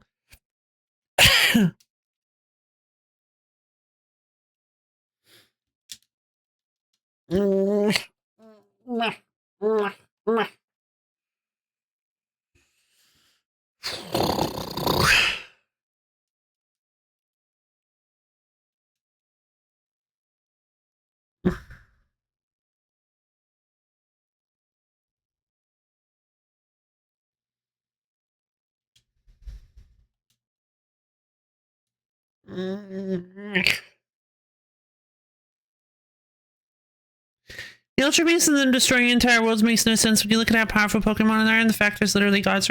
Yeah, well, Pokemon in general doesn't really make sense, does it? Literally thought it just now. Ah, fair enough. Fair.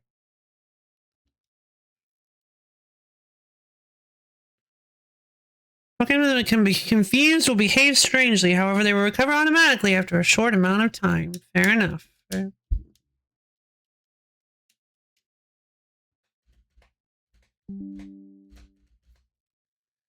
Oh, I forgot about this. Wait, where's the sound? What was that noise?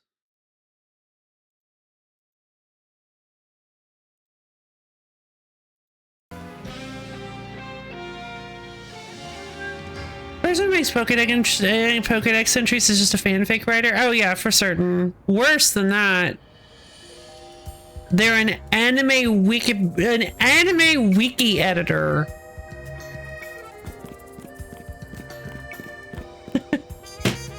This character has been in a fist fight. They possess superhuman strength because they have been shown to be able to punch things.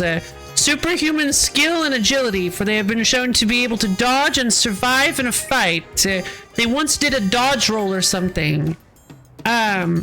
Superhuman thinking and calculation abilities. They once were able to move a Rubik's Cube one section over and went, I'm making progress. They are the pinnacle of human intelligence.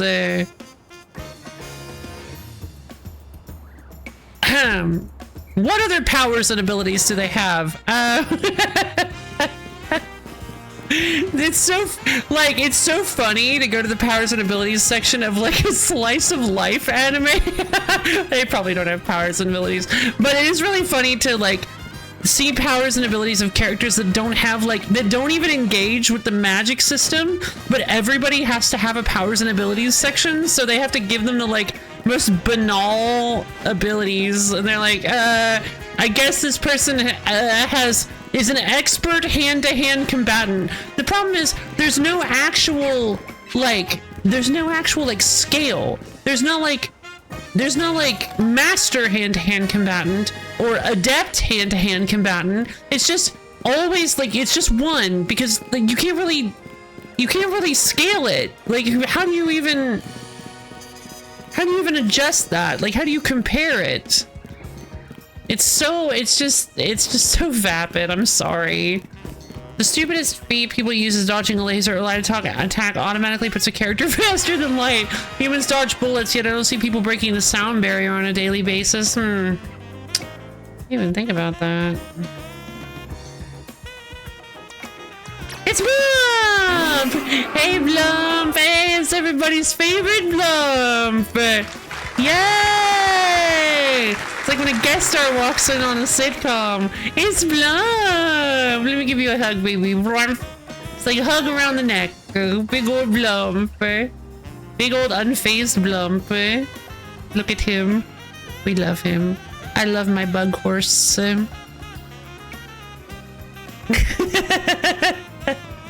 Blump! It's so funny. I was like really sad that I wasn't gonna get a Galisopod, and I was like, I don't really think I like Scolipede that much, but Blump has grown on me so heavily. I love Blump so much. I'm so happy I have Blump. It's Blump. Blump. Blump.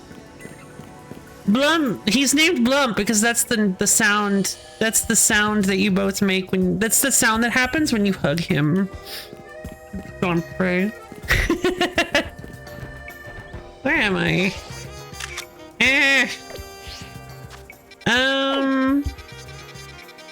It's Blump. He's Blump. Imagining he is a theme song. It's Blump. He's Blump. He's the blumpiest Blump that ever did Blump. It's Blump. You're welcome.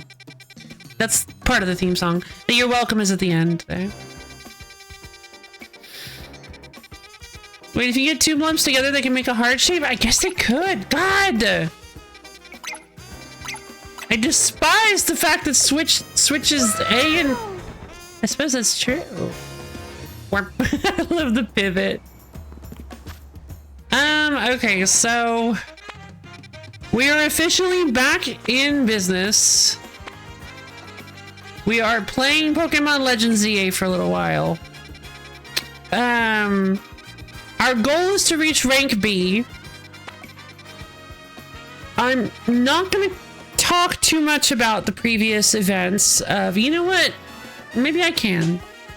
All right. So we are currently, I have to fight somebody. Yasin. So I have to fight Yasin.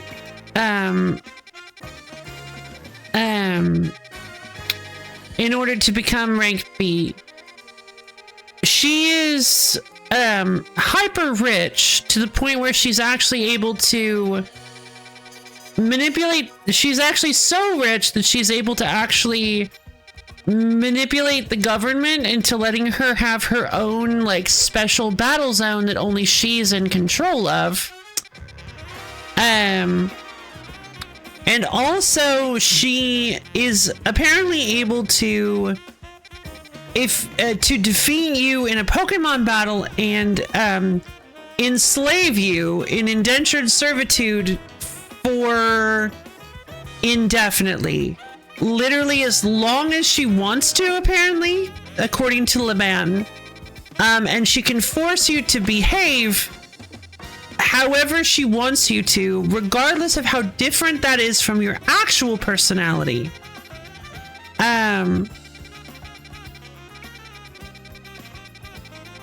speaking purely objectively about the story. No, just until you beat her. Oh, okay. Sure. Yeah. Great. And really, who would want that?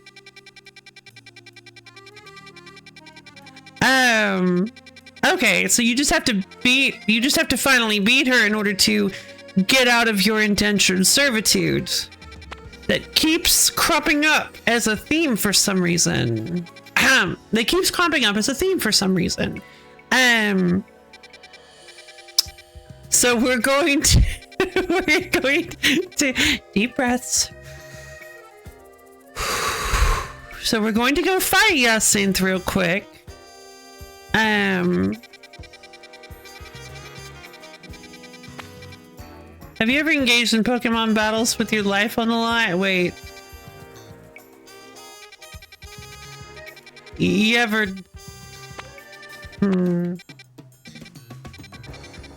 You ever danced with the devil in the pale moonlight?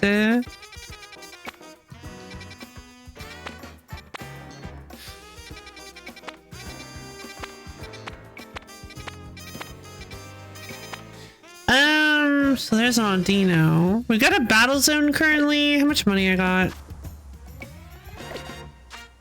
I'm kind of running low. Oof, I'm not really sure. I feel like, hold on. We're halfway through the night, so I'm not going to get a whole lot of the battle zone. But yeah, apparently, yeah. So apparently, technically, even though we're probably not going to lose, technically we are, this B-ranked battle is not just to become B-ranked.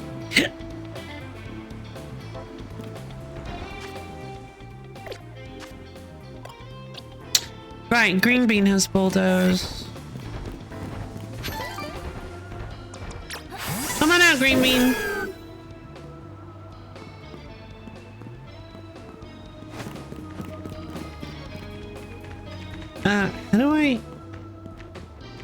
How do I roll?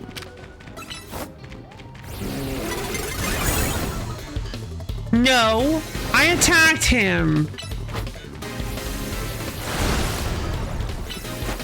Leech Seed. Bulldoze. Stop it. Oh, are you lowering my attack?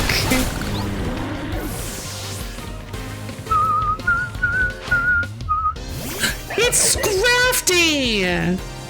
Oh, thank you. Green Bean is a good name for me. Thank you, Silern.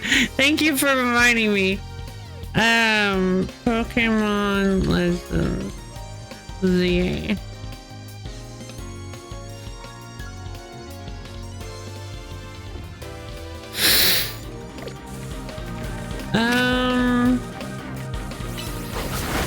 Yeah, I thought it was cute too. Leech Seed! Oh. Bulldoze! There we go. I need to knock out 3 Pokemon with ground moves, and the only ground move I currently have is Bulldoze. So I'm so cute. I love my hair. Oh, that's right. I need my Challenger's ticket. I completely forgot. Because I don't think they gave me the option to get it this time around. Ahead of time, I mean. What is... Oh. Oh, defeat trainers who are higher ranked than you? That's not happening. I have no idea how to even set that up. C rank? No. Giga Drain, baby! Bulldoze!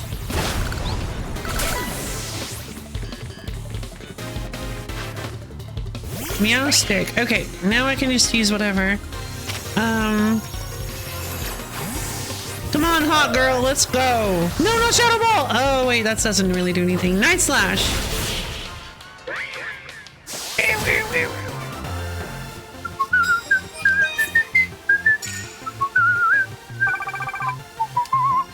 Wonderful. You can have one of my bonus cards. Thanks, buddy. I'll do the honor of giving you one of the precious cards I got tonight. Did you see how different male and female Meowstic appear? No, actually, I wasn't paying attention.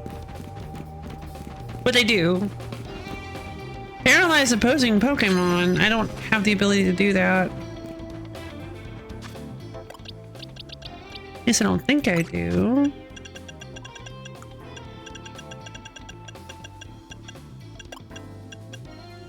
I have a chance to. Alright, Beatrix, let's go.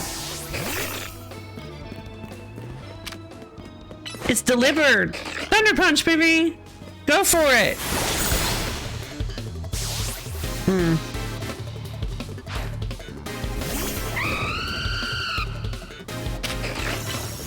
Thunder Punch.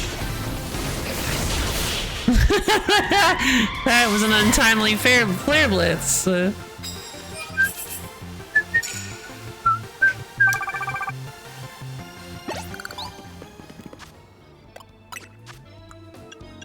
Oh, hold on. I'm pretty sure I have a Thunder Wave TM and I can search. Oh, Hot Girl can learn it. Perfect. Let's replace Quick Attack with Thunder Wave. Wait, what have you got? I have a victory gift. Oh, thank you. Delivered from the winning Pokemon trainer. That's some Moo Moo milk. Thank you. Let's heal up. 80. Let's use a super potion on Beatrix. Regular potion on Green Bean. A paralyze heal on Green Bean.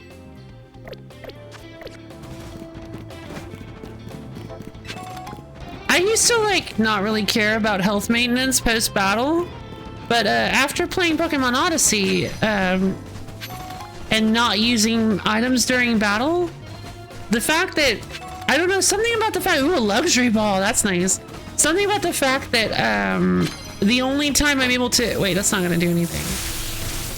Something about the fact that the only time I'm able to use items now is outside of battle makes them far more novel to use as in out of battle healing. Oh, the Etrian themed Pokemon. Yeah, maybe we'll play this. It's very, very good. I highly recommend it. It's my favorite Pokemon game. Dawn is fast approaching.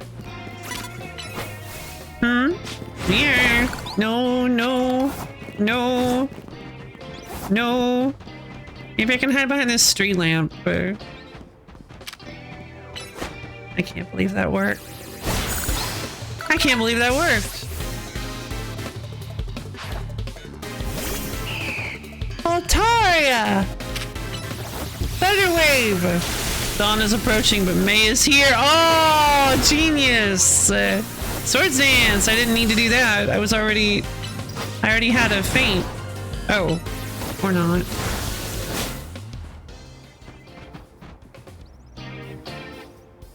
What? Hey! She twisted me and left the battle! That's not how... No! Hey!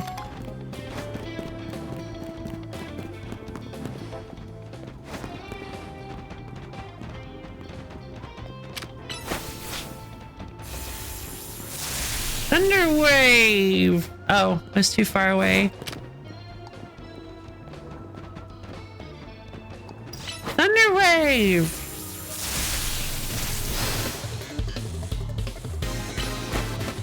Night Slash! Explosion! That's a choice. Green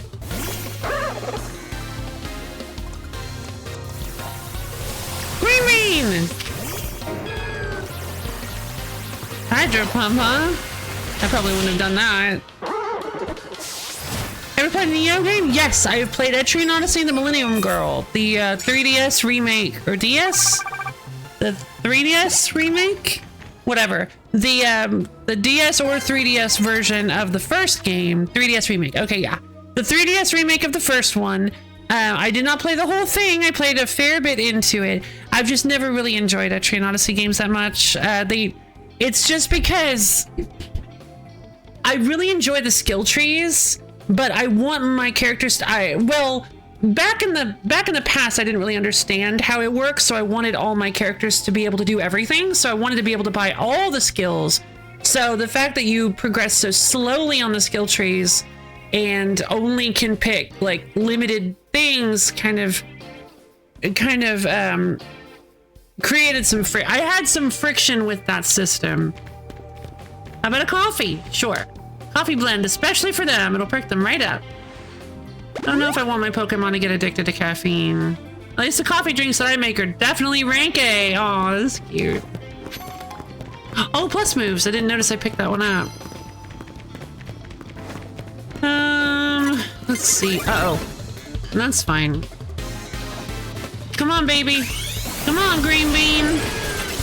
Hurrah! I love Mega Meganium. Meganium is great. I love it. He's just so cute. Yeah, definitely deliberately makes it impossible. Oh, bulldoze!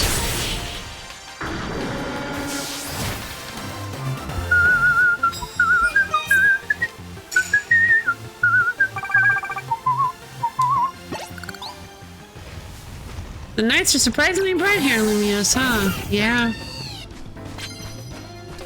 EO definitely deliberately makes it impossible for you to do everything. The 5-man formation with one row having 2 people when it very easily could have 3 was very likely a deliberate attempt to engineer that tension. Huh. Yeah, hadn't thought of it that way. Buffer, debuffer, tank, physical attacker, healer, magic attacker. That's 6 rolls and you get 5. Huh. Yeah. I mean, limited, I can get behind that limit because, because it kind of, imposing limitations is usually where creativity comes from. So I'm not hugely disappointed in that. Oh, a new day is dawning. Rebel 1. Fight. Very intentionally limiting, yeah. Because yeah, if you could have every character, then you would just, there would be no team variety. But with even removing one Pokemon, one role from that lineup, does cause there to be a variety in the way that you approach combat, I suppose, and team building. It makes it so that there's a much larger variety of teams that are being built than just, you know, the one.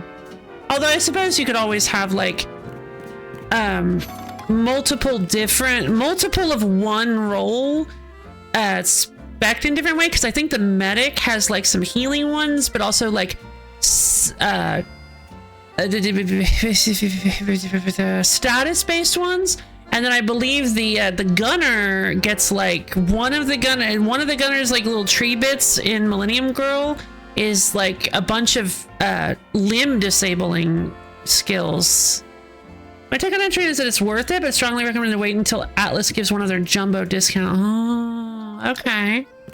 Gotcha.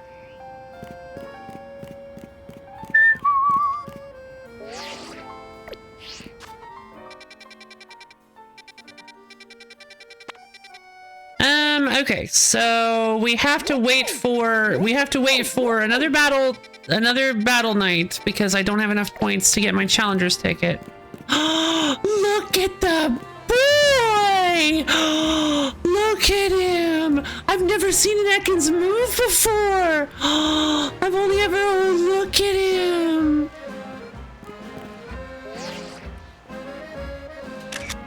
He's so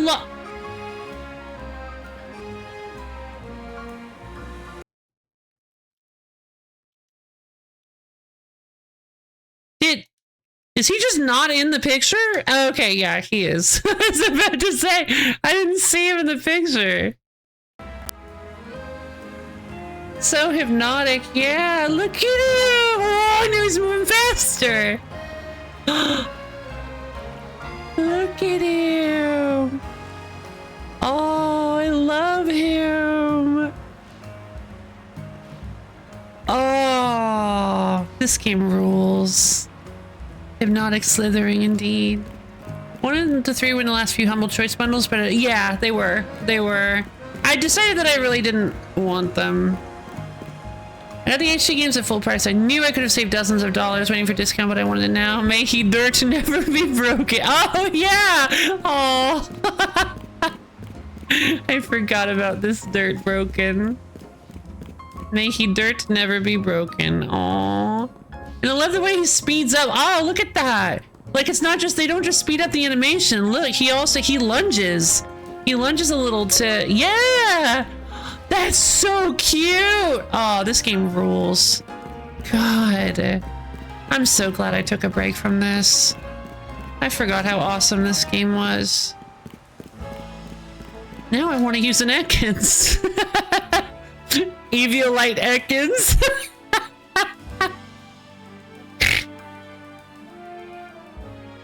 Oh god, could you imagine?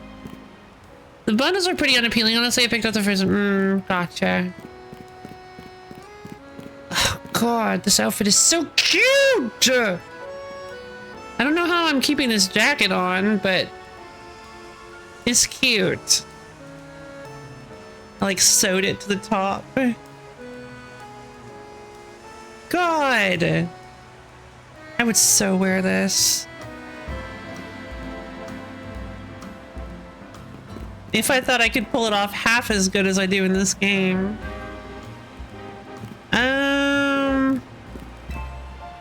We police officers all had to pass a Pokemon battle test to get this job, you know. Okay.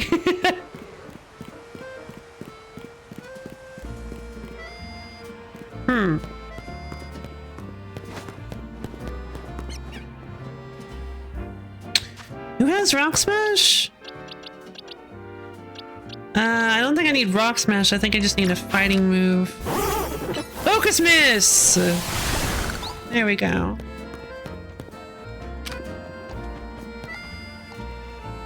Oh god, the recharge is so long! Yes! Yeah, I got an Alpha Simipour. The only Alpha Pokemon I actually use. Normally Simipour is much smaller, but this is Diva. I love him. He's just... I love how big he is. He's just a man-sized Simipour. So big.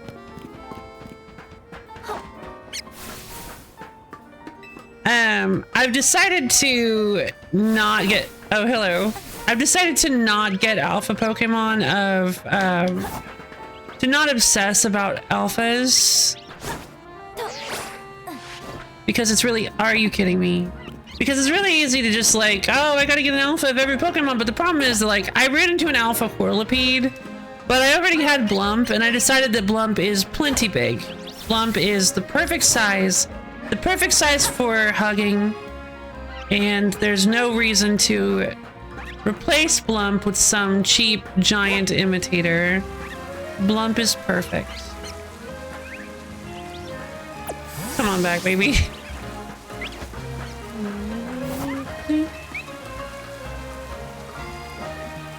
Oh!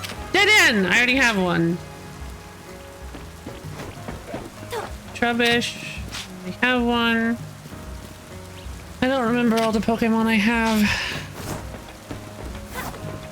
Alpha's just an aesthetic difference? No. They start with, yeah, they started with maxed out HP EVs and have an exclusive move. I believe they have a move they can only learn either via TM. Yeah, not an egg move.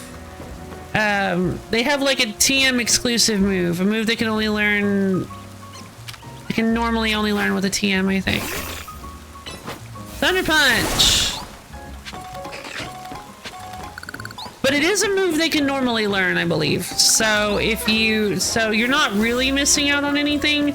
It just allows you to get some like ahead of the game progress. They have a head start. Yeah, I believe they have a head start. Is the idea. And they're bigger. I mean, and that is entire. If that's why you want to collect alphas, that is so valid. That is so valid because big Pokemon is just nice. I mean, I just like the idea of giant Pokemon. Like, look at Blump. This is a normal Blump. Somebody actually had an alpha scolipede, not a blump. There's only one. Somebody had an alpha scolipede when I fought online, and I was like, oh my god, no, that's too big. I don't remember exactly how big it was now, but how big, I don't remember exactly how big it looked, but I remember thinking, no, that's too big.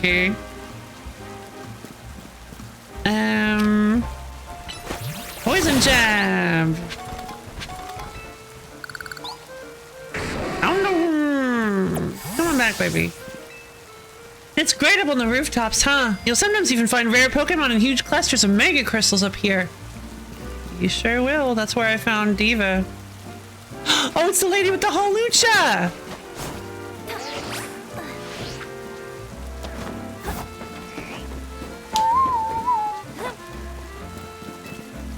I'm going to try to become stronger too, together with Hawlucha. That's cute! I'm so glad they didn't actually leave. That's lovely. Looking at this game, it's making me conscious of the aesthetic of the Pokemon games. Which way? In what way? I'm actually curious what you mean by that.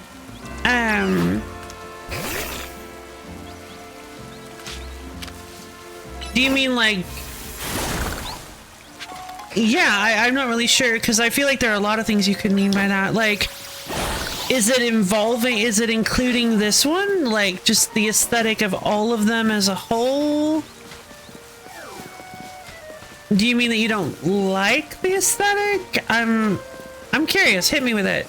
So, the influence largely started in XY, appropriately enough. Oh. Yeah, I mean, that makes total sense since we're going back here.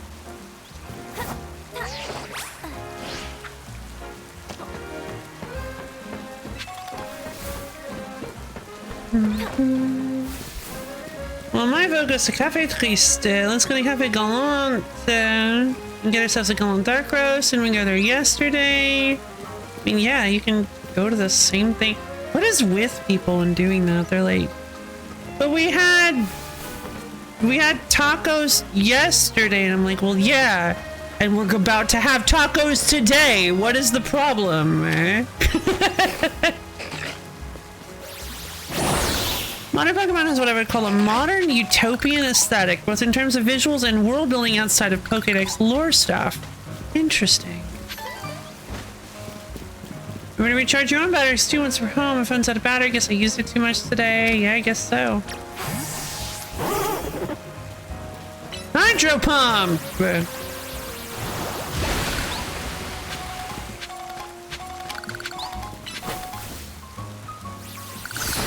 Both in terms of visual, my headspace is usually pretty much the opposite, or at least very different, but the utopian aesthetic is a refreshing change of pace. Ah, I see. Okay, I think I get it. Unfortunately, I feel like this game is unfortunately... I'm not trying to burst any bubbles, but I believe this game actually has more of a dystopian aesthetic. Maybe not intentionally, but to me, I feel a very dystopian vibe here. Like, there's like tons of unrest. There's tons of civil unrest involving the fact that more and more wild zones keep getting added to the city. Like, more and more of this city is being converted into these wild zones that are designed to be, they're supposed to be like zones where Pokemon can roam free, but people see them more as like dangerous areas of the city, where you could just be attacked at any time. Although trainers use it as an opportunity to actually capture Pokemon, it seems that like publicly in like the general civil view of it, the general like populace sees them as, well, I guess maybe not the general populace, but there is a faction of the populace that sees them as inherently harmful and that we need to stop adding more.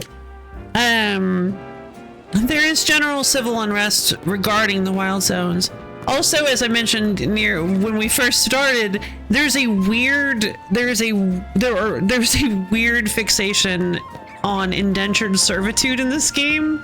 The Rust Syndicate is like a criminal organization that runs like everything and basically gives out like predatory loans to people. And then in repayment for those predatory loans, when they inevitably cannot fulfill the payment obligation, Arbok, what in the world?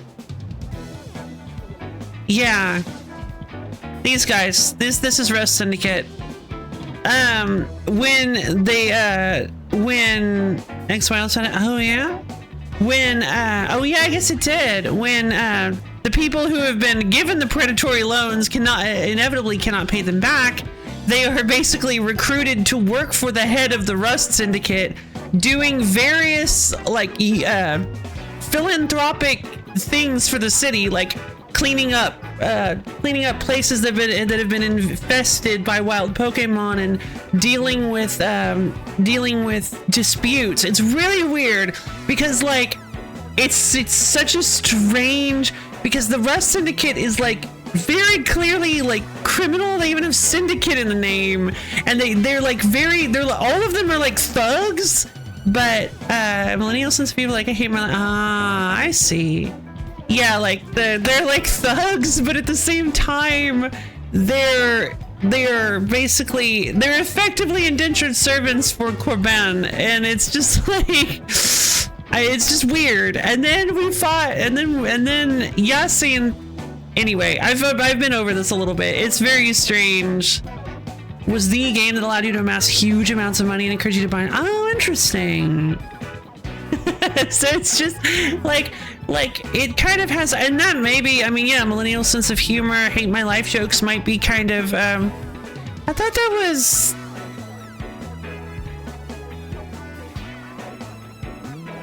was like Zoomer stuff.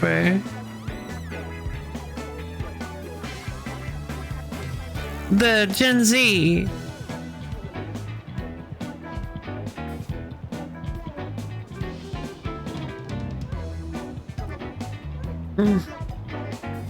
How many times have I gotta tell you? There's no Pokemon stronger than my Arbok, see? Pshaw! Scariest thing about it is a silly pattern on its belly. Glalie is 1,000,000 times gnarlier. Mega evolve it, and you will be absolutely right. What are you looking at? Actually, you're gonna help us sort this out. Loop, oh yeah? I thought Zoomer, well, I guess Zoomer humor is, but also like, I thought Zoomer, am I not thinking? Yeah. I thought Zoomer Gen Z was all about, just like nihilism and depression and just like, whatever, who even cares? Like, or at least a lot of, like, there was like a huge undercurrent of it. All I gotta do is face us in battle, easy, right? First it'll be one of your Pokemon against my Arbok, one-on-one. Then same deal with him, one of your Pokemon versus this Glalie. What's funny is, it's gonna be the same Pokemon. It's decided, we'll decide once and for all which of our Pokemon is stronger by battling you. Who's the strongest, huh? It's actually really funny that I'm gonna be able to use the same Pokemon for both of these guys. Hey. Hold on, I've only got my Arbok. The deal's here. Ah, why do you do this? I don't want to remove all my Pokemon from my team.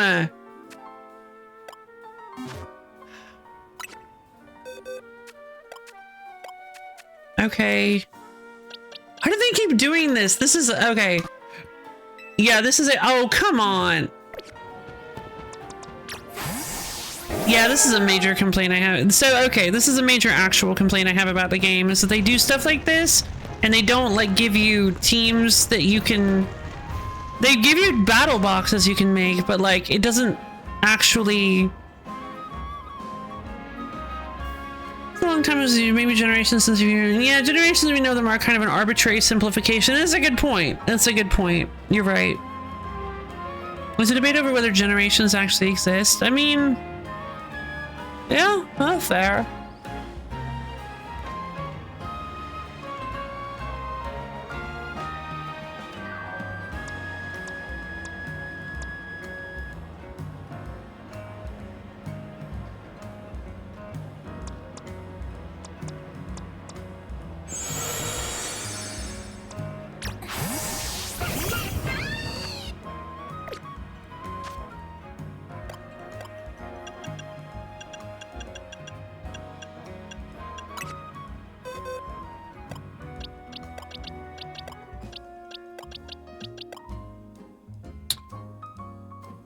Cards differently. Okay. I guess I'll move green bean out.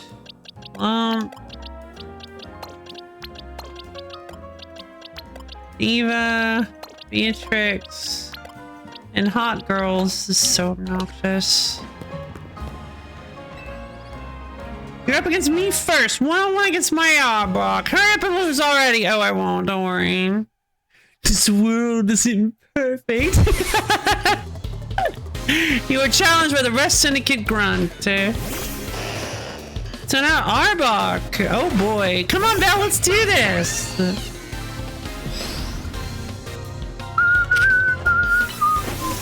Glare, huh? God, that was pathetic. I'm very overleveled. I've been trying to keep up with the I've been trying to keep up with the side quests, but they just keep adding more and more. My Arbok lost. Who'd have thought, eh? I guess this means my Glalie really must be the strongest. Now your Pokemon and my Glalie are going to have a one-on-one. I mean, it's gonna go literally the exact same way. Well, not literally. You're battling me and my Glalie next. It's a one-on-one thing, obviously. Gonna win again. You don't stand a chance. You think so? It's an interesting take. You were challenged by the Rest Syndicate Grunt. And now Glalie. Watch it Mega evolve it. That would be so funny.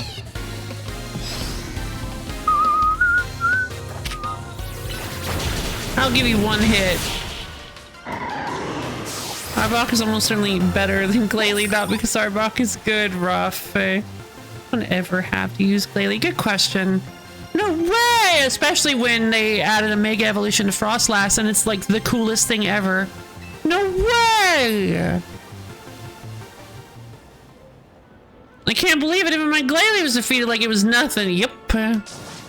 Well, ain't this just great? We both got stomped. Nope. This can only mean one thing. My Arbok isn't the strongest and neither is your Glalie. When you're running an all-orb team. That's a good point. God, Mega Glalie is so terrifying. Why would they make that?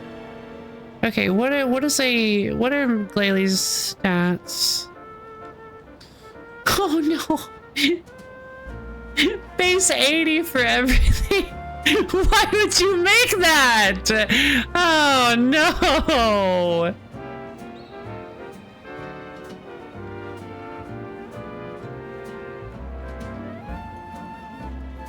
Base 80 everything and the worst defensive type. Yeah, that's really unfortunate.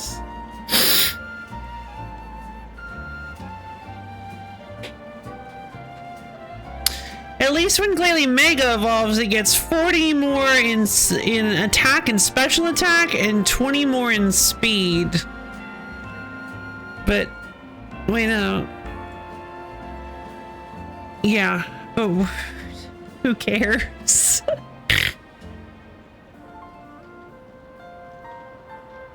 That's rough.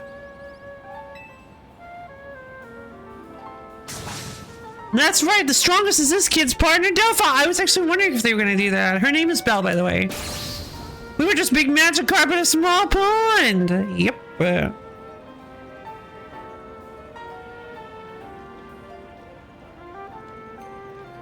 I know what to strive for now, though, thanks to you, kid.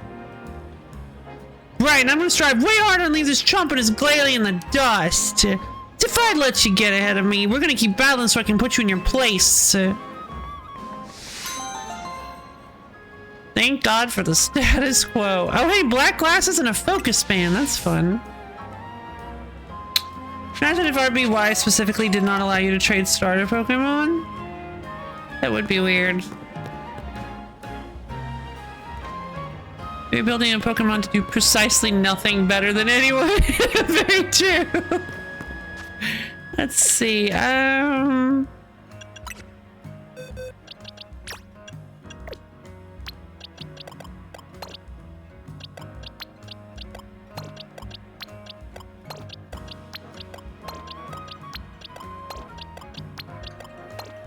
God, fights like that are so annoying. Why can't you just, like, say, hey, have a sub-menu that says, which Pokemon would you like to bring into the fight? Don't make me dismantle my entire box, my entire team. But you got the rival starter after beating the game. Oh, that'd be kind of cool. Meaning that 100% completion of every evolutionary line except the one that Oak still has.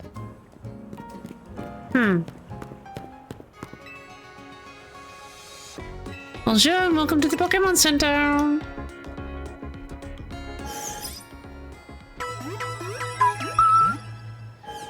Oh, and then he gives you the final one? Meganium and the rest of your team should be all better now. His name is Green Bean!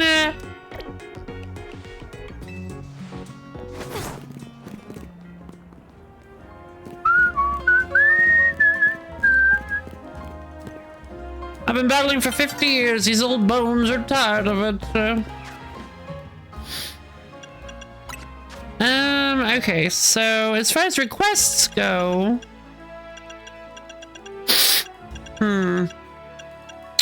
I need to Mega Evolve with 2 more Pokemon. I need to just catch more Pokemon in general. More different types of Pokemon. I need to finish surveying specific wild zones. I suppose I could do that. I need to evolve via link trade, but I don't really want to trade with anybody, so that's not going to happen.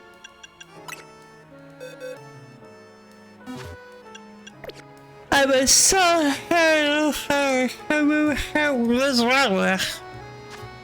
Got it? Good. I'm a solitary loner, see? I work alone. I don't play with anybody else. I play by my own rules. LoFi lady. Hard-boiled detective. And it reveals that your entire journey was orchestrated so we could get genetic samples of... Oh, no! What? No! He then combines it with the last remaining Pokemon that he has. With access to every Pokemon's DNA, he will be able to recreate Mew, which in this timeline would be a very, very bad thing, and he attacks you directly. Oh. Really? Suppose that'd be pretty interesting. Also makes absolutely no... I don't know, it feels weird for Oak's character, but... I mean... Just something that's been living in my headspace. Yeah, no, that's fair, that's fair. Sorry, I don't mean to be so judgmental. I shouldn't be. That's kind of... I mean, yeah, it's kind of cool. It's... Sorry, I was expecting you to... I was expecting a totally different direction. I thought this was going to be more of a gameplay thing, where, like, an idea that you had was that you can use that to get all 3 starters instead of trading for them. You actually have to work for them. You actually do. If you bring all of the completed Pokedex data, other than the 1 starter he has, he'll give you the last one as a reward instead of just being like, I don't know, praise. Be very out of character for the Oak we know. It would. It would. Glad we can agree on that. But yeah, it would be interesting. I do kind of like the idea that you have this, like, totally harmless little guy. It's just Professor Oak. We love him. But then it turns out that he, like, is kind of desperate for something. Like, I like the idea that you find out by completing the Pokedex that he's not just some, like, little guy, and that he's actually... Like, he has this weird plan to resurrect Mew for some reason. It would be very shocking and weird, but I think in, like, kind of an interesting way. Thunderfell Oak. Yeah, no joke. And that the gameplay quirk is a deliberate narrative subversion, as the player would logically deduce you're about to get the last starter, just like I did. Yeah, good point. It would be a neat subversion. And then Oak lunges and just punches you. I thought that's what you meant by attacks directly, but I'm like, no, I'm sure you meant that it was with the Mew, right? No, Oak just punches you, I guess. I don't think that would fit the Pokemon. I mean, you'd have to have him fight you with Mew, because physical confrontations just don't exist. At least not between humans. It's always with Pokemon.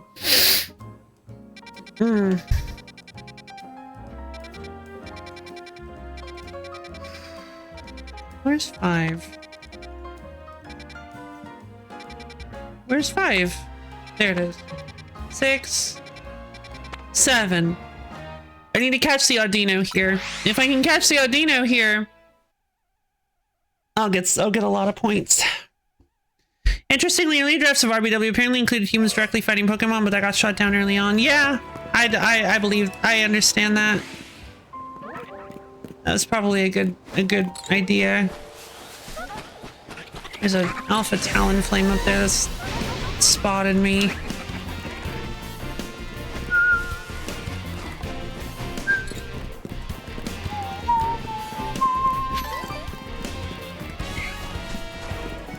It's following me. Oh god, it's so scary! Oh, no! It's like running after me.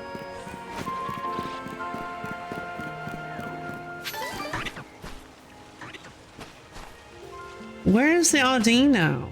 How do I get the Audino to appear, I wonder? Probably not a nighttime Pokemon.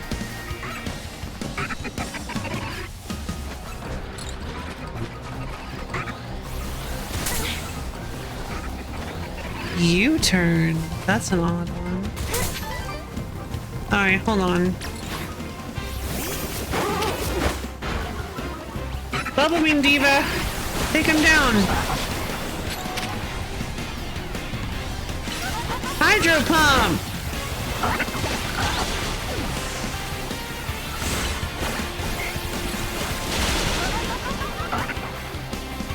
Oh, jeez. Ice Punch! Hydro Pump! No.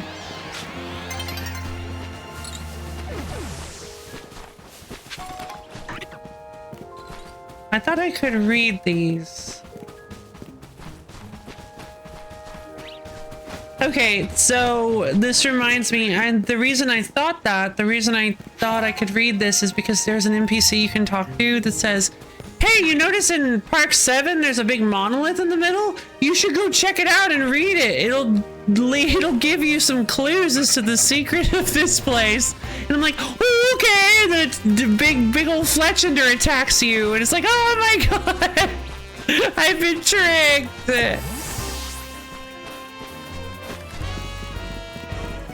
I don't know where to find the Audino.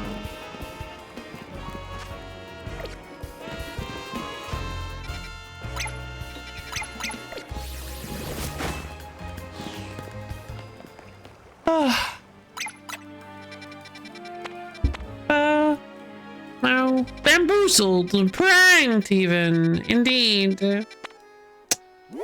I need to find that. Oh, this place! I need to find that Geibel. Pretty feathers and tiny mushrooms can be sold for a decent amount of cash. Sell them when you're low on funds, or just go fight people in dog fights at night. Numel. Gibites like to, or Geibel? Gibites. Gibites. There you are.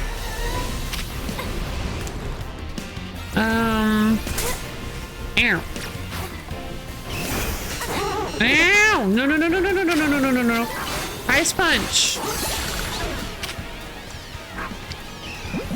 Ultra Ball. Please, please, please, please. Yes! Alright. I surveyed Wild Zone 8. Whew. And I caught a dragon type. Come on. Get me out of here. Wait. Get me out of here. Get me out of here. Get me out of here. Get me out of here. Get me out of here. Let's see. That's why so many enemy trainer sprites have whips. Oh, I see. Okay. Pretty cool.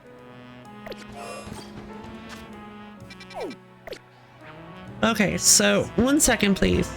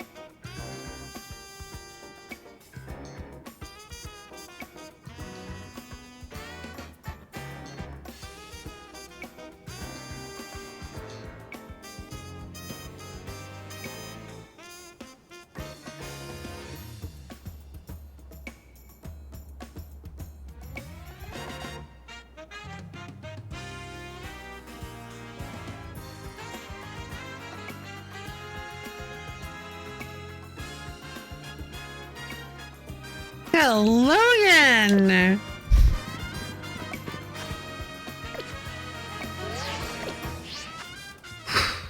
Alright, battle zone. Oh hey, it started right next to me! Yay!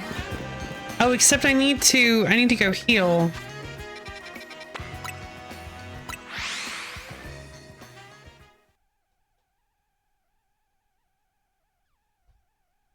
A kindly lost Pokeball collector will pick up any such balls you lose.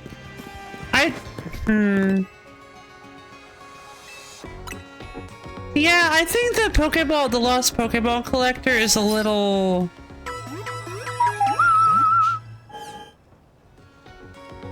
McGanny and the rest of your team, his name is Green Bean.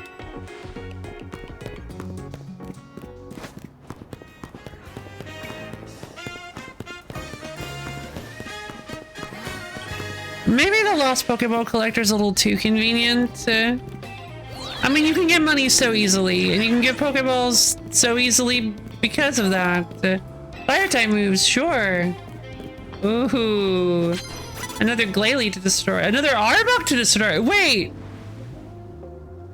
Huh. Mystical Fire!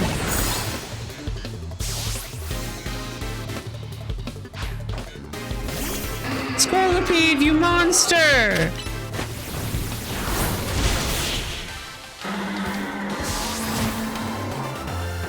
Trying to appeal to emotion. How could you do this to me? Free Ultra Ball. I get what the boss was seeing me.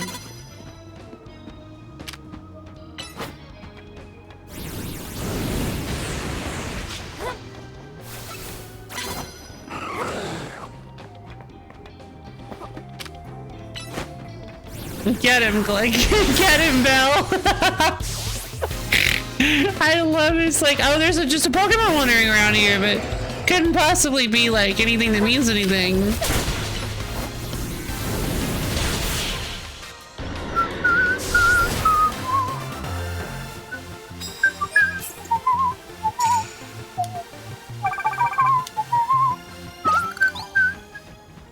You may have got the better of me this time, Lumios, but I'll be back. Someday! I will return. Flamethrower! I love the way Belle uses fire. Slurp Puff.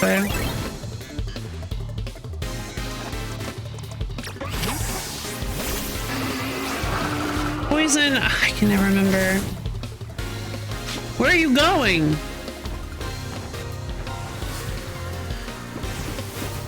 What? Run out!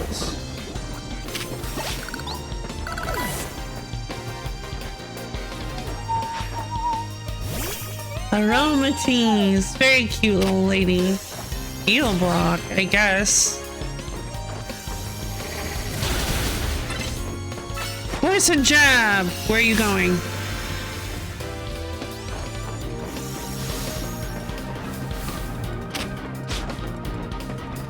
Oh, this is so mean. Are you kidding me? Alright, Hydro Pump it is.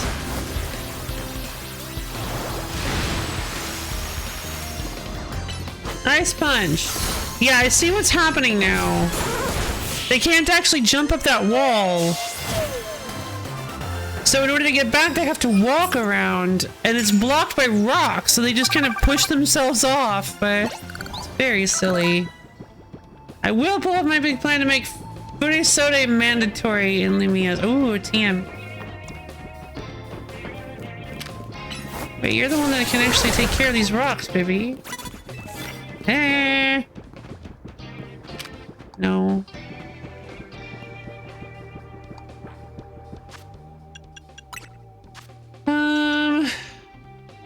Hyper Potion.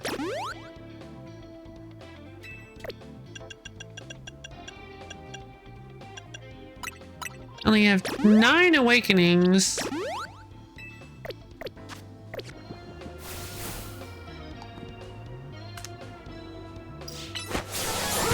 Sure would be nice if I had a fighting move that didn't take... Oh, supposed to be 5 fire type moves. No, not that!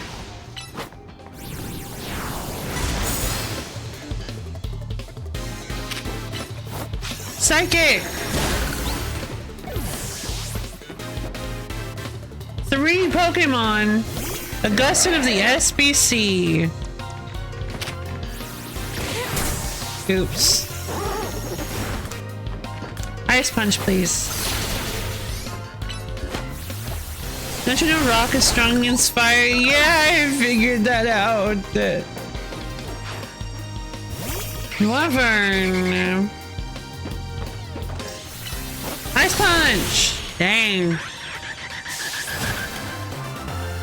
Yeah, wow. Shelgon's defenses are huge. Immediately knock out unaware Pokemon with your first blow. Okay, unaware opponents with your first blow. Sure. You ought to have my prize medals, the victor of the spoils. My prize medals. Take them knowing they're full of Lady Yassine's love. I love how stiff and bad these characters look. Oh no, I've lost. Now I'll be locked in a Yassine zone as punishment. I love when these guys stand straight up. They're just like,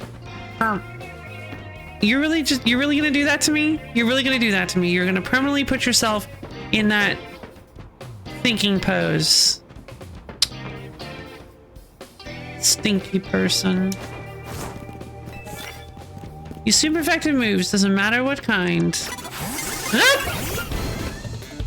I was like a million miles away. Flamethrower.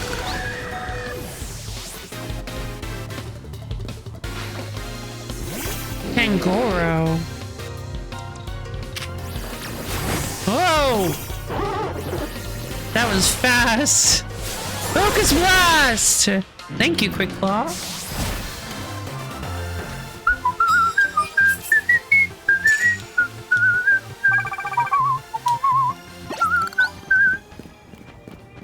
Listen, because it's simple. Power comes down to being powerful. Wow, you're so smart. Listen, because it's simple. Listen.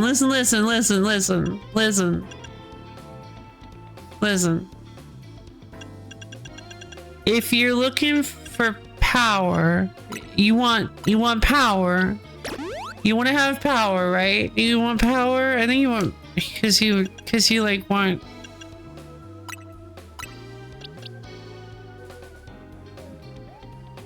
So listen.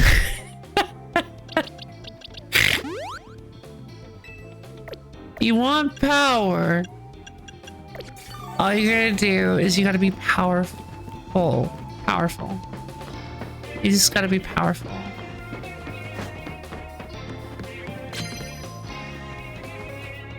Get it? Because... A TM! Yay! Ooh, it's Endure, I guess. I'm not really... I guess you can do stuff with Endure. I feel like I should probably be putting more effort into my team building. Hydro Pump! Or like my movesets. I'm just not really sure how to go about doing that.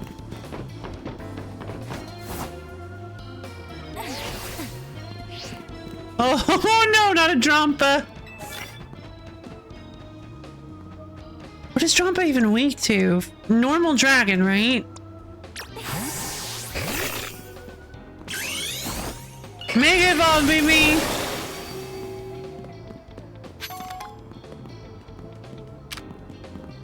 Play rough. That's the stronger one. Yeah! Manectric. Oh hey, you missed. Bulldoze! Giga Drain!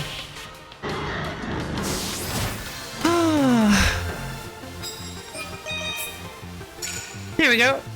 Using electric type moves. Oh, look at the portrait for Mega Mawile. I love it.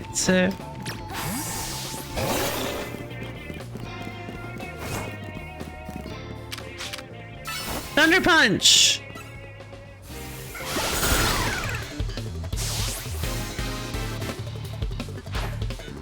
Machamp! Thunder Punch! Ooh, nice. Draining Kiss! Oh, good dodge.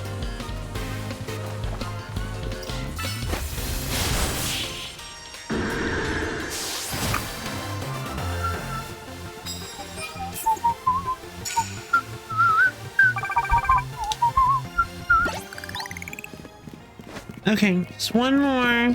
I'm here to investigate whether the ZA Royale is truly above board. Why are you doing? I feel like there's a better way to do that.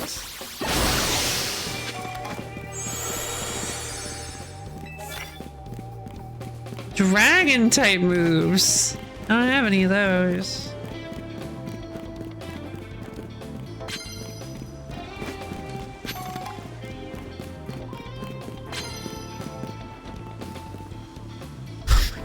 I don't have any of those.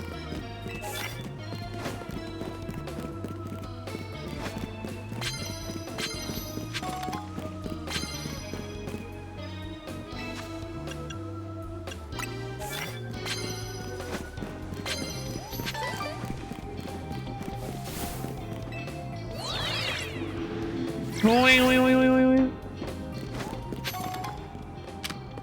Stun Fisk.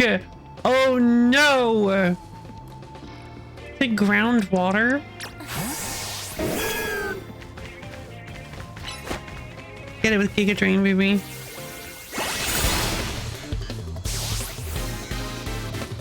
Dragon type moves. So yeah, basically just fight a dragon. The number of times you have to be fighting a dragon. That's pretty much the only way. Dig.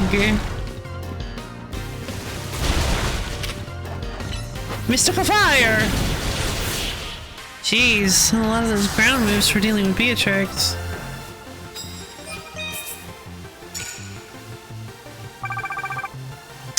God, I'm real close.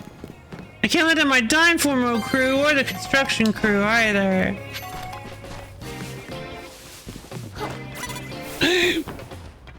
Okay, hold on. I gotta have some kind of dragon TM.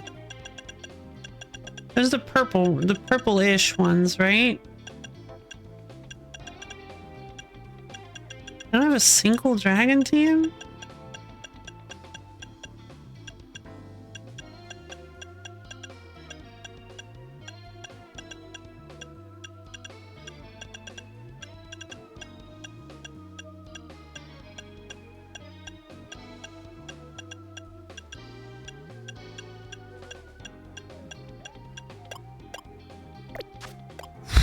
Okay.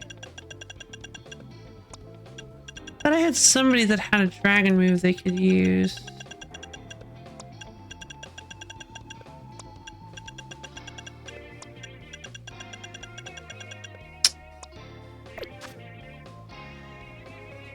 I was only listening in a bit, and after a minute or two, wondering why you kept saying Thunder Punch, Machamp repeatedly. She doing some repetitive cycle or something. Looked over, the video was still going normally. Just the audio. What? No way!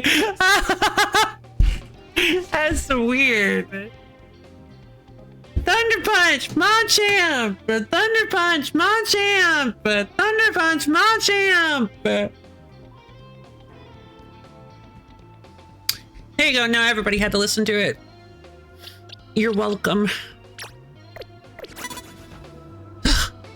Hi, baby.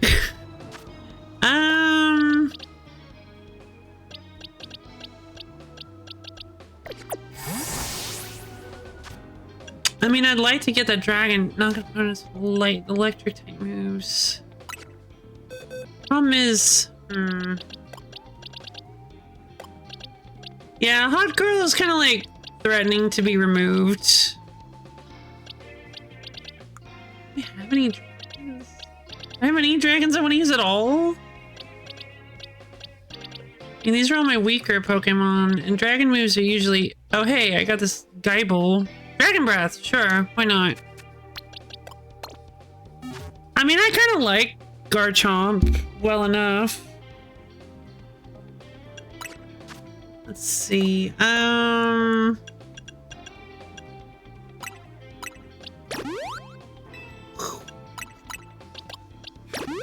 Garchomp is dangerous? Yeah, I suppose that's true.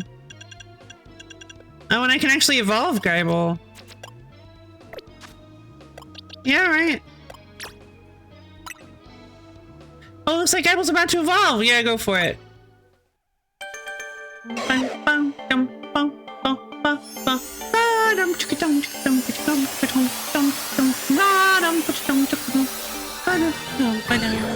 Yeah, you're Geibel evolved into Gabite. Yeah. Do I have any... I mean, I don't really feel like a dragon type Pokemon is even remotely like necessary in this. I feel like Hot Girl is way better. I mean, Gabite does have, I mean, getting a ground type would be nice. Because right now the only ground type I have is I did not realize that the Geibel line was ground type. That's actually really cool. The only ground move I have is Bulldoze on Green Bean. It's not even Stab. Ground moves are really helpful. You should at least get a cool dragon like Charizard. What do you mean Garchomp is so cool? Way cooler than Charizard.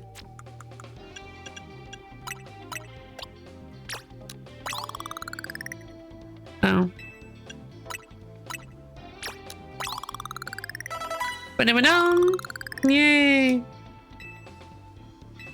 level 26. Doesn't... Okay, first off, I mean, like, it's gonna take a lot of candies to get Gabite to where I can actually use her. But also... Oh wait, what should I name her? Hold on, I need to name these Pokemon.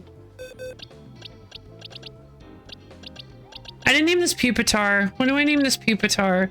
Didn't I already have a Larvitar? Or no, I evolved. Right, I evolved my Larvitar.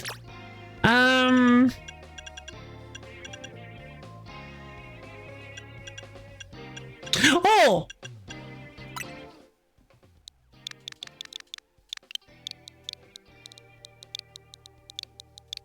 Sandrew.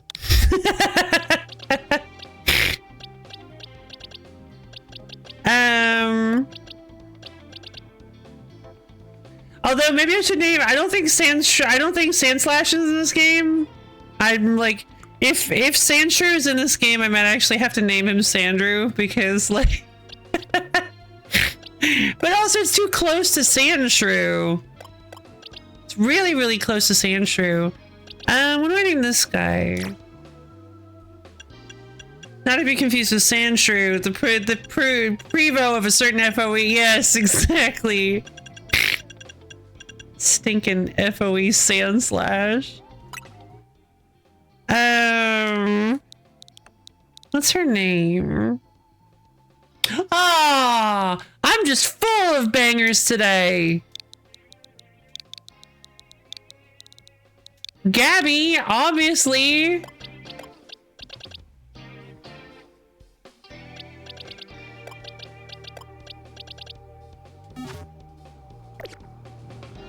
Alright, Gabby. Do your best, I guess. Just hit him with one Dragon Breath and then just get out of there. No! I'm gonna cry. Wait, don't die, don't die, don't die, don't die, don't die. Feather Dance. Help. Oh wow, the Moonblast missed. Play rough.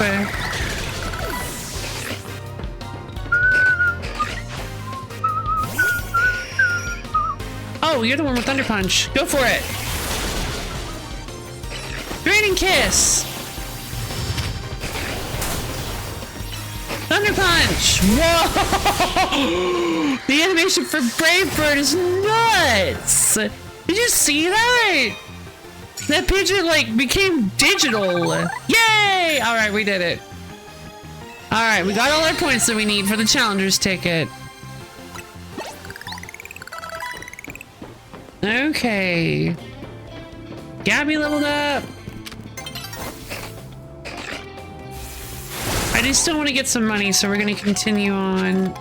And shall. No. No. No. What did I use to defeat you last night? Oh yeah, Focus Blast.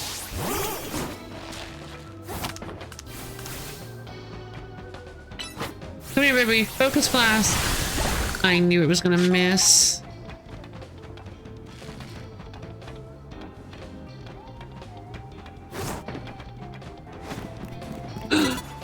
Fidget. Help.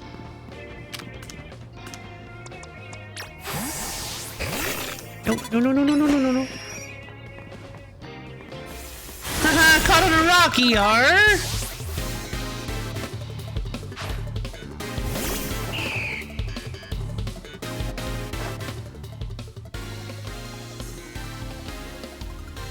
Oh my god.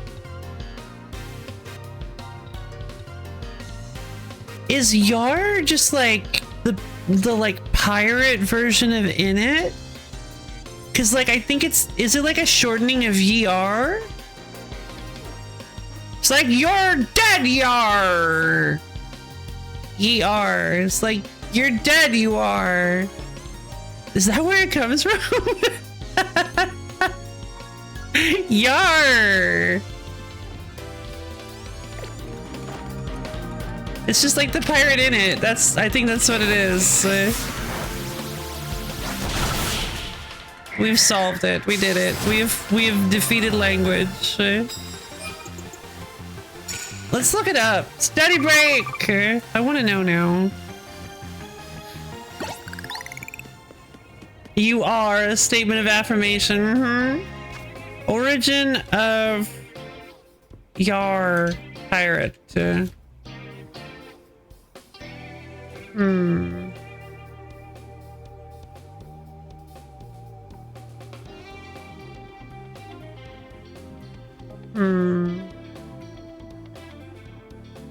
Pronounced also as yar and r. The word r is traditionally said by pirates when responding yes or when expressing excitement.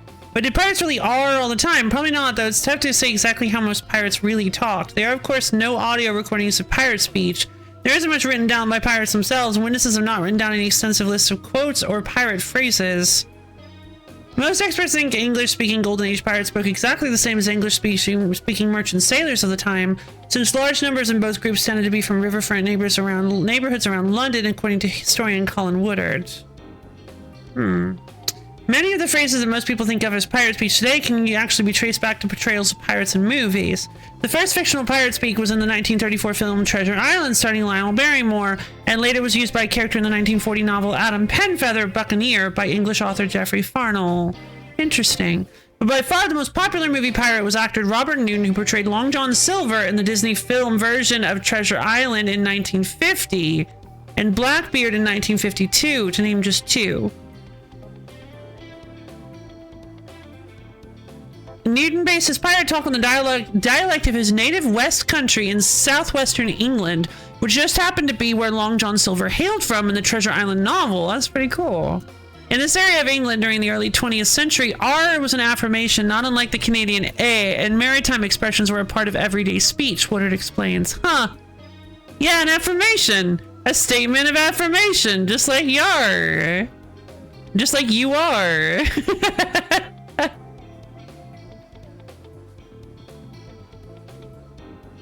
While some pirates and mariners did come from that area of England, most did not, so the majority of pirates didn't speak like actor Robert Newton's Long John Silver. Huh. But it's just kind of what we've come to associate with them at this point. Again, that was one article, so take that with a grain of salt. At least it wasn't Wikipedia. Got a prize for the winner. Thanks. Revives? Whoa, 3 revives! You rule! It's nearly daybreak. Hey! I was in a bush! I mean, I guess it wasn't technically in the bush yet, but I was almost there. Give me your life force. It's crafty. That's right. Fairy beats oh. Ironhead.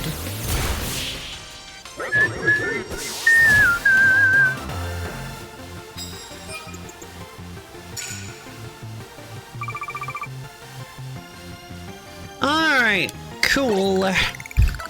Working my way up the ranks here is more fun than it is in the office. I mean, yeah. Land hits with Mega Evolved Pokemon. I can do that. Defeat trainers who are higher ranked than you. That's just not easy. Mega Evolve, baby!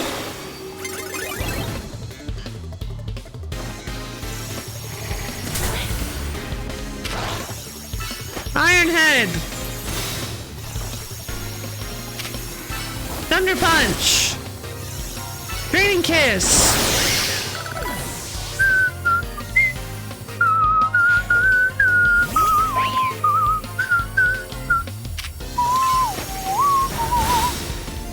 Jeez, good one. Meow, meow, meow, meow.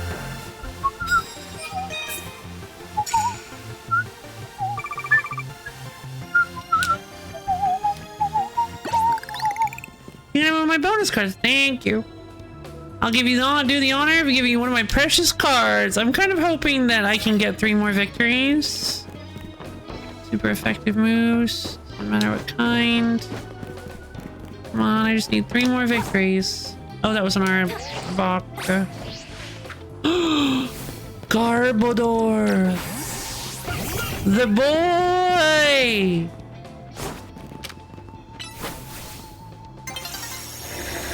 Psychic! No! It's another trash man! Psyshock! Look at the trash man! We love him. I thought Trubbish and Garbodor were...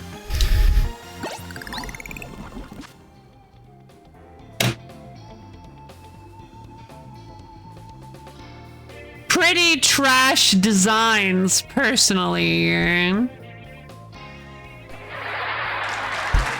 welcome. Waka waka.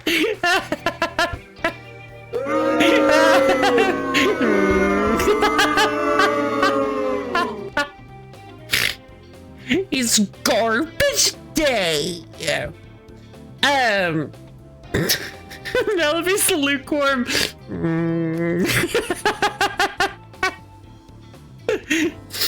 Honestly, I didn't like Trubbish and Garbodor very much. I'm like, why would you make a Pokemon out of just trash? But they've grown on me a lot.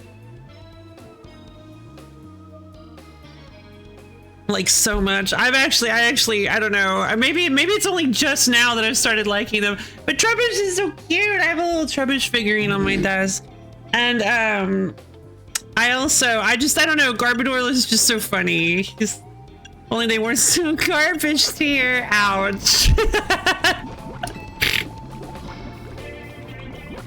Oh, wait. Oh, Belle's poisoned. How did that happen? Garbodor or Garbodor? Oh, Garbodor, I adore.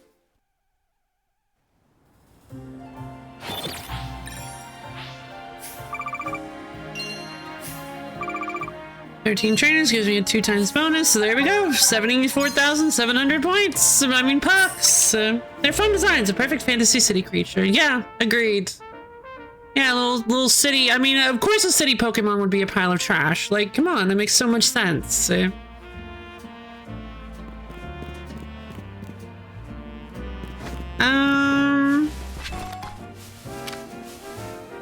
They were from Black and White, right? I feel like a lot. No, what gen were they from? Probably X and Y. Were they from Gen 5 or Gen 6?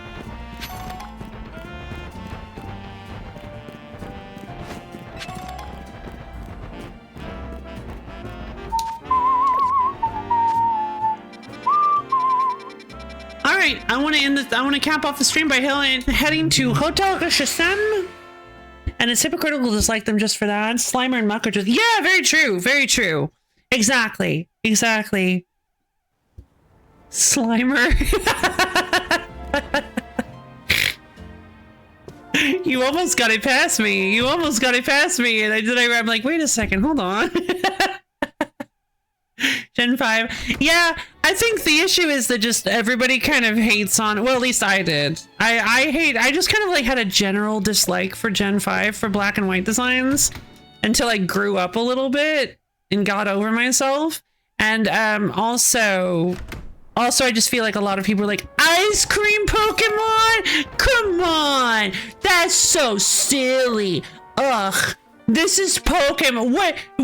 That design is too silly. What do you think this is? Digimon? We're playing Pokemon. This is serious. And I'm just like, oh my god, what is happening?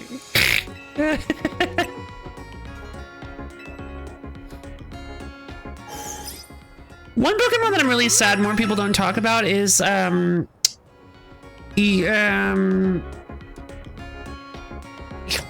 can only remember the Reuniclus, Duosion, that line. I feel like I've never heard anybody ever talk about this Pokemon.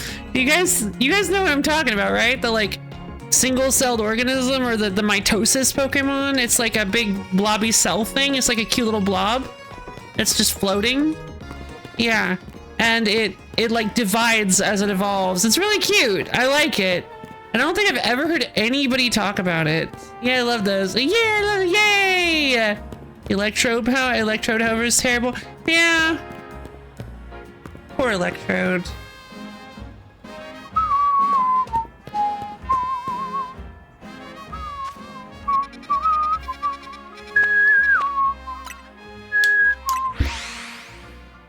Only while I'm looking at them, yeah, they're like the Koishi of Pokemon.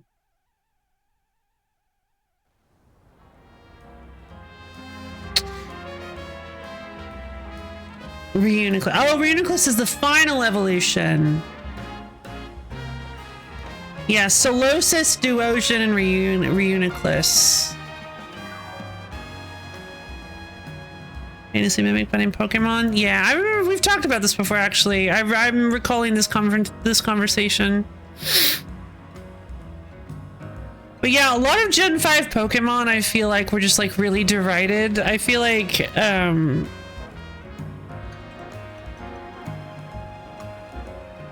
people kind of like... it was like, I don't know what happened. Maybe it was like a transitional period in that generation's life where people were just kind of like, ugh. What's with these new Pokemon? I want Pikachu! I want recognizable Pokemon like Pikachu and Quillfish! Where are my babies? What is with all these weird Pokemon?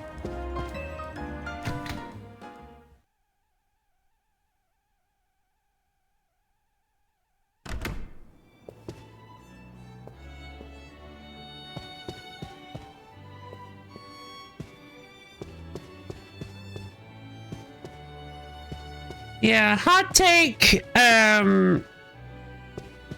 People only think the new Pokemon designs are weird and running out of ideas because they're not the Pokemon that they grew up with.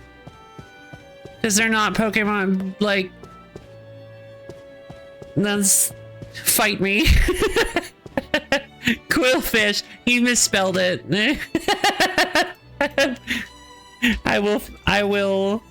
I will defend my baby to my dying breath. You misspelled it. Quillfish, the top shelf standard. Exactly.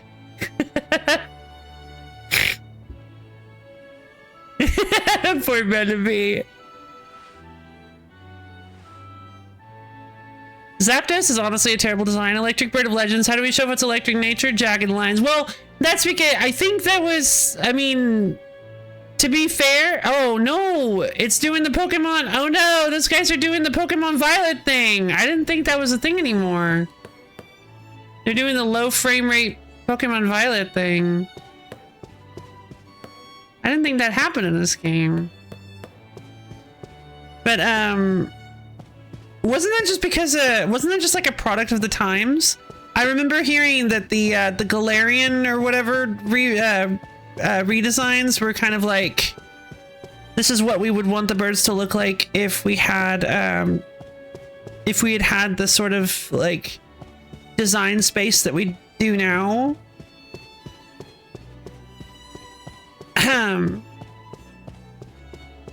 That could just be a rumor. Nice, you got yourself a Challengers ticket. Let's head in then. Yeah, whatever. Hey, Laban. Nice, you get... I forget that they do that. Ready to battle, huh? Okay, gotta get back into work mode. Would you permit me to take your photo for the tournament bracket? Go right ahead. Oh, yeah, go right ahead. I'm gonna go too.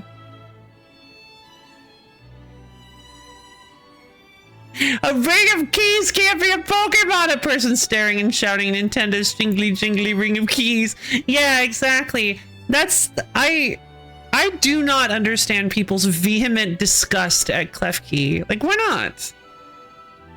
Like seriously, why not? I mean, you have a Pokemon that's literally... It could honestly... I would like to posit... I have a biologist's... Well, I want to say, like... I have a potential biological perspective of this. I think... Here is my hot take. I think that Klefki is evolutionarily very similar and related to Voltorb. I think Klefki and Voltorb are very evolutionarily similar. In the fact that the whole idea was that Voltorb is like Rabbit already mentioned, classic fantasy mimic, but in Pokemon. Voltorb is a Pokemon that looks like a Pokeball. How does that happen? Like considering the fact that old Voltorbs and Electrodes were like wooden, they looked more like the old Pokeballs they used. Clearly they're mimicking Pokeballs. Klefki is mimicking keys. Maybe. Like, I think Klefki, I mean, like a good old ring of keys. I think Klefki and Voltorb are like very similar, very, very closely related, like chickens and dinosaurs. All right, I will now take your photo. What kind of expression will you make? Happy. I'm happy. Say cheese. Perfect. I thought Klefki was stealing key. Oh, that's so cute. I didn't know that. Call it Klepke. They were just mimicking the right. Wait. The ring. Ah, okay. I do, however, prefer the Gen 1 and 2 art style, making the mons looking like living creatures, Pidgey having ruffled and uneven feathers and actual claws, for example, or Vulpix looking like an actual fox like her. Yeah, that's fair. I do, I kind of get that. You do make a good point that Gen 1 and 2 designs were, I feel like, more understated than the newer ones. Like I said, I said fight me because, I mean, you're fully open to criticize my takes. But yes, I feel like old Pokemon are a little bit more understated in design than the newer ones, just because, I mean, the technology has improved and art style, just like tastes in character design have changed, and the way video games are made and look have changed considerably since then. The amount of pixels we have access to is way larger than it used to be. So I feel like I feel like there probably just wasn't a lot of room for immense detail on the old screens, which might have led to some of the designs being the way that they were. I don't know. But yeah. Them just looking like basically cute plain little animals, the original artwork, that's fair. That's fair. It's a good point, because they did actually have artwork like in the guides and stuff. Kindly follow me to the venue. Lady Hyacinth's waiting for you. What? I always argued that Klefki should have been a Spinda type deal where no two have exactly the same design. In Klefki's case, it would be a pool of different keys, each one. Oh, that would have been really good. That would have been really good. I would have liked to see that. And then one of them, there's like a super rare one that just has like a really elaborate skeleton key, and you're like, like a really fancy looking one. like the fantasy skeleton key, not like an actual skeleton key. Like a fancy like key with a skull on it, and it's just like looks like it's made of bone. Maybe it's glowing. There's like dark flames coming off of it. Clef Key, where did you find that?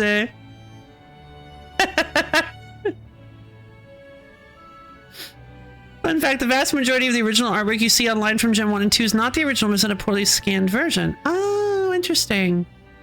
Finally, we've been waiting here forever for you, LoFi.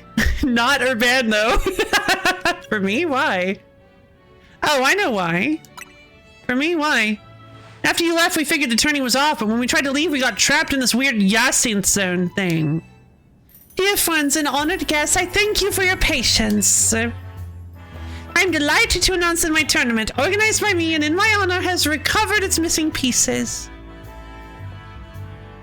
Now have a look at the tournament bracket. Oh. Okay. So she just gets a bye for every phase except for the finals. I guess the point is that she's the champion. Okay. So, where am I? Oh, there I am. I was like, I don't know what I was expecting. Oh no, I have to fight Kanari. Oh no, I have to fight Kanari again. And then I have to fight either the fighty guy or Poison Steward. I don't remember their names.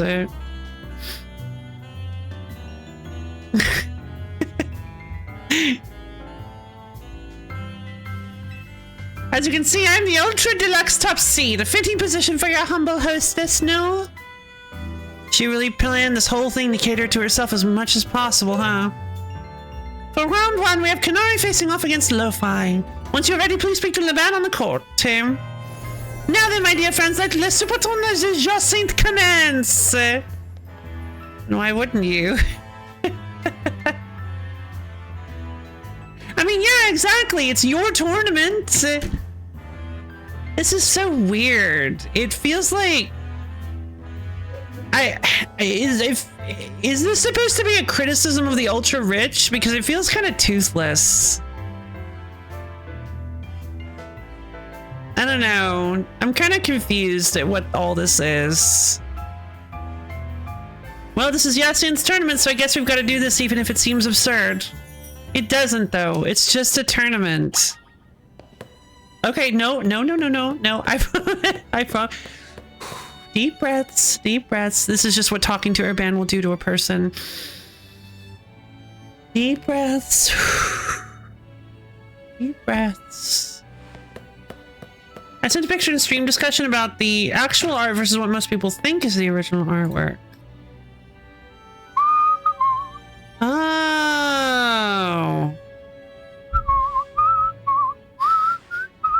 Yeah. The one on the left is the art that appears in my old yellow catalog.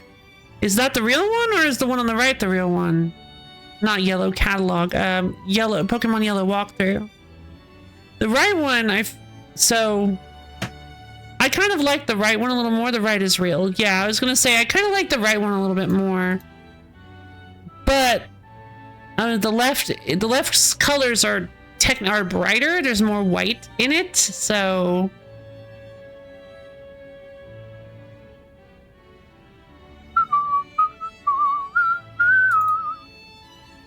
okay. Ivor. I'm excited to see how much stronger your Pokemon have grown, LoFi. And what is this guy's name? Philippe. As you may expect, the Rust Syndicate usually prefers to avoid the SBC. Hey, Corbeau. Good luck, kid. Sure. All right. And then I'm gonna have to fight. Okay. 1, 2, 3, 4. 4? And I have to do 4? 1, 2, 3, 4. Jeez. Okay, well, I don't think this is gonna happen today. Wait. Am I gonna have to fight Urban in the finals? I bet you I'm gonna have to. I bet you Urban is going to be the one to make it, or semifinals. I bet Urban is going to make it to the semifinals. So I'm going to have to fight Canary, probably Philippe. Probably Canary, and then Philippe, and then Urban. No, probably Ivor, because this is like a rematch of all the... It's probably going to be Canary, Ivor, and Corbeau. I think Corbeau's going to completely skunk Urban. He'll be out round one. That's what I was thinking. Yeah, I'm like, he's got to be. But this might be a rival fight type deal. No, they're having me refight all of the high-level people I fought. That's the order it went in, was Canary, Ivor, and Corbeau. You're just having me refight everybody. Because... Oh! And that makes total sense because I'm about to be rank B. This is like the penultimate thingy thing. I'm about to be rank B. And then once I'm rank B, there's only one fight left to... One challenge fight left to go before I'm rank A. Huh. Okay. So this is like... This is like, what, the 7th gym leader? Maybe even the 8th, because you could consider the fight to rank A to be like the Elite 4, probably. This is honestly feeling more like the Elite 4. Ugh. Except it's like trainers I've fought already. I guess we can give it a shot. Let's try fighting Canary. Canary is electric, but also has ground. Has Electros. The problem is I really want to train Gabby, but Gabby's just kind of pointless here. I don't know how to train Gabby. Like, Gabby is so far behind, and I can't get, like, the crystals I need to actually... The experience crystals I need to actually level Gabby up properly. Maybe this fight will give a decent amount of experience, but going in with only 5 effective Pokemon, effectively only 5 Pokemon, is a little nerve-wracking, considering how ridiculously strong these fights have been. These guys have been. These Mega Evolutions are, like, really, really, really, really, really dangerous. But now this time I actually have a Meganium, so I guess, you know what, let's just give it a shot, whatever. Your first opponent will be Canary. Are you ready to start the battle? I guess I'm ready. Except I think Beatrix is currently Mega Evolved. Without further ado, let the battle between Canary and LoFi begin. I'm just here to show all my adoring Canatics how cool and strong I am. And because I've been trapped inside of a prison cell, effectively. Honestly? I mean... Whatever. This time I know I'm gonna win. Oh, thanks, Rabbit. Pour one out for Loaf's not drinking coffee anymore. Pour one out directly into your mouth. You were challenged by Canary of Dynaformo. Alias, huh? Alright, Green Bean, let's do this. Oh, this music is good. Bulldoze!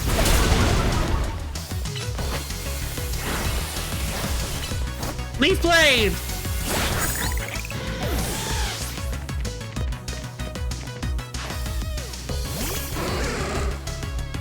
This is good. I like this. Oh no. Leech Seed. Giga Drain. Oh no.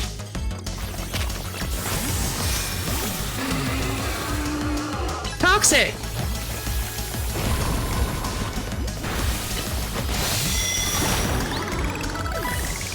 Okay. Stun for no! Oh god! We're all doomed! We're all gonna die!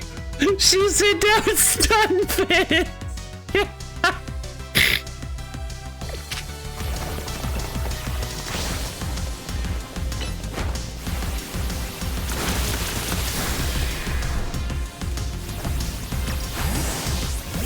Huh. Draining Kiss! Okay, I need to send in Green Bean. I got 2 of these. Let's go. Mega Drain! Alright, I was saving my Mega Evolution for the real fight. Alright, Electros, let's do this. Enough playing around! Electros, let's crank up the voltage of Mega Evolution! She missed the first time. I forgot she does that. She's like, whoops, okay, gonna play it cool. There he is, little eel friends. My turn! Gonna show you what I've got. Come on, Green Bean. It's time to rock the house. Show her something she's never seen before. Me Seed. Bulldoze! Giga Drain! Leaf Blade! Blam! Easy as pie. He may have gotten stronger, but I didn't even use Mega Evolution last time we fought. You thrashed my whole team, even Electros again? Nah, I love Meganium. When I was with a baby rabbit, I remember playing Pokemon Go and constantly starting new games. You saw 3 stars and Meganium was my least favorite. Oh yeah, no, Meganium is awful. Yes, I lost again, me, but I'm Canary. Thank you both for that spectacular battle, Canary and LoFi. The loser shall be put to death. I'm all excited. I'm kidding. I'm kidding. She didn't say that. I'm all excitement and anticipation to see how the rest of the battles play out.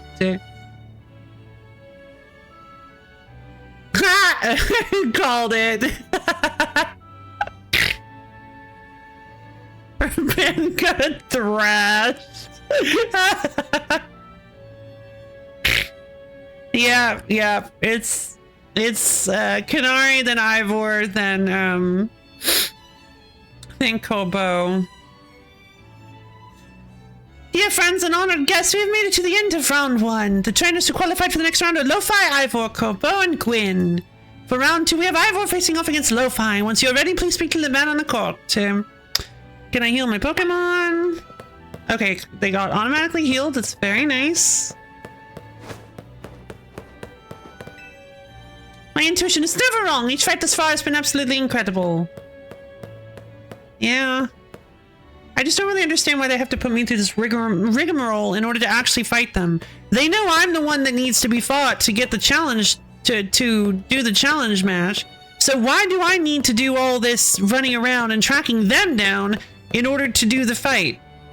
Why isn't there any, like, sort of system that allows you to more easily to easily track down your opponent? Why isn't there like a messaging system, like a DM system where you can be like, hey, can we meet up at Cafe Galant or something? Like, no, you have to just sort of go through all these hoops. Like, I wonder who this person is. I'll just wander through the streets and ask random people, or I'll like consult my friends to find out their darkest secrets and figure out how to like track them down in person. Your next opponent will be Ivor. Shall we begin the battle? Yeah, I guess I'm ready.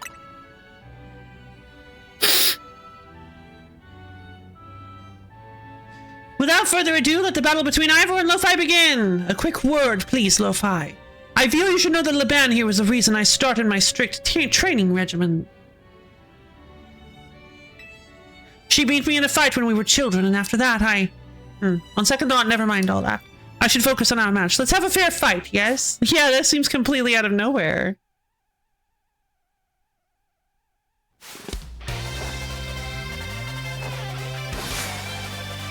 You are challenged by Ivor of the Fist of Justice. It's a Heracross. Alright, Green Bean. It's time for you to be immediately switched out. Oh no!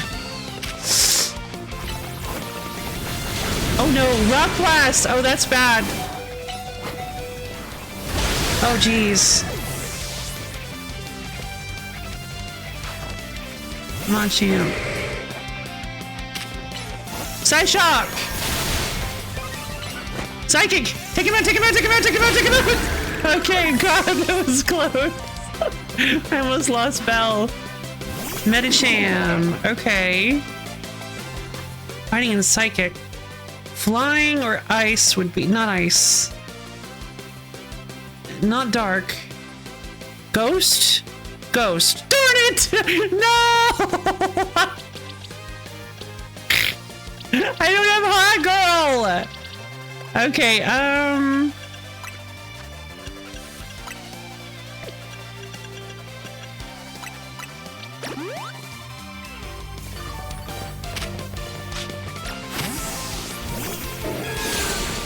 Leaf seed. Oh, come on. Ugh, it was fast. Oh, that was really lucky.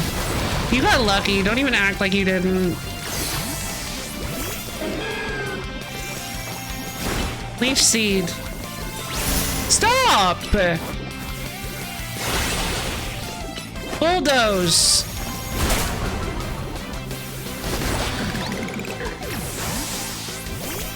Alright.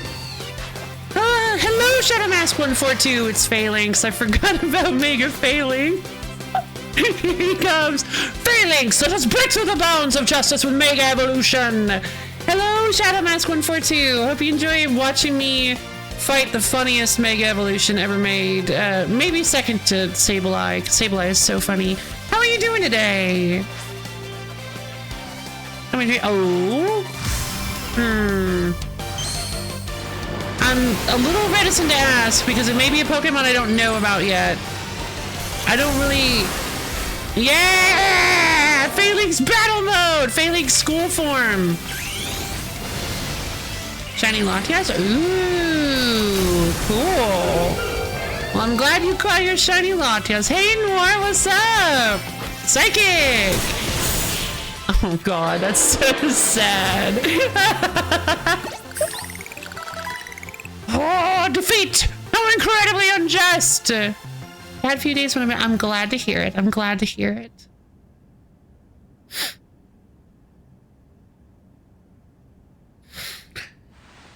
Your power was too great for my justice to crush. Now that I am stronger, I thought I could defeat Liban and thus heal from my past trauma. But it seems I still have more training to do. On the plus side, though, that means I have room to grow. I have high hopes for my future self. I wish you all the best in your upcoming battles, LoFi. Another outstanding battle. Thank you for that performance, LoFi and Ivor. I do hope the remaining battle for this round will be equally enjoyable to watch. Yeah. Dear friends, oh wow, it was Corbeau. Who could have possibly seen that coming? Dear friends and honored guests, we have arrived at the end of round 2. The winning trainers this round were Corbeau and LoFi, which naturally means they will be our competitors in round 3. Once you're ready, please speak to the man on the court, Tim. Okay. Mawile is, or Beatrix, I should say. Beatrix is going to be very helpful here.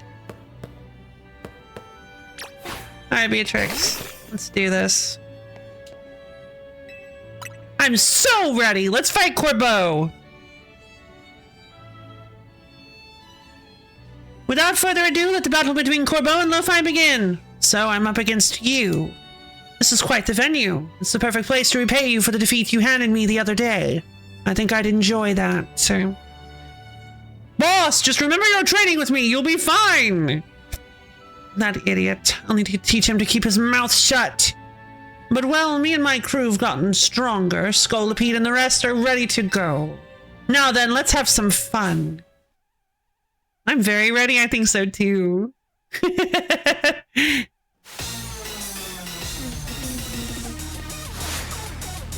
You were challenged by Corbeau of the Rest Syndicate.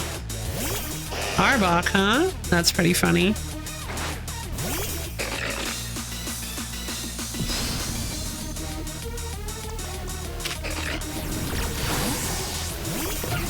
Ah, that's pretty clever. I'm gonna open with Psychic.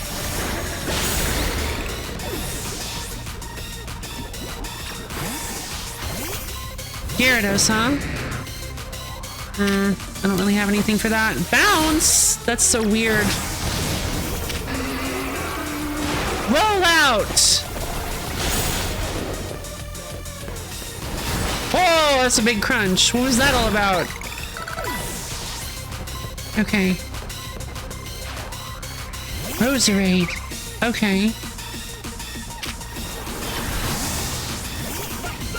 Mystical fire! Psychic! Nope, not fast enough. Here it comes. Wait, should I actually play this really silly way? You're our last chance, Scolipede, but this is where the fun starts. I should do it. I'm gonna do it. This is... I'm probably gonna throw the fight if I do this, but I don't care.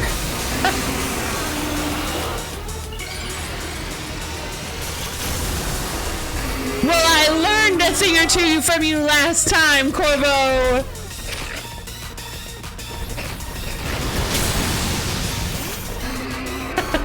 I have my own big guy! Come on, Vlomp, let's show him how it's done! Roll out! Toxic is not gonna affect him.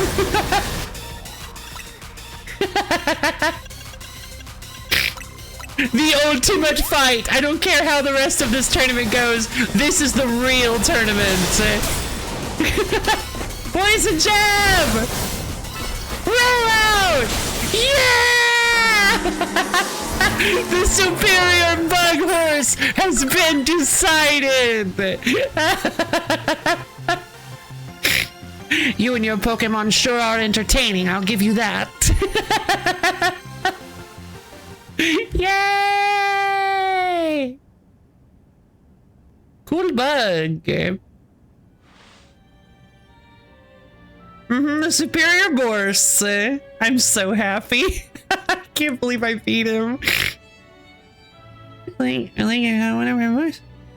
Ah, shame. Yeah, I was mainly using marksman when I played that awful game. Blast. Still not good enough, eh? Not even after I roped Philippe to help me train up, embarrassed as I am to admit it. Still, battles with you were a good time. Swing by our office again if you want to have some fun. I caught every moment of your battle for my VIP courtside seat. Thank you for your truly spectacular performance, LoFi and Corbo. The trainer has fought all the way to the top of Le Super Tournoi de Jocintes. My personal favorite, LoFi. Okay, great. In your next battle, you'll be facing off against none other than your gracious host, me. Okay, Jacinthe.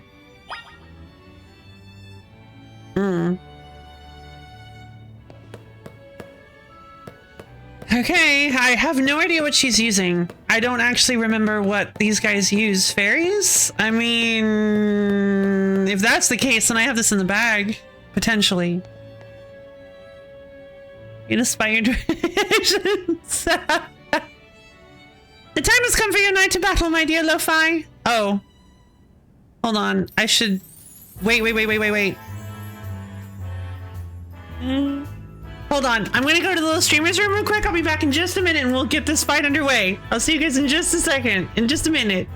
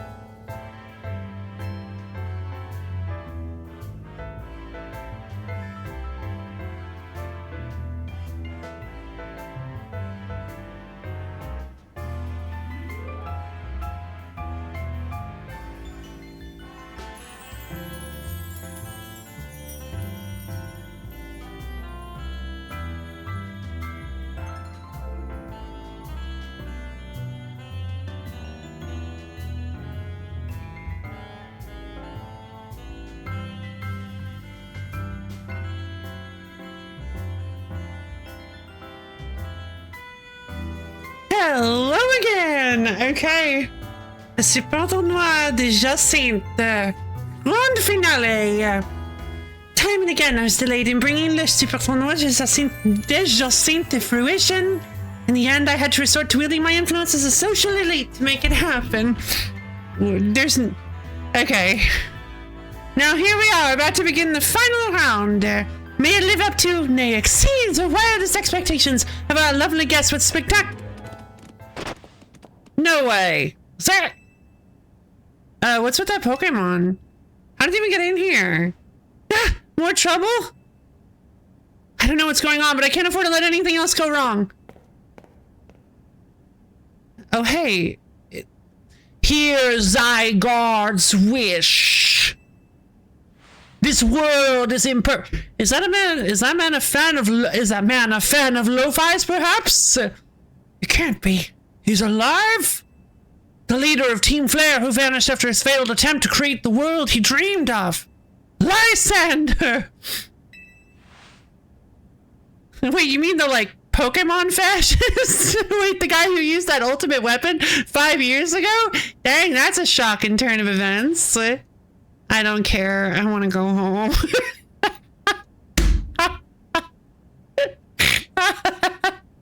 Goodness me. It's literally thinking that, yes, no, he is. Like, that's exactly what happened. There's a clip of Elle showing up, and I was like, haha, what is it, Lysander? Like, it did the exact same thing where it showed his legs first, and I was like, haha, what is it, Lysander? And then it fans up, and it's clearly Lysander, and I'm like, oh my god.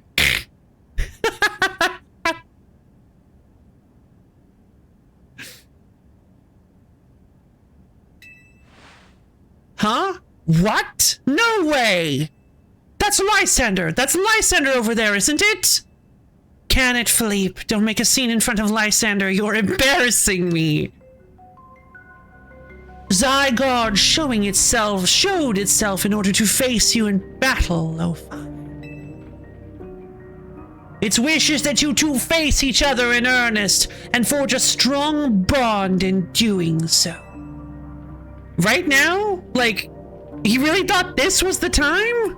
The type of bond that I mean is a connection that can never be severed. Can't release him, no matter how much you want to. You can't do it. The button's been removed. Without such a mighty bond, you cannot hope to save Lumiose from crisis.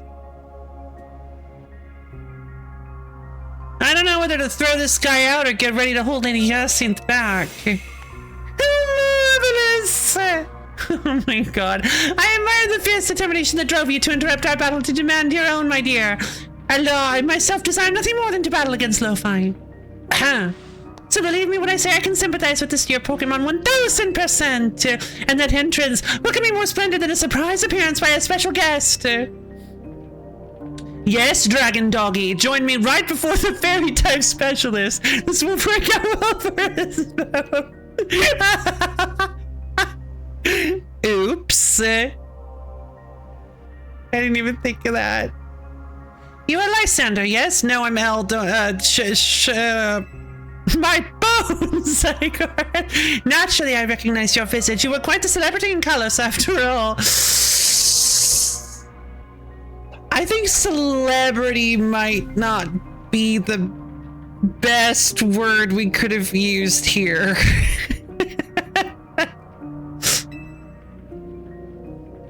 I will ask the hotel staff to come by with more hors d'oeuvres. It doesn't matter who I was. I remember none of it. Oh, that's quite convenient, isn't it? That's quite convenient.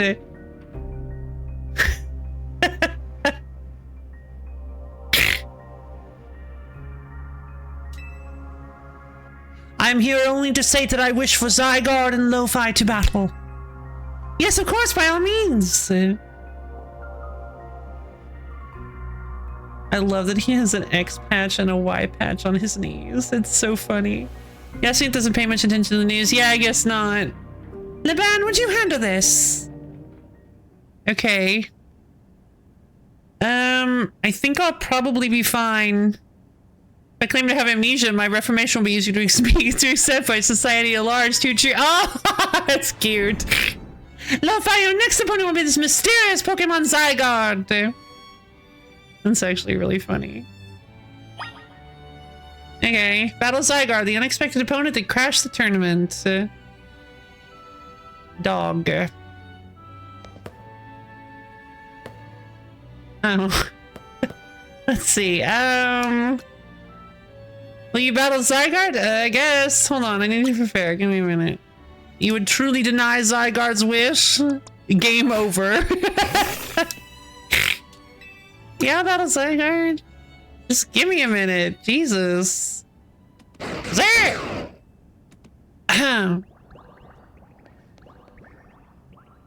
Oh no! Here they come! Oh no,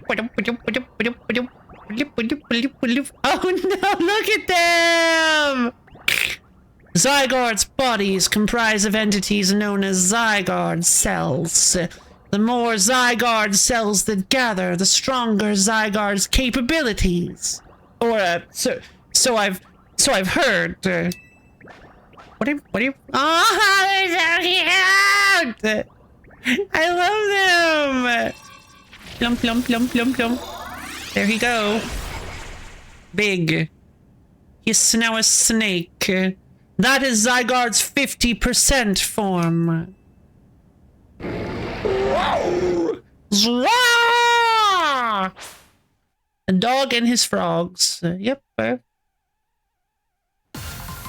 You got into a battle with the mysterious Pokemon Zygarde. Go, Beatrix! Do your best! Dreaming Kiss lands Wrath. Oh god. Oh, I'm dead.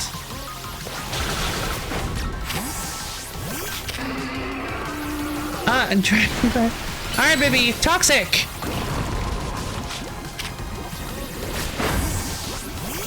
Leaf Seed! Stop hitting me! Oh! Okay! Leaf Blade!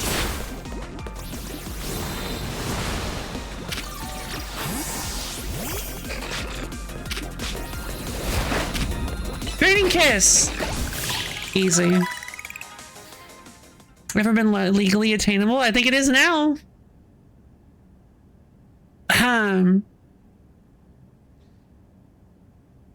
Like, so I wanted to fight you. What's with all these Pokemon? No, I wanted to fight you. What's with all these? There. Dog mode. What? Bye, I guess. As best I could tell, Zygarde seemed pleased. Now you have seen Zygarde in its 50% form, but not yet in its 50% form A, but not yet in its ultimate one, Zygarde complete. I will collect the remaining Zygarde cells as Zygarde has commanded me. You must focus on becoming a Pokemon trainer mighty enough to fight at Zygarde's side.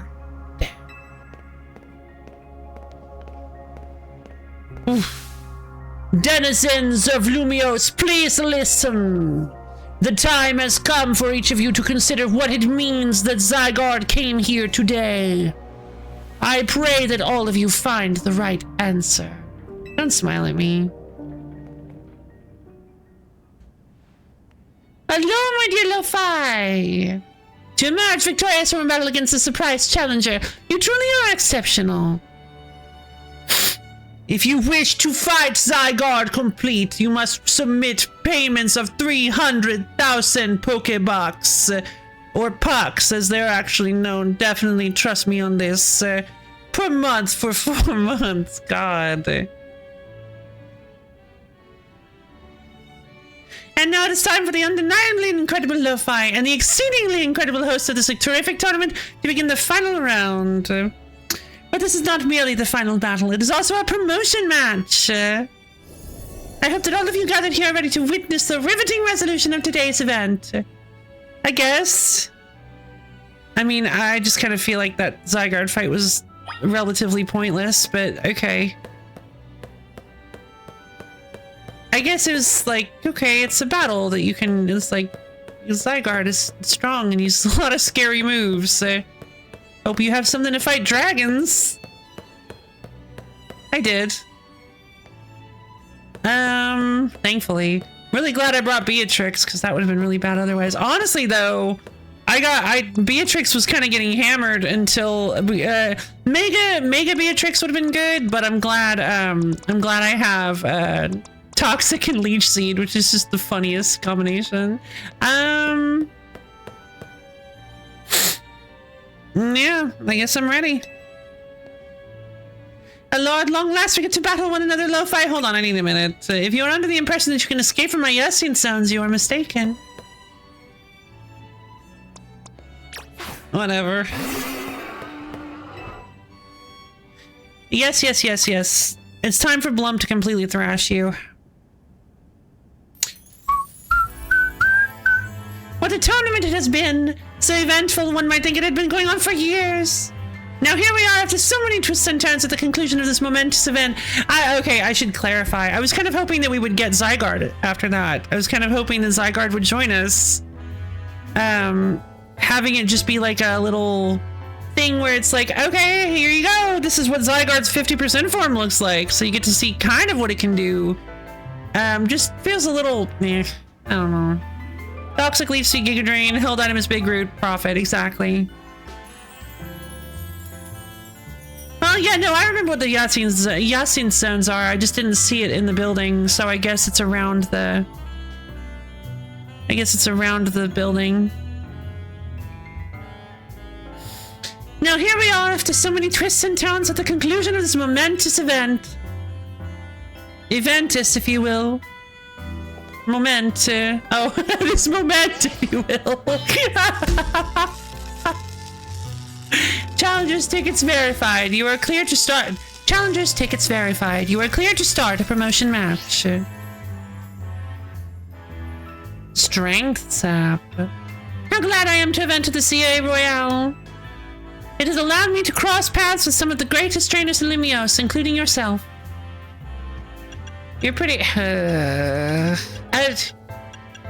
you're pretty great yourself. I know.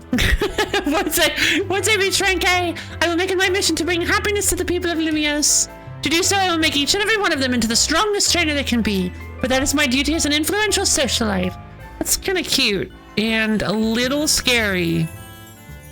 Let us begin our promotion match in the conclusion of Le Super Tournoi de Jacinthe. May it be a battle worthy of the occasion. What? Alright, let's do this.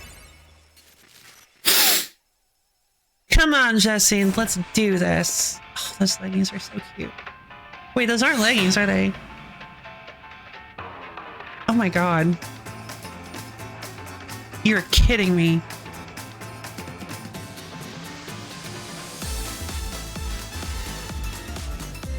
Yes. Yup.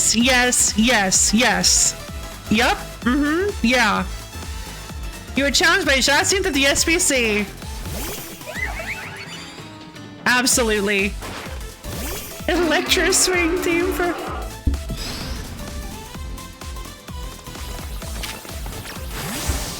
I am so happy. Giga Drain! Leaf Blade! Okay, her theme is incredible. Like, this is actually just incredible.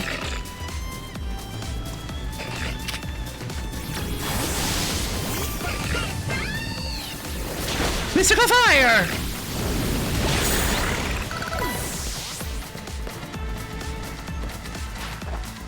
Aurorus. Rock? What are you doing? Do something. Hydro Pump! Oh, rude. Focus Blast. Point blank. Gardevoir. Oh no, is this her? No. Psychic? Hold on. Wait. Help. Oh no. Oh, that's not good. Poison Jab! Roll out! Oh boy. Here we go. What's your Clefable? You're kidding! What does Mega Clefable look like? It is our responsibility as elites to guide the masses, Clefable. That's a little...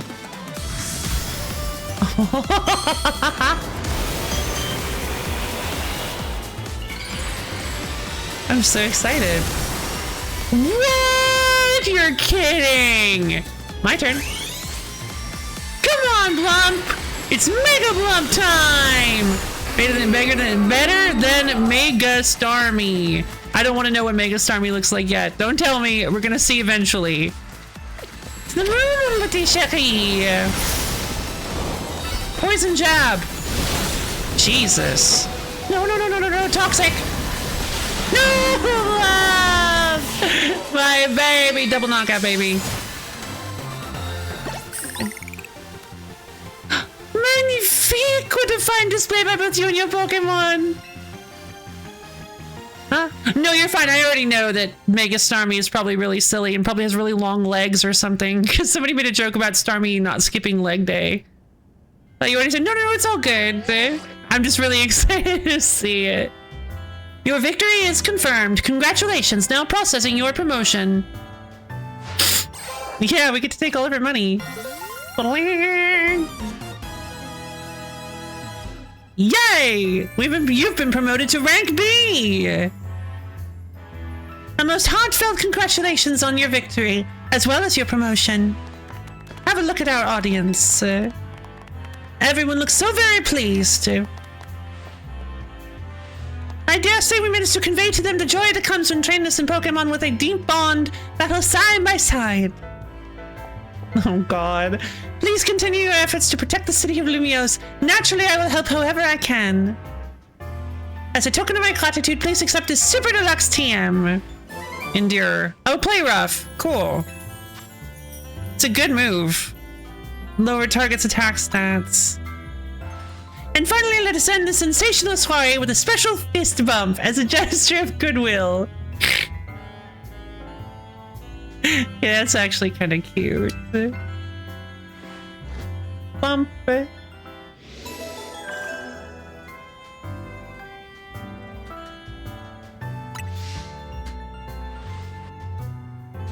Now then, let us give another heartfelt round of applause to LoFi. Thank you. Thank you. Oh, a high society bump, indeed. As opposed to my high society blump. Wow, LoFi, I can't believe you won Justin's tournament and your promotion match. It's almost like you're the only one of us here that has any sort of like skill in Pokemon battling. I'm gonna be nice. I can be nice. I can be nice. I can be nice.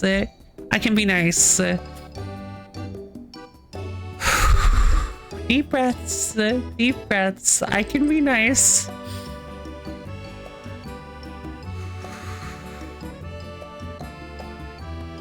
You give me the start. Oh, those do look good. So you're ranked B now. I'm still ranked C, but I'll catch up to you in my promotion match tomorrow. Have they all been against toddlers? Who am I kidding? I fought a toddler that's better than you, Pokemon. And how better to celebrate than with my signature croissant curry? Let's eat! No, I'm good. We'll just get through this as quickly as we can. I hate interacting with these people. We're just gonna get through it. We can do this together. We can do this together. We're gonna hold each other's hands. We're gonna just really, we can do this. I thought we might all get to eat at that ritzy party, but oh well, maybe next time. Having the same meal as always doesn't feel very celebratory, but I suppose I could have a bite, so. Finally coming around to appreciating the delights of croissant curry, Naveen? No, but it'd be rude of me to refrain from eating when we're celebrating. Its delights are and will remain lost on me. Anyway, quite the tournament, wasn't it? I can't believe even Zygarde showed. I'm starting to get anxiety about it. Yeah, that is a lot of ruined croissants. And they're not even getting eaten either. Like, Naveen refuses to eat his, and we've never seen anybody eat any of these. There's just a lot of wasted food. I can't believe even Zygarde showed. Who's Zygarde? Not much. Who's Zygarde with you?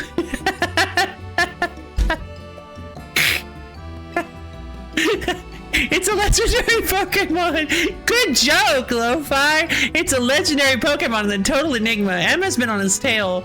For some reason, it seems to have taken a shine to LoFi, the greatest jokester of our generation. Oh, so that's the Pokemon we saw after we calmed down that Mega Barbarical.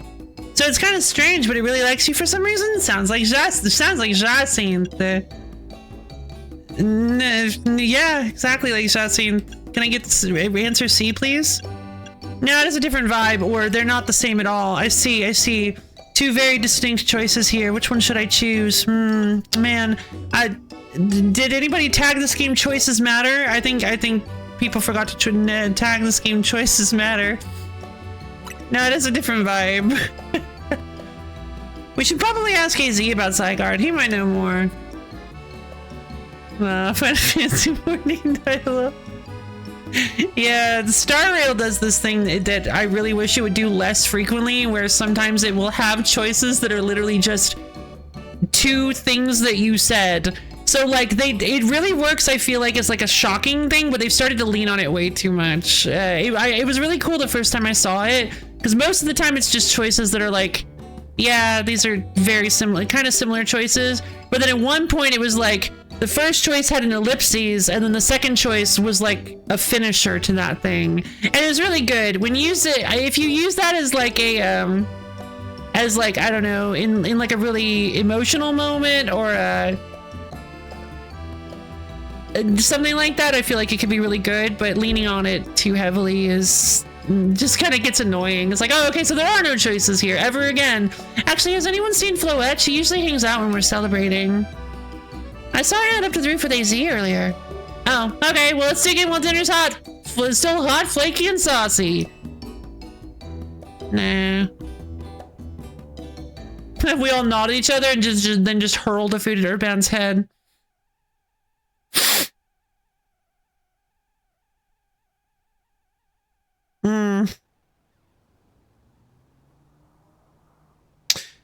And you were meant to be a guardian of the city, towering over her and watching her always. Kiddo. A 3,000-year-old desire once foolishly held. A 3,000-year-old mistake so very foolishly made. It even cost me you, my beloved Floette. Oh my god. Now these bright young lives must pay my remaining debts, or Lumios's future will be lost.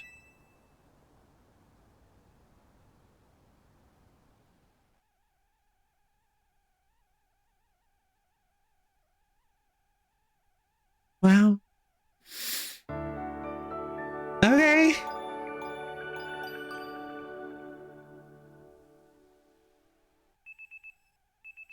The next day, your alarm is going off. I assume that's what that was, yeah. I woke up like this. Oh god, look how cute I am.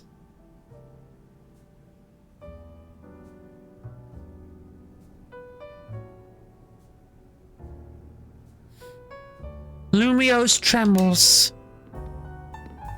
What do you mean, AC? Prism Tower. The unease spilling from it can now be felt even at this distance. Then we gotta do something about it. Not yet. We wait. The only one who can control the tower is Mega Floette. We will need the strongest Mega Evolution user if we are to put the situation to rights. Wait, Mega Floette? Wow. Guess I've got to make it to the top rank of the ZA Royale and prove I'm the strongest then. That's cute. I do kind of wish they hadn't put Mega Floette on the online battle screen. I kind of wish they hadn't put that directly right there so that that wasn't a surprise to me. But yeah, there's a Mega Floette apparently. Yes, if you can prove that you are the strongest of all, then Floette may respond to your strength. Get-a-doo! I know, Floette, I know. You said last night you're still ranked C, right, Urban? That's right. And the strongest Mega Evolution user is all but guaranteed to be LoFi. Hey, have a little faith. Nah. I'm not the leader of Team MZ for nothing.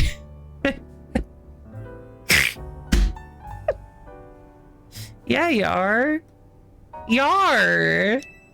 We came full circle. Just watch. I'll catch up to... No, blow right past LoFi in the rankings. You can't even Mega Evolve yet. And I won't stop there. I'll fix this whole mess. It'll help so many people and Pokemon at once. Okay. That's the spirit. It wouldn't be fair to just leave everything up to LoFi. I hate these people. I hate these people so much. I don't want to be friends with these guys. I hate these people. I genuinely... I'm in hell. I'm like... I can't with this. Deep breaths. Deep breaths. I can't. This is so funny. This is so funny. It's just like...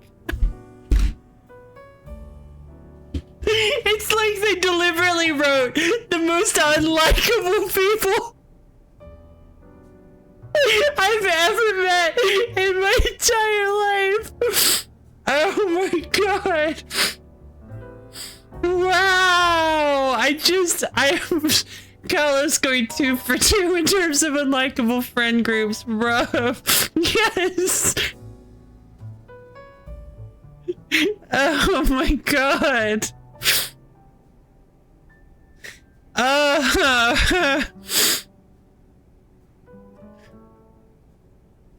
Oh, that's so funny.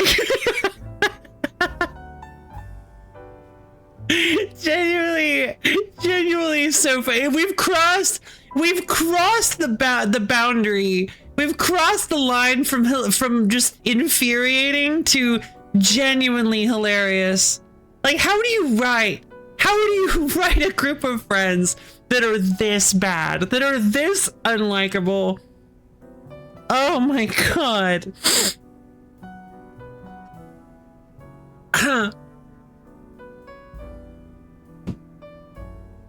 Deep breaths. You have been leaving everything up to me this entire time. Deep breaths.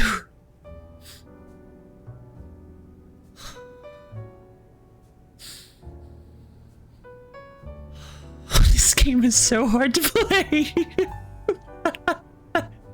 This game is so hard to play. I am doing my best. And this is taking like Herculean levels of willpower to get through this. I cannot take this anymore. Oh, this is the most infuriatingly written characters I've ever experienced. I use is because they are a group. They are a group to me. They are a single entity. This is the most infuriatingly written characters I've ever experienced. They are one monolithic entity designed just specifically to kill me. I can't with this. This is a blast. I'm glad you're having fun. I guess to a certain degree, so am I. Yes, it is. This is another chapter of Loaf Despises Team MZ. I'm trying my best to be positive. I came into this wanting to be positive, wanting to not get angry, wanting to approach this from a neutral perspective. A very grumpy attitude. So far I was doing okay. I was doing kind of okay. I was doing a little bit okay. Mostly. A little tiny bit okay. I was doing okay-ish. But oh my god. It's like they're doing it on purpose at this point. I feel like they have to be. It's memed that mainline SMT games are about killing your friends. Lopez currently wishing this was a mainline SMT game. Yeah, maybe. I just want to leave. I just want to go home. I'm done with Lumios.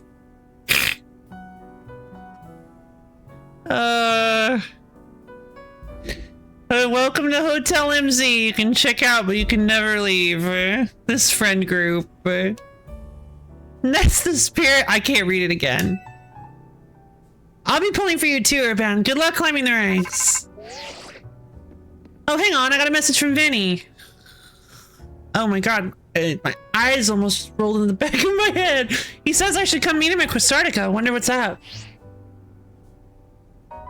He asked for you to come too, LoFi. Alright, let's go talk to Vinny, I guess. It's not like I'm... Yeah, I mean, I have... Yeah. What was that noise? Get-a-doo! Get-a-doo! Maybe he'll shove you into a locker like you deserved all along. RBW's absolute hatred for a band really does somehow surpass mine. It's really beautiful to watch. No, it's terrible. It's terrible. Lumios news alert. The number of wild zones has increased. Okay. 16. Looks like a floette. Oh, that's a barbarical. Phalanx. Thought I already had up to 17. I did. 18? Yeah. Sliggoo. Oh, a Finnegan! Whoa!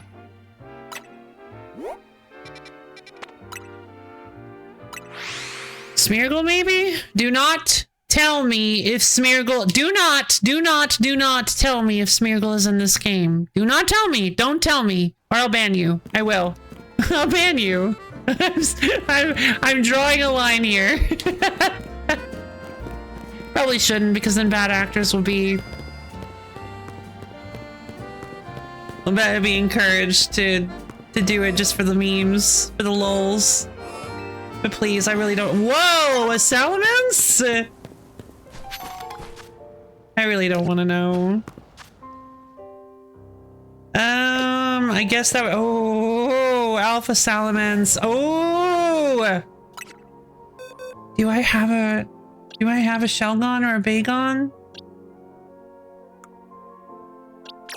I don't think I have one yet. I can justify catching this alpha salamence. Only kind of, though.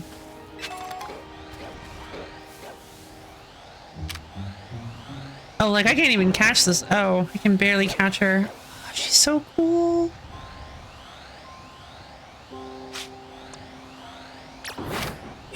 Oh, really?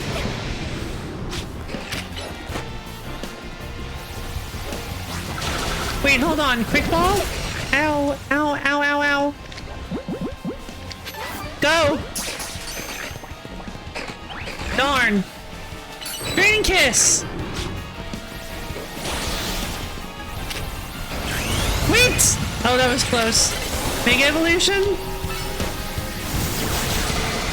Play rough! Draining kiss! Iron head! Play rough!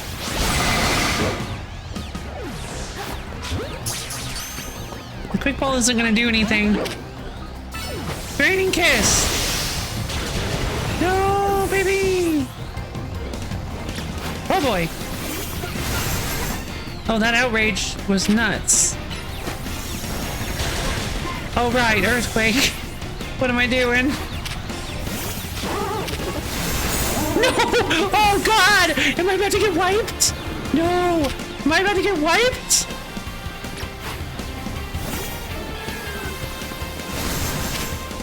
You can dream, baby!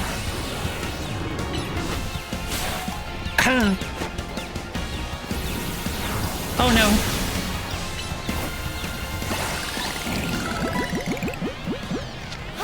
Ultra Ball! No! Are you kidding me? Ah. Is Smeargle your only non-bug favorite? Yes, I think so. I mean, Smeargle is still my favorite. Even factoring in bugs.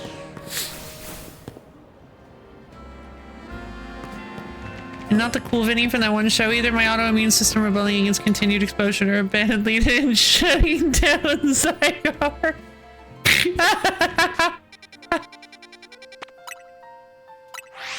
Mental note to Uncle at Nintendo Bug Artist Pokemon.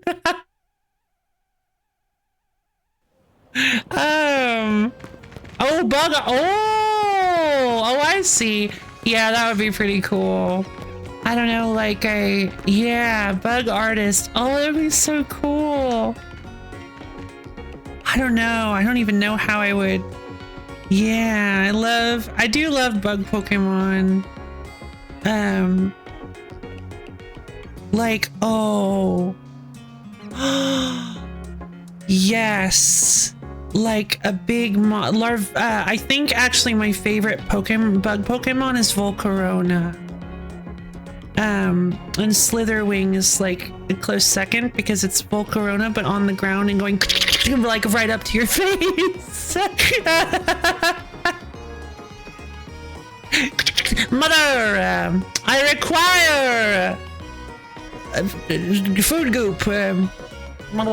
Give me food goop. And I'm like, here you go, here's your food goop. And it's like, it skitters away. I love Slitherwing. So that I could envision Loaf and Volcarona thinking, yeah, I love Volcarona. I feel like Volcarona is probably not in this game, which so yeah, fine, whatever. But I would love to have a Volcarona in this game.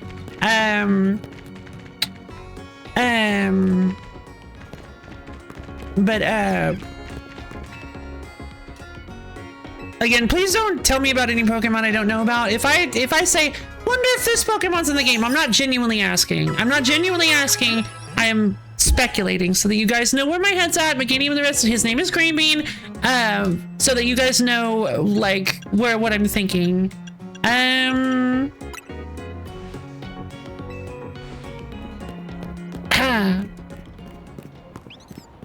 This sounds so fake because the whole friend's uncle works at X, but I went into a film focus program and legitimately classmate's uncle worked at the studio that made the movie The Box Trolls, and he was able to get his uncle to come with a box of the faces. No way! I have a fondness for it. Used Larvesta. Oh, I see. Okay, different person. That's so cool! That's in my last Black White 2-minute joke of World's Strongest Fire Spin. Oh, that's cute. I actually used Larvesta really grew on me because I used Larvesta as my partner Pokemon in this gym of mine.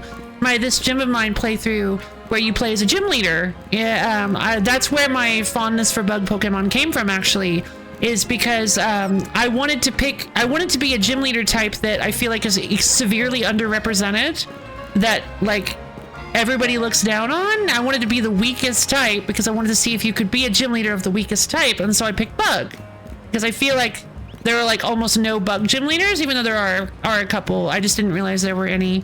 And so I forgot about Bugsy, I think their name is, from the second gen. But anyway, I decided to be a bug gym leader, and one of the starters you can pick is Larvesta, which, oh yeah, flying, true. Flying is like really, really, really looked down on. But bug as a type in general, Berg, poor Berg, but also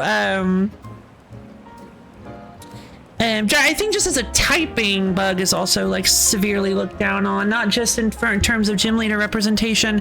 So I wanted to prove that bugs could be awesome, and one of the bugs they give you is Larvesta, which is very funny because Larvesta evolves at like level 150, so I wasn't able to actually evolve Larvesta during my playthrough, so I never got a Volcarona. It was only ever a Larvesta.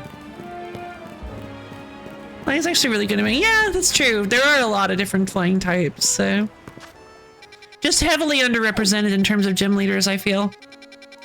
I guess there's Skyla, but like you had the bird trainer from the bird gym leader from Gen 2.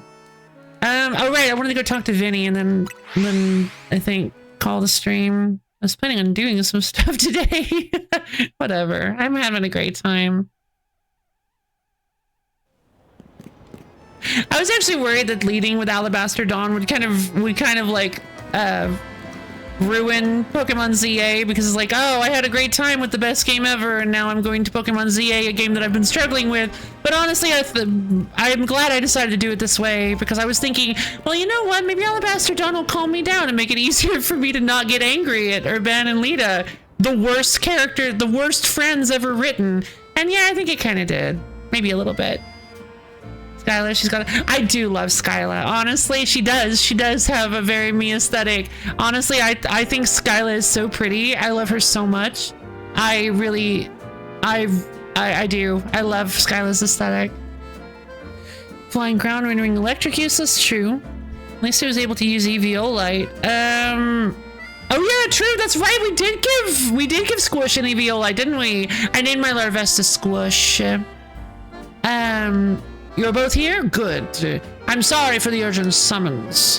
What's going on? What do you need both me and LoFi for? The experiment. Welcome to the laboratory. Just kidding. I'm afraid I do not have any answers. I was merely tasked with reaching out to you. President Jet is waiting inside. She will be the one to explain. Are we getting plot? I think we might be getting plot.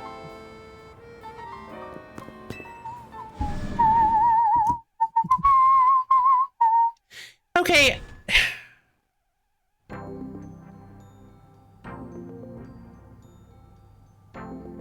Okay, hold on a minute.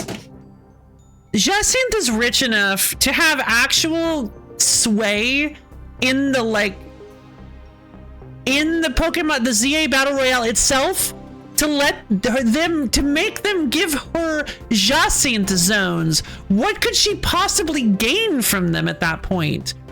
She already has them in her pocket. What power could they give her? Like, that's obscenely rich. Yeah, so how would her being rank A, getting a wish from them, be any different from what she's doing right now? She's like, I want to make sure that everybody becomes the greatest trainer they can be. Just use your money for that, girl. The ability to make sure no one else can challenge her power. No, she actually said she wanted the opposite, to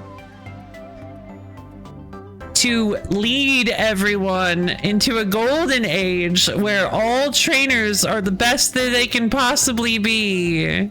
Oh, I see.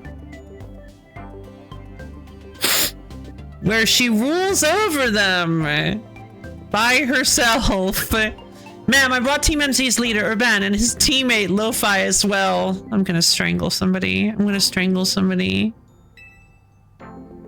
And that's political. Oh, God. Thank you both for sparing me some of your time. Urban, LoFi, switch those and I will be happy again. The two of you helped me out of a difficult situation the other day, along with that gentleman from the Rust Syndicate. I do love your gold eyeshadow, though. That's really pretty. I'm sorry I failed to properly express my appreciation sooner. So, it wasn't true, right, what that trainer was saying? You mean his claim that the Pokemon flocking to Lumiose are part of some plot by our company? Even fundamental level in the bends, just the ideas of the Oh wow, okay. And these two arcs back. Fair enough. Really? I mean, I feel like she's less explicit about it. Well, no, wait, no, you're right. No, you're right. No, I agree with you. Wait, no, yes, actually, you make a good point. I have complained about it. I've complained about both of them because I find it to be incredibly creepy that we have two indentured servitude arcs right back to back. Makes me a little uncomfortable, honestly. Yes, you're introduced by her sending Laban, immediately trapping you in a Jacinthe zone, and then she reveals to you that she is working as basically a slave to Jacinthe because she lost in a Pokemon battle, and there's like basically no hope of her ever being released from her servitude. And it's like, okay, and it's just like really, really uncomfortable. You mean his claim that the Pokemon flocking to Lumiose are part of some plot by our company? Of course that's incorrect. Officially. Truly, the extent of our involvement in this entire affair is the use of our holotech barriers. These barriers encircle the wild zones and keep wild Pokemon from damaging their surroundings. True. Very true. At least Corbo cannot physically trap you. It's very true. I want to battle you? Fair enough, Katie62653. A lot of people want to battle me. Unfortunately, I'm not going to be doing that. But it's good to know that you want to battle me. How are you doing today? I hope you enjoy watching me talk to a governmental employee. How are you doing? Well, I don't actually know if she's government. She's just like runs the Quasartico Incorporation. How are you doing today? And if you lose, leave you in economic desolation and eternal servitude. She said that Corbeau was iffy. God. These barriers encircle the wild zones and keep wild Pokemon from damaging their surroundings. Specifically, though, they are intended to prevent wild Pokemon that have undergone rogue mega evolution from causing widespread damage. And what about you? I'm doing pretty good.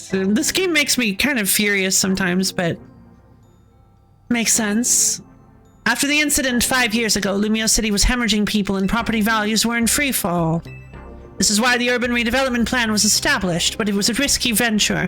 The mayor could not find businesses willing to take on the project, and so it fell to my company, Quasartico Inc. The initial plan was to create a city that belonged to both people and Pokemon, a place where wild Pokemon could live alongside humans. There were concerns from some uneasy with the idea, even those with no ties to the city. Still, it was a noble undertaking worth pursuing. But when we began investigating Prism Tower to plan for repairs and improvements, we became aware of something we had not anticipated. The tower was emitting a peculiar energy. That is when we also began detecting that strange power, which we call Mega Power, in all corners of Lumiose City. At the same time, wild Pokemon were flocking to the city in droves as if drawn to this power.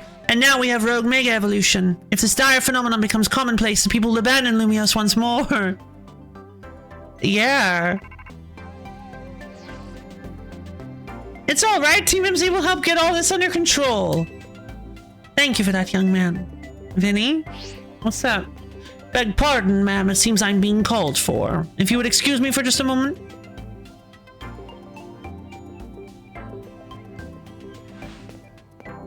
Vinny just looks kind of evil. It is thanks to Vinny that I came to know of AC. Which also led me to your group, Team MZ, and to me asking so much of you children now. As if we wouldn't want to help save the people and Pokemon of Lumiose. We're glad to help, right, LoFi? Yeah, we'll protect everyone. Thank you both. Deep breaths.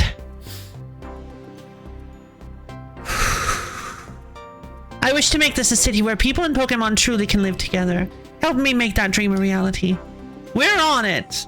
Which probably means we better get down to work. Thanks for having us! One last question before you go, Urban. If you don't mind me asking, that jacket of yours, where did you obtain it? It's just like, if I cared about these characters at all, if I felt like these characters cared about me. I honestly just feel like I'm hanging around with a bunch of extremely selfish, self-absorbed people that the world revolves around entirely. And no matter how much I do, no matter how hard I work, no matter how much I do for them, I am never going to be enough. They are always going to rely on me. It's basically a job. This stinks. And no matter how powerful I become, no matter how strong, no matter how much effort I put in, the plot and everything about it always revolves around these characters. It's just deep breaths, deep breaths.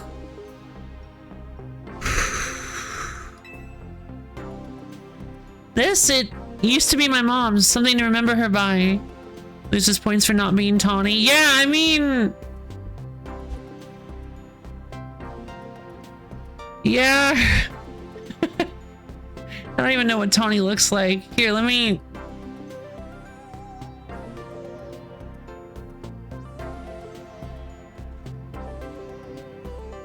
Oh, whoa, they just look, whoa, they look a lot more similar than I was expecting. I mean, at least Tawny's cute. Like, oh, she's really cute.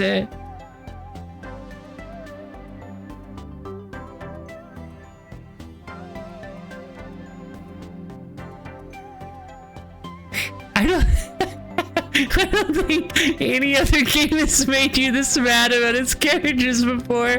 Not even antagonistic ones. I think you're right. I think it's just like, I think this is really striking a nerve personally. Like, this is a little like close to home. I don't like this kind of stuff. I don't like it when friends are like this, because they're not friends. They're like, they're just using you. They really are. They're just using you. And like, the worst part about it is that you're literally forced to agree. I've talked about this already. You're forced to agree with them. It's so strange. I've never felt the lack of choice as much as I have in this game, because like, oftentimes it'll be like, I mean, I agree with, it's like, yeah, of course I want to help you guys, and the two choices are like, yeah, let's go, and sure, of course I'll help you. So it's like, my character agrees with me. But in this case, every single time I am asked a question, the only two I never agree with the two choices. The only options I am given are wholehearted agreement or extremely enthusiastic agreement. And it's always like, can we just talk about my grievances, please? Like, can we talk about how you guys are completely helpless without me and are consistently refusing to realize that? And there was even a moment earlier in the game where literally Lita says, hey, LoFi, I'm pulling my weight, right? And my options are, yeah, sure, girl, of course you are. Or, what do you mean, of course you're pulling your weight? And I'm just like, I'm in hell. That could have been a good moment. That could have been a moment for me to be like, no, not really. Like, I don't want to hurt you. I don't want to hurt your feelings. But I really need you guys to actually help me with this. Like, I want to see you guys get stronger.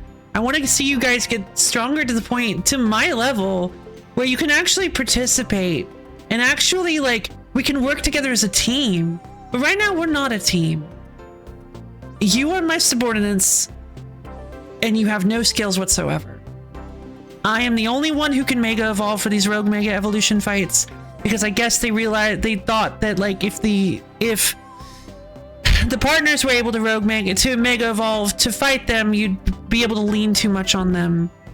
But in all honesty, it just makes me feel like they're not doing anything. Having them not be able to Rogue Mega Evolve for the first, like, set of them makes sense. It's an introduction. And then later, you have... Honestly, I think the best way they could have done this is have a set of Rogue Mega Evolutions where they can't Mega Evolve and you have to pull your weight. Pull all the weight. You have to do all of it. And then the second set, they still can't Mega Evolve, but as an aftermath to it, it allows you get to bring up that it feels like you're doing all the work.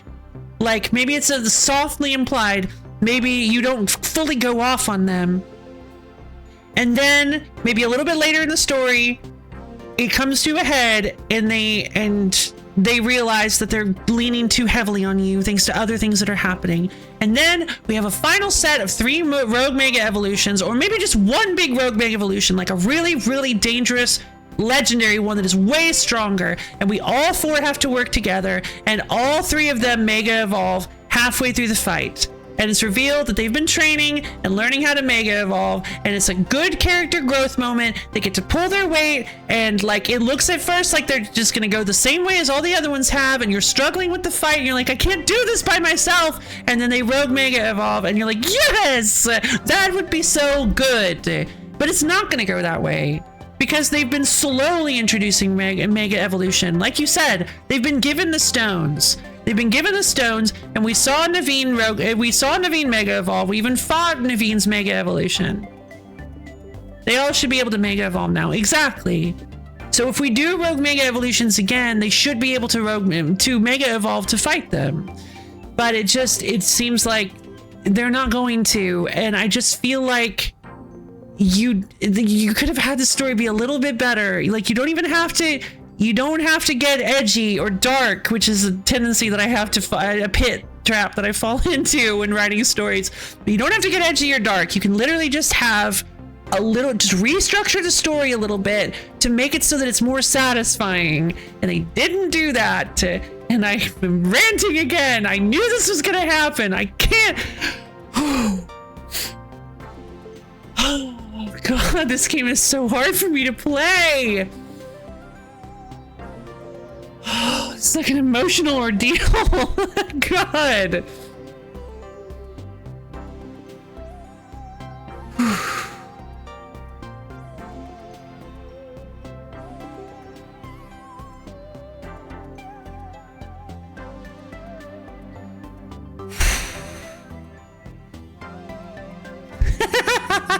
Can we talk about how you make me carry the entire team the entire time? No, but reluctantly.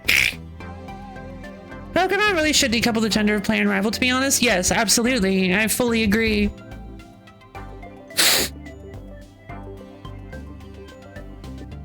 Like, it makes absolutely no sense. It feels like they're trying, like, the fact that they haven't kind of feeds into, I don't know, like, it kind of feeds into a, like, oh, we definitely, the implication, because we won't let the rival and the player character be the same gender no matter what, the implication is that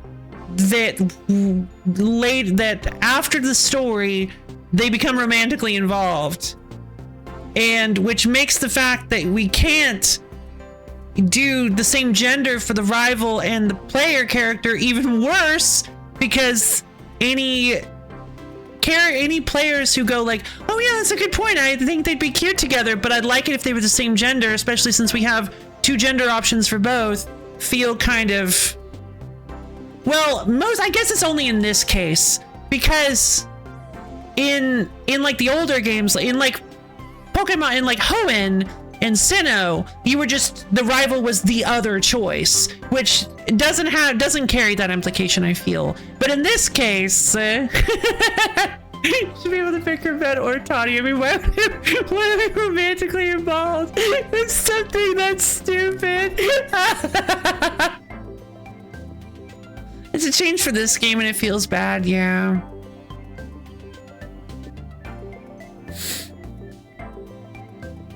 Yeah, it doesn't make it, because like, yeah, in the older games, the reason the gender was the reason that you had the gender the opposite gender rival was because, like I said, that it was the other gender choice. So that made sense to me. It never felt like it was supposed to be like a romantic thing. But in this case, because Tawny doesn't even show up and looks like almost exactly like her Ben, it feels like you're supposed to be romantically involved with this.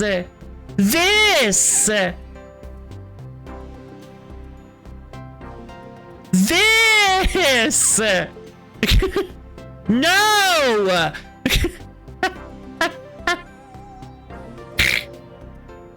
I'm so angry right now. I just can't do it. I can't do it. I'm gonna have to take like a 3-week break every time I stream this game. And I've only been playing this for like, oh my god, I've only been playing this for like 4 hours. I'm so excited to be done with it. I do think it was a bad choice for this game, yeah.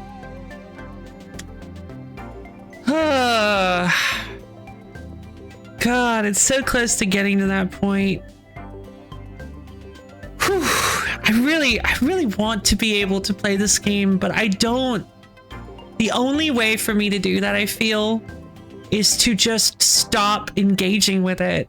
And I can't comfortably do that. I don't. What's the point? What's the point? Like, the most enjoyable part of a game to me is engaging with the world as if it matters, as if it means something. because it does too. Like it does. If someone is going to take the time to craft a game, to craft a world, an experience like this, I'm not going to just spit in their face by not engaging with the story they've written, especially when it's a game that actually has a story like this. So, unfortunately, in this case, the story enrages me to a degree that I have not felt in a long time. Would it help if I think I went through a smaller scale thing with Legends Are? Oh, so they're both like this? Oof. You did say smaller scale. Fair enough. Oh, it's just like... Now, Legends Arceus isn't nearly... Okay, cool. Fair enough. God. There's no friend squad on that one? Thank God. They clearly cannot write friend squads. This, it used to be my mom's. Something to remember her by. That's weird. I gave the exact same jacket to my son when I... I see. Forgive me. I just thought it looked familiar somehow. Are you serious? No. No, is she actually his mom? If you remember where you might have seen it, let me know, ma'am. I came here to Lumio searching for someone. You might have just the clue I need to find them. Now we should get going. Please, one more moment of your time. I've just been briefed about the latest readings. We're detecting concentrations of mega power. Nepotism! Yay! But she doesn't know, so it's not actually nepotism. Like, there's definitely still, oh, you have all the agency and we ought to gas you up. Oh, wondrous main character. Oh, God. That's the part that infuriates me the most, especially now, is just like, I feel like, oh, it hits too close to home. Like, I'm just doing all the work for these people, and they're giving Urban top billing. He's the leader of Team MZ. He does absolutely nothing. I have not seen him even do a Pokemon battle. I guess he's been doing the Rogue Mega Evolutions, but he hasn't even, like, we don't even get to see him, like, attempt to battle with Pokemon outside of Rogue Mega Evolutions. He doesn't even, like, we haven't even, like, received news that he's gotten a, actually, I think I did battle with him a couple times, maybe? I don't remember. We haven't received news that he got Mega Evolution. Like, he clearly does, but we haven't seen him use it. I feel like the game is struggling. I feel like the game is struggling really hard to make sure that there is a challenge. There's like a dissonance between what the gameplay is trying to do and what they want to do with the characters, which I don't understand what they're trying to do with these characters. I was surprised that Izzy was going to give Lita and Nivy Mega. Huh, okay. Legends Arceus, though, felt like you were being mocked a bit, so it wasn't as frustrating. You were in the past, and it made sense that you actually knew what was going on, and they didn't. Oh. I will email you all of the details as usual. Leave it to us. This is what Team MZ is here for. We're gonna make Lumios the city that people in Pokemon can share, like you were saying, man. Come on, LoFi, we're heading back to the hotel. Strategy meeting time. And I just feel like his optimism comes off as just way too naive. Like, oh, the selection of Mega Stones is expanded. Fun. What have you got? Gimme. Salamence, ooh, no. I find Mega Salamence to be extremely gross. Dragalgite, Clefabulite, Scraftonite. Okay.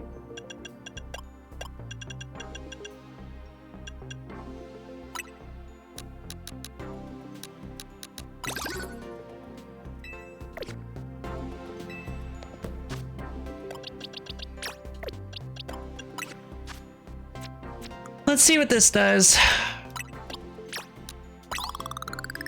44, that's it. 51 experience candies, and all I got was 6 levels. What is this, RuneScape? Idea for a new move. Yay! Oh my god.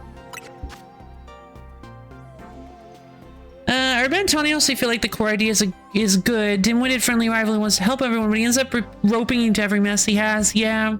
I mean, I don't mind,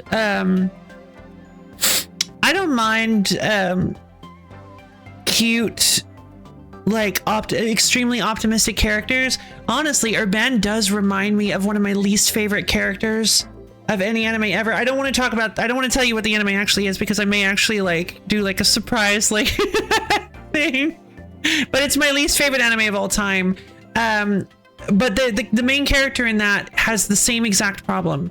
She's constantly like the sort of like protagonist is like, let's go. Yeah, maybe. No, actually, you know what? You make a good point. I don't even want to hate watch it. I don't want to ever touch it again. Here, I'll tell you guys. So you're about to get some extremely cool lo-fi lady lore.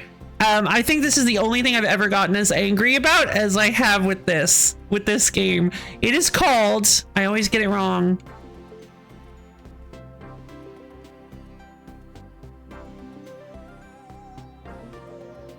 Yeah, it's called Between the Sky and Sea. And it is one of the genuinely worst anime I've ever watched in my entire life. It's called Between the Sky and Sea. I believe it is based off of a bad, like, fishing gacha game. But anyway, I'm not going to go super into detail in it right now because I've already exhausted from all the negative energy that I've been giving. So I guess so. Sounds like it. This anime does everything wrong. Everything. Like, so much wrong. I genuinely, it was so close to being good too for like 5 seconds. But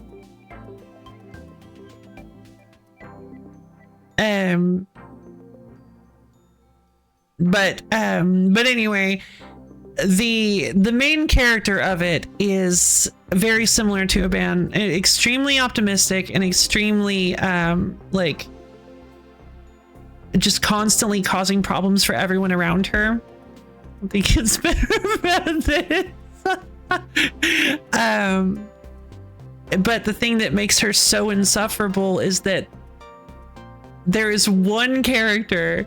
There are like 5 characters in the story, and all the other there's one character that is consistently like, what are you doing? Stop it. You need to be serious. You're causing so many problems. You're volunteering us for stuff we're not ready for. You're going to get our entire organization disbanded. You are ruining everything we've worked for all this time. You just came in like yesterday and you're ruining it all. And she storms out and they're like, oh, we'll convince her. Don't worry. And the main character's like, oh, I didn't mean to do that. I didn't mean to make her upset at me. And they're like, don't worry, she'll come around. And I'm just like, what? And she does. Like, everything she said had a point. And it was like, she actually got to call out the main character, in quotes. And she actually got to call out the main character, and everyone else around her was just enabling her. It's wild. Anyway, I cannot go down the Between the Sky and Sea rabbit hole. There's so many things wrong with that show. I couldn't actually finish it. I couldn't do it. But it does remind me, Urban, I hadn't even thought about it, but Urban does super remind me of that character. Because yeah, it's kind of like he's supposed to be like a cute... And by the way, she does. She ruins everything for everybody. She's constantly causing problems and never actually like apologizes for them. She just goes through everything on sheer main character energy. And that's kind of what it feels like Urban is doing. He doesn't ever apologize. He doesn't ever actually try to make things right. Whenever we brought up the loan, he was just like, oh, it's not that bad, right? And then was like, oh man, that's a lot of money. Anyway, let's go take care of these rogue mega evolutions. And then just like, okay, well, we're at this tournament where we're fighting a bunch of Pokemon. I don't want to do this. Come on, LoFi. You're contractually obligated to follow me everywhere I go. So I say this is nonsense, so you're following me. And it's just like, deep breaths. I can do this. I can calm down. I got this.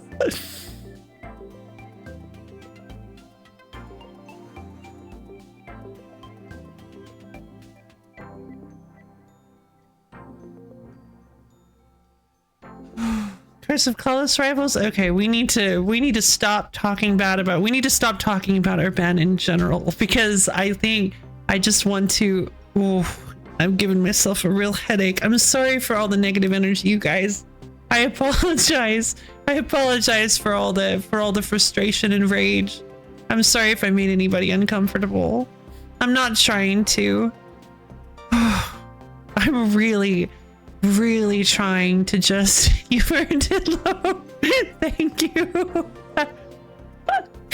Thank you, Random Gamer Nat. I already beat up Josine. I already did that fight.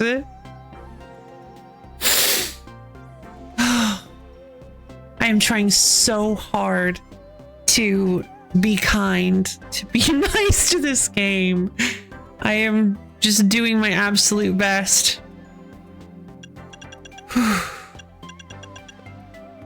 I wonder what they'll do at the end to stick the landing of these character arcs. I am so excited. I'm so excited because Brof implied that there is an absolutely just like brain-breakingly bad thing that Urban does, and that it's apparently something that everybody hates, and I am so excited. I cannot wait.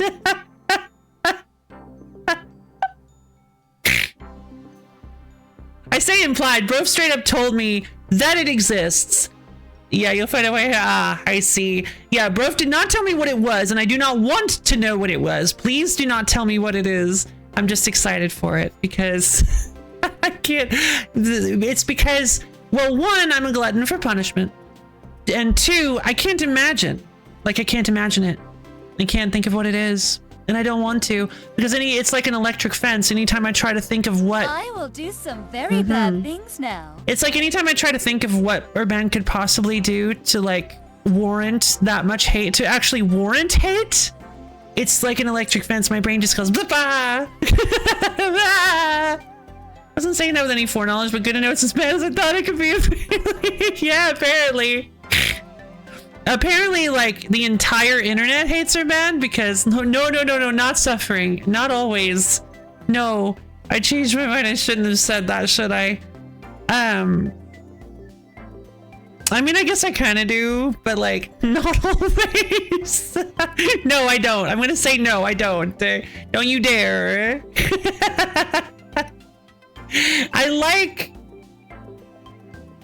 I mean, you guys know, I like new experiences. I like things I haven't done before. And sometimes that includes inhaling a spicy Pringle and nearly dying.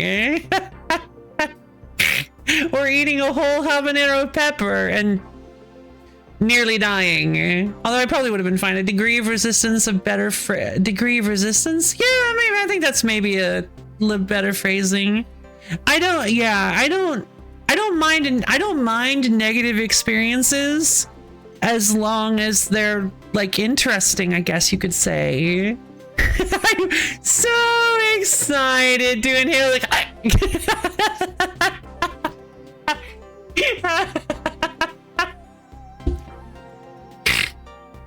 yeah,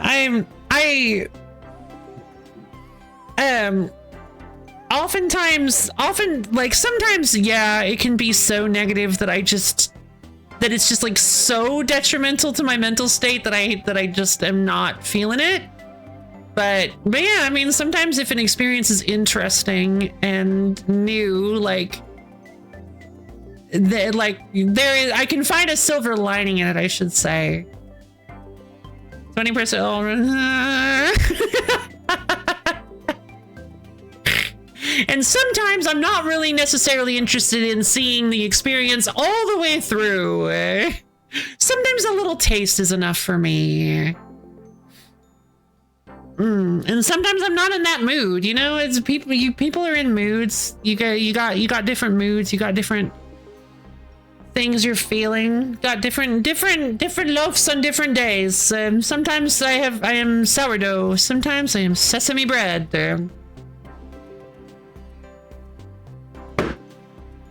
Ugh.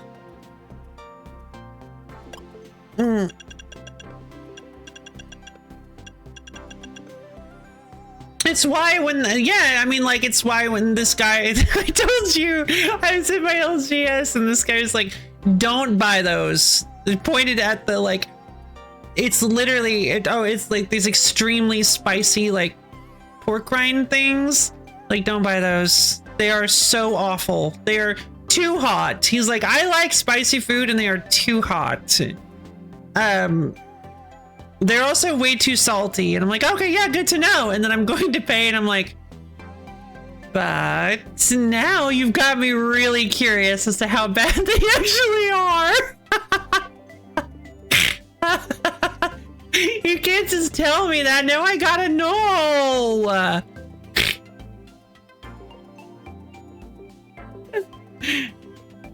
At first I was like, oh yeah, good, thanks for the warning. And then I'm like, but it'd be so funny.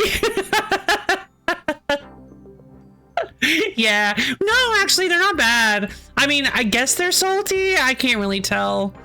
They are extremely spicy though. It's like you eat one and you have to eat them one at a time is the thing. They are tolerable if you eat them one at a time, but I can immediately tell just from eating one that if you eat more than one, it's going to be miserable. Like an actual horrible experience. The more, like, if you tried to sit down and eat a whole bag in one sitting, you might actually die. I don't know. It depends on your spice tolerance. No, you'd probably be fine. I don't actually know. That's the thing. Can you, like, is it possible to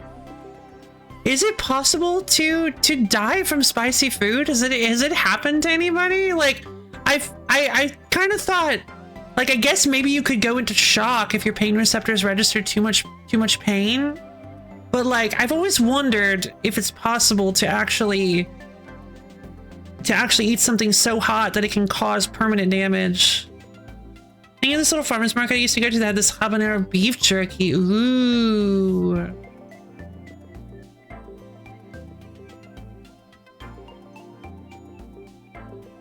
And the spicy food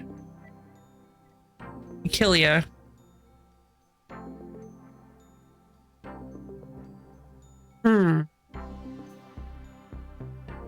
If the spiciness is from an allergy, interesting. And I'll buy a couple bags that open it up and eat a piece and just be unable to stop until it's all gone. Eyes watering, nose spreading off my face, but just could not stop eating them. Fair enough. Okay, excessively spicy. Thank God for ELI 5. Excessively spicy can cause your throat to become so inflamed that you can't breathe and suffocate. That is a good point. I hadn't even thought of that. The chances of this happening are very slim because anything high enough on the Scoville scale to do that probably isn't food. All right, interesting. Okay, technically there are many ways to die from it, like if a person with an extremely weak circulatory system eats something that causes a lot of stress with sweating and an elevated heart rate, or being, okay, well, okay. Cause enough gastrointestinal distress to become dehydrated and die. Interesting. These are all extremely edge cases though, and are pretty much just the same level as, well, any food can technically kill you if you choke on it. Very good point. Okay. Interesting.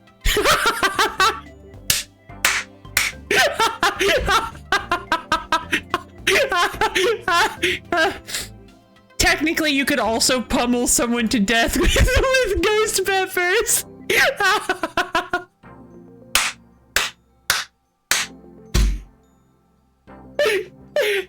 Okay, that's a good one. That got me. That's pretty good. Oh man. I am armed with ghost peppers, like a whole sack of them. The pill that contains 1 billion entire jalapenos.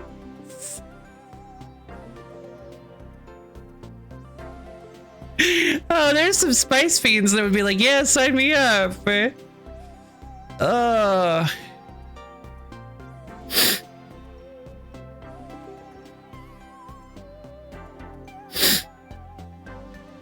So yeah, anything high enough on the Scoville scale to do that. Scoville scale, did they say? To do that probably isn't food. Yeah, they just mistyped it out. Someone replied to that with, where is it? So like most novelty hot sauces flooding the market right now. As a true lover of spicy food, I hate how the market has been flooded with these awful sauces that are nothing but tools in some bros competition. Yeah, exactly. Yeah, I know somebody who really likes spicy food, and they have an extremely high tolerance. But like, they went into a they went into like a jalapeno eating competition once, and it was just like, no, I don't. This is not my. Like they didn't get very far because it wasn't really like you can't just. They didn't really enjoy spicy food like that, like just like shoving it in their face and just porking it down and just. It's like. I'm not immune to spice. Yeah, it's just like I enjoy the flavor of it when the kick is sort of like another dimension to it. It's not about. Yeah, for them at least, and me too. It's not about seeing how much pain you can push your body through. Except, of course, for the one time I ate a habanero pepper that I won't stop telling people about because I honestly wanted to see how bad it could be. I was just curious.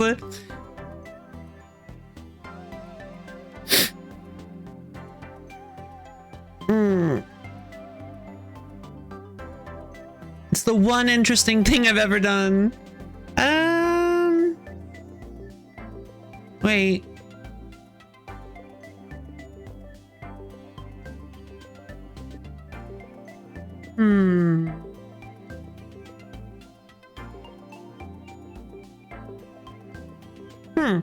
Aside from capsaicin and peppers, there are other analogous biomolecules that create similar reactions. This is ELI 5, my guy. Dumb it down a little bit.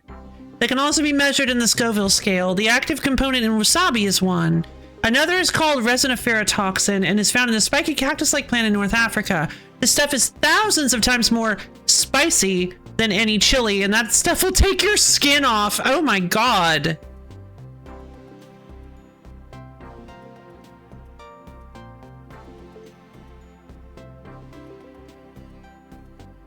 I gave myself a high spice tolerance from when I was leveraging the capsaicin for the endurance. Fair enough, fair enough.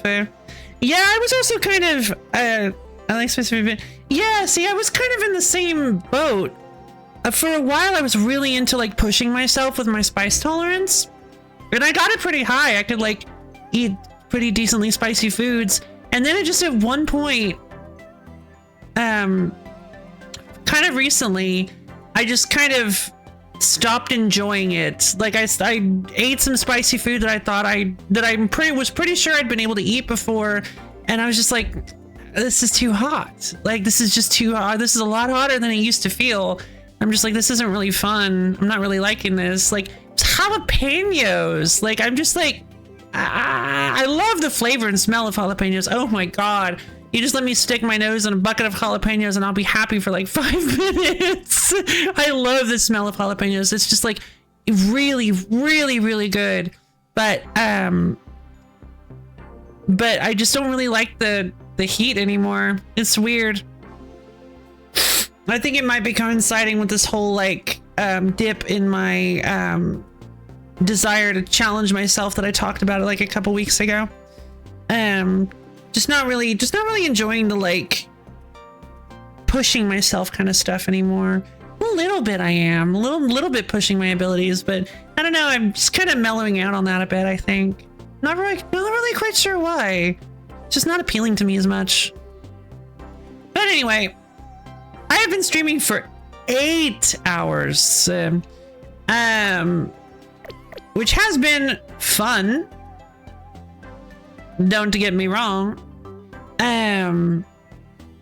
Whew. I do really want to evolve Gabby to a Garchomp. Because I really love Hot Girl, but I don't know. I don't really know if Hot Girl is actually like working here. To be fair, I don't really have anybody that actually has... I don't have anybody with ghost moves or dark moves. So I can't really deal with psychic types anymore. I think. Fairy doesn't interact with psychic, right? I can never remember your mnemonic. Your mnemonic works so well, but they fairy tales. Dragons, poison, and steel? Not steel.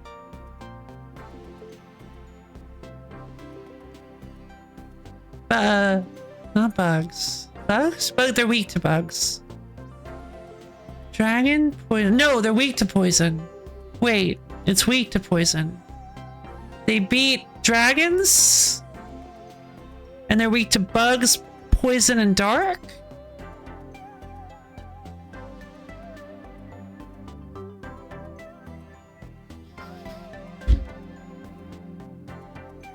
Ah, yes, you do it.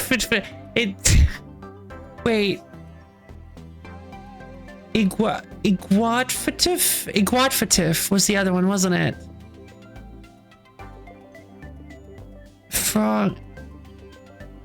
I gotta use ether to fight the frog. I can't believe it. I can't believe it. I actually remembered.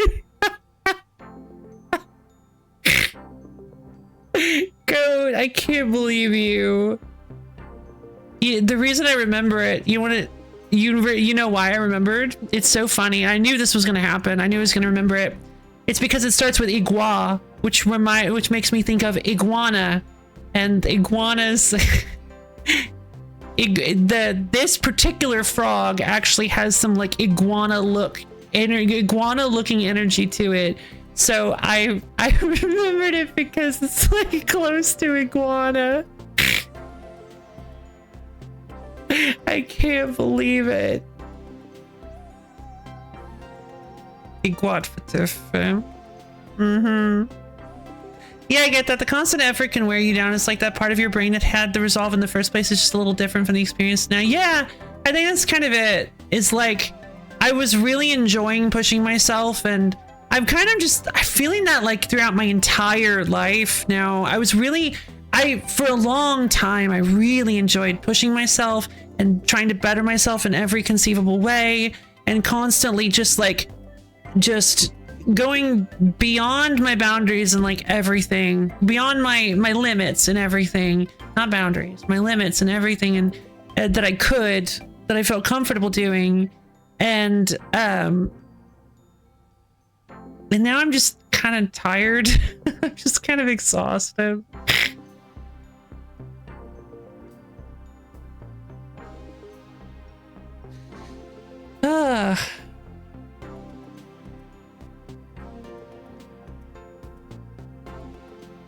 So, yeah.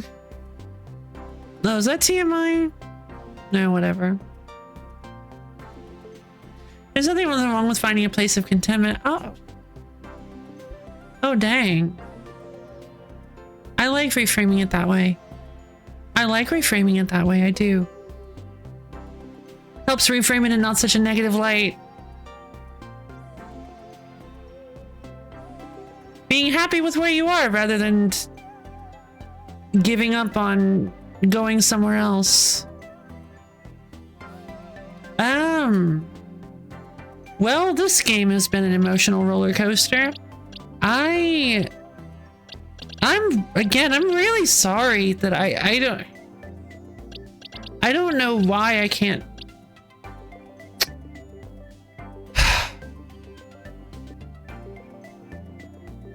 I mean, I do. Like I said, I figured it out. I don't like this particular story.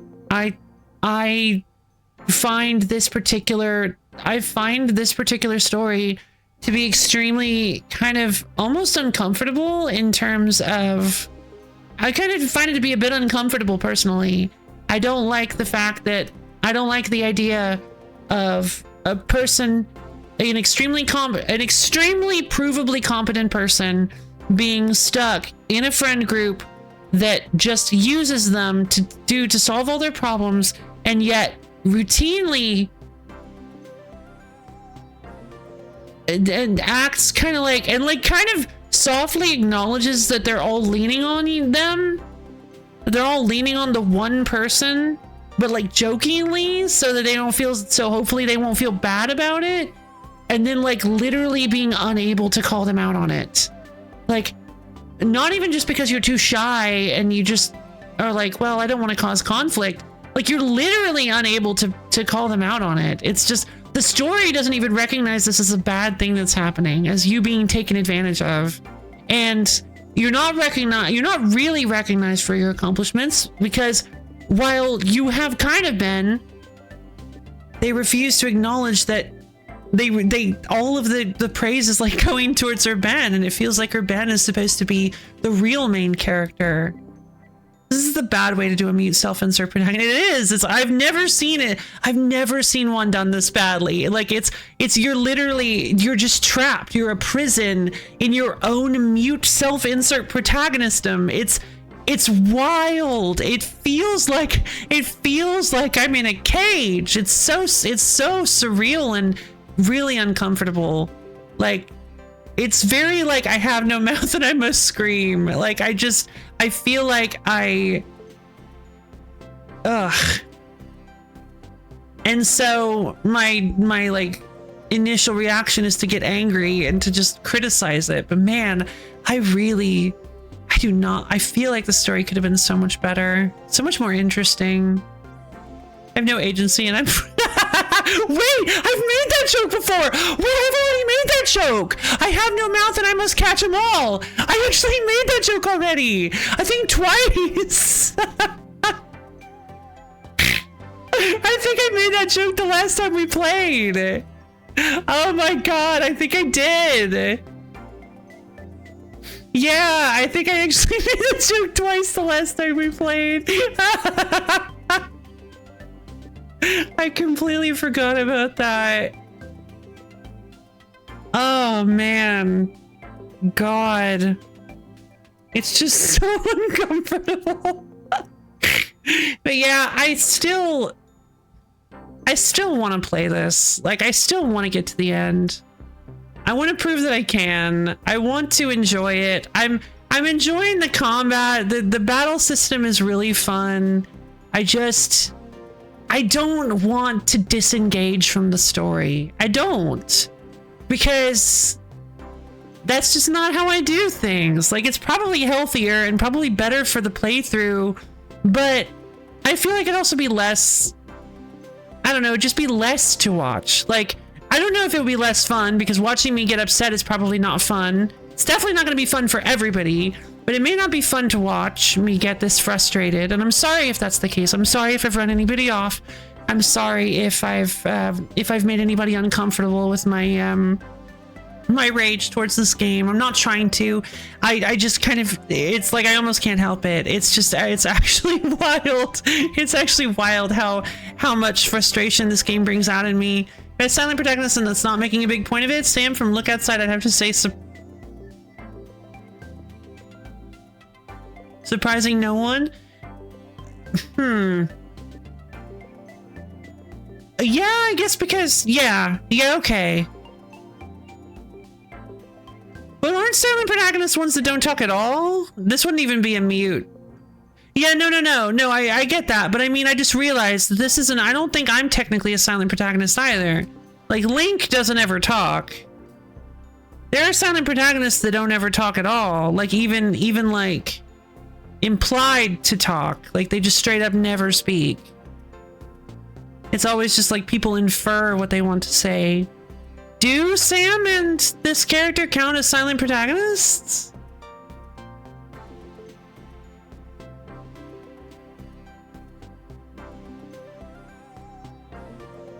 Like, they don't have their own written dialogue. It's all choices, right? Dialogue choices only kind of count, I think. Okay, fair enough. Fair enough.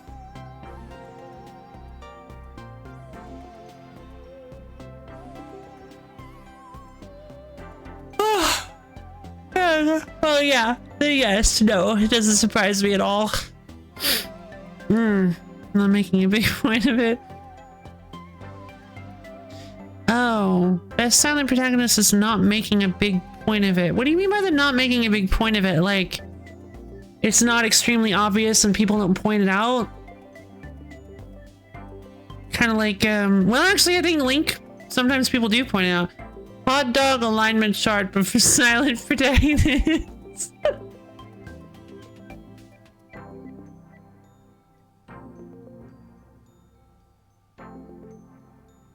Ugh.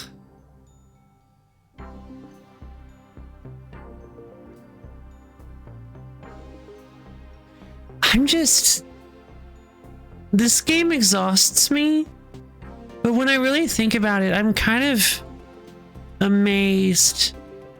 I'm kind of amazed that a story like this exists. I can't believe it. It's so novel. It's so novel how much I cannot vibe with this story.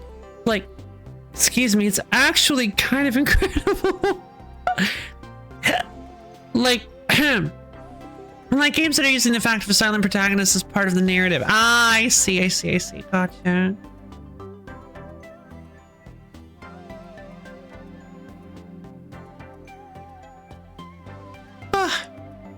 I mean, I've probably played a game where I'm just like, no, absolutely not. I think I have.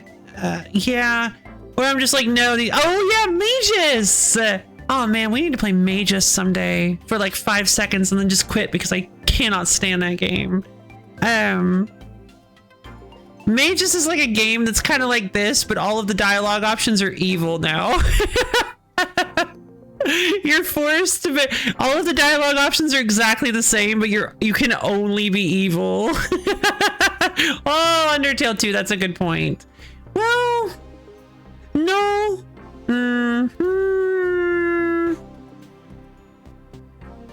The only game I ever got this mad about was Owl. Really? I remember you. I've been really wanting to play Owlboy because I remember you being like, no, don't play it. Don't bother. No, you did. You told me it was fine. You just didn't like it. Yeah. No, I remember you saying that, like, you can try it if you want, but I honestly just really didn't enjoy that game.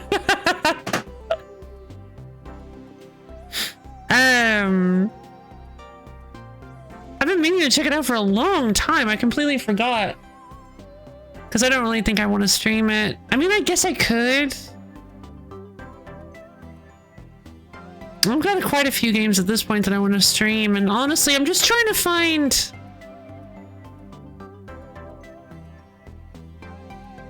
And I'm kind of struggling to find...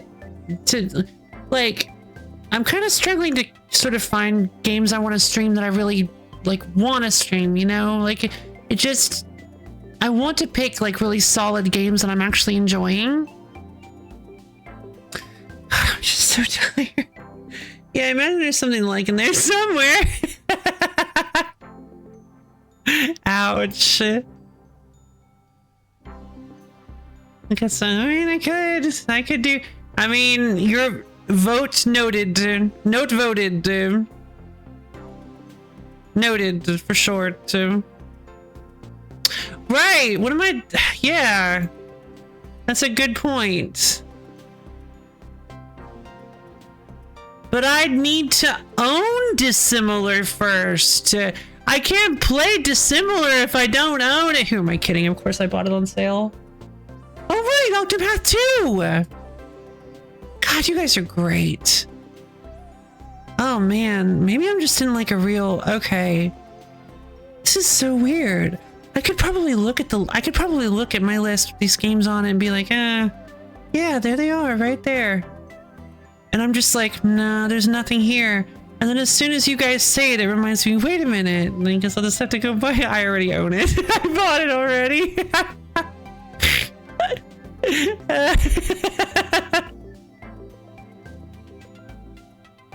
Yeah, I don't know. I'm kind of in a, maybe I'm just kind of in a, I mean, I've been in a bit of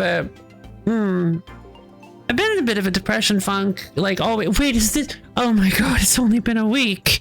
It's not even been a week since Wednesday. It's been like 4 days. Oh my God. Feels like it's been a month and a half. Oh. Okay. I am so tired. Is the next Thursday game still going to be what you're thinking of before? Yes. Yes. Getting excited for that one? Yes. Yes, it is. However, I'm afraid to say that I think we're going to be playing East Origin for a while.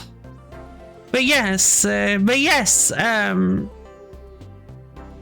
is going to be the next Thursday. Yeah, okay. Cool. I'm not only, hold on. That may have sounded bad. I am afraid to say that only insofar as it means that particular game will be delayed. I am enjoying East Origin a lot, and I am not sad to play it. I'm simply contextually saying that there's an unfortunate side effect that means that the next game will be delayed. But I am very much enjoying East Origin. In fact, for reasons that I will never admit to, I'm going to need to play the entire East catalog up to East Origin. Every single one that came before it that might give context to the game. These events are all good. Agreed, though. We got a lot of tower to climb. We do. We gotta climb tower. We gotta climb tower all day.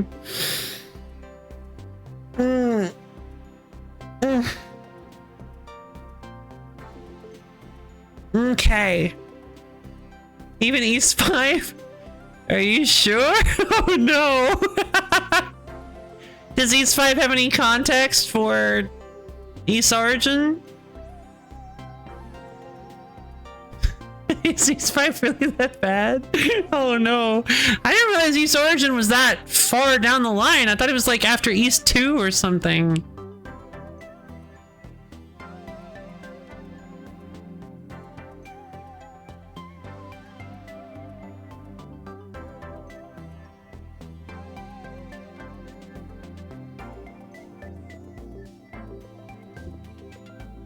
I don't know, but it apparently killed the series for a while because of how much. Whoa, that's not good. All right.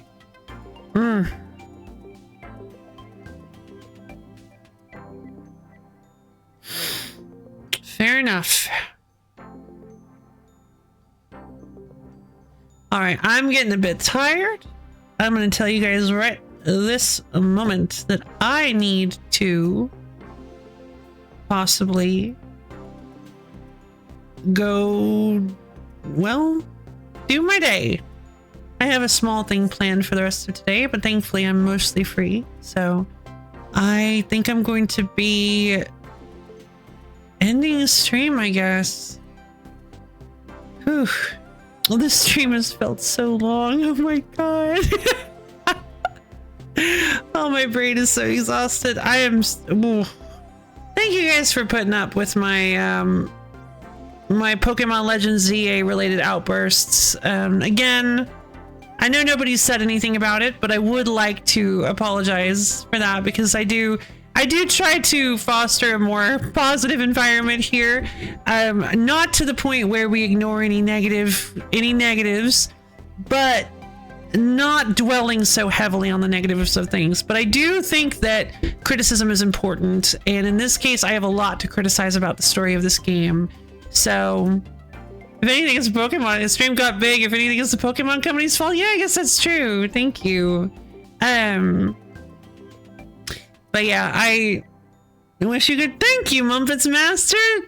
I didn't realize you'd stick around. Thank you for stopping by. It's been really great having you here. I hope you enjoyed Alabaster Dawn. I know I did.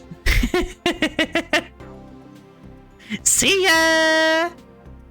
Alright, thank you everybody for coming. For those of you who may not be aware, I have a Discord server. It's a wonderful little place where you can get access to my schedule, as well as times when I go live, and hang out with me and other Lo fans. It's super duper fun and cool, and you should totally come check it out if you can.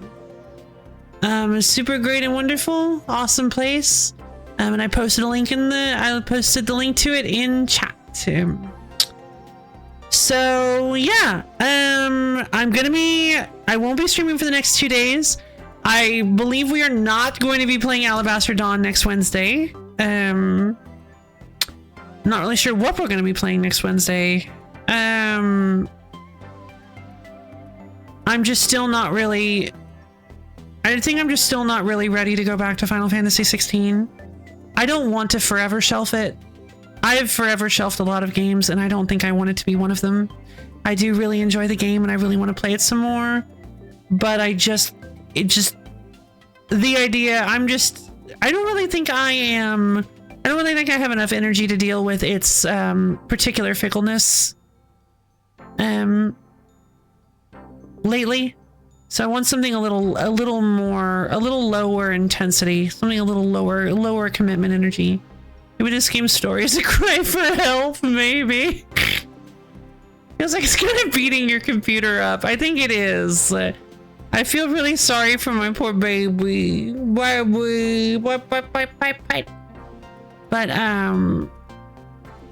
yeah, there are a lot of games on this list that I have said I'd put on this list that I can play, that I would like to play.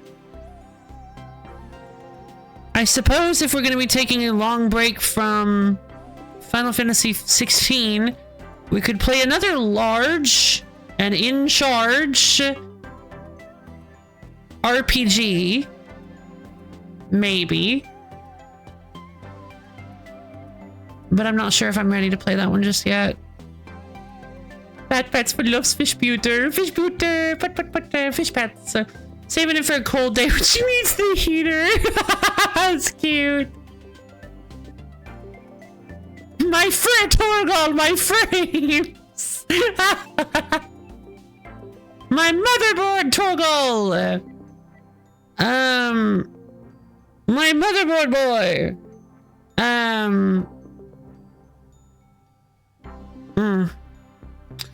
Yeah, there are a few games here. I'm just kind of in a... Yeah, it's been a bit of a funk lately, I guess. Ugh. Hate it when I get like this. But yeah, I mean, Dissimilar, Octopath Traveler 2, those are both fantastic suggestions. Games I have been really wanting to play. I don't know if Dissimilar would work as a Wednesday game. I mean, I guess it would. There's no reason something wouldn't work. I would just, Togo looks intently inside your computer for about 15 seconds and then just bursts your CPU in half. You need even more setup. You need Torgal to put on like jeweler's glasses, like a loop. Like sit, like get real close to it. Like just kind of cock his head back and forth. Just like sniff at it. Like maybe poke it with his claw a little bit. Like he got like some like tools off to the side that he just like bats his way.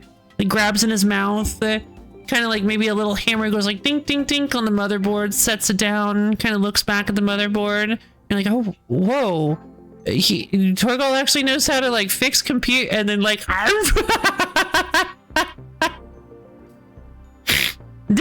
I did it.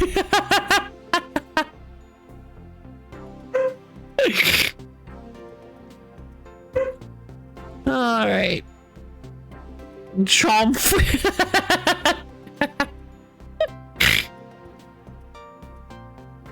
Like, where do you get that jeweler? Where do you get that jeweler's loop? Okay.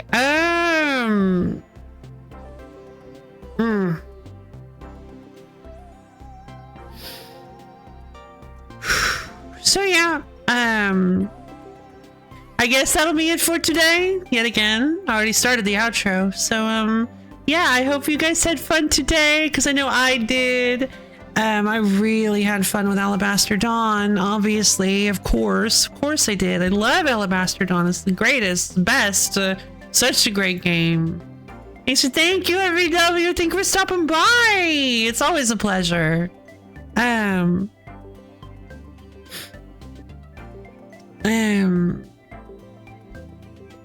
But But yeah, I do not know if I'm ready for this next week. I think I might do webbed instead. I think I'm going to take a 1 week break from this. I'm not even like this. This might be the most insane thing I've ever done. I might have to just actually take breaks and do other series between each stream of this because I just don't think I can handle this. I don't think I can handle playing this once a week.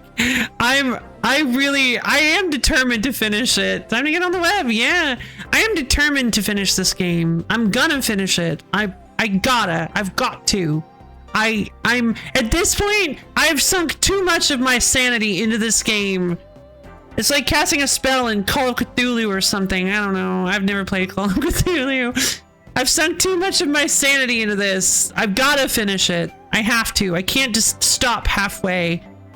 This game has eaten a part of my soul, and I need to beat it up to get it back. I'm not going to be satisfied until I do. Who knew a Pokemon game would be the most emotionally overwhelming game on this channel? It isn't.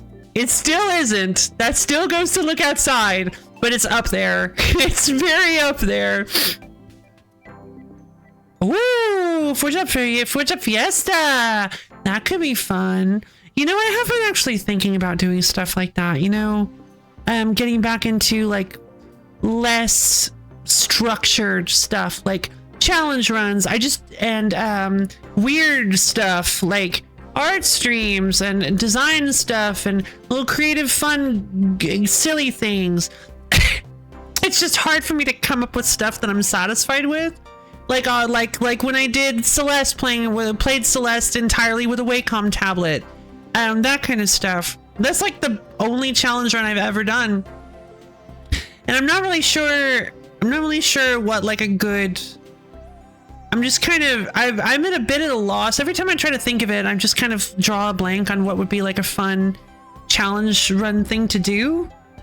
I guess I don't have the head for crafting complex challenges and gimmicky things. But Forza Fiesta could be a fun little thing to do.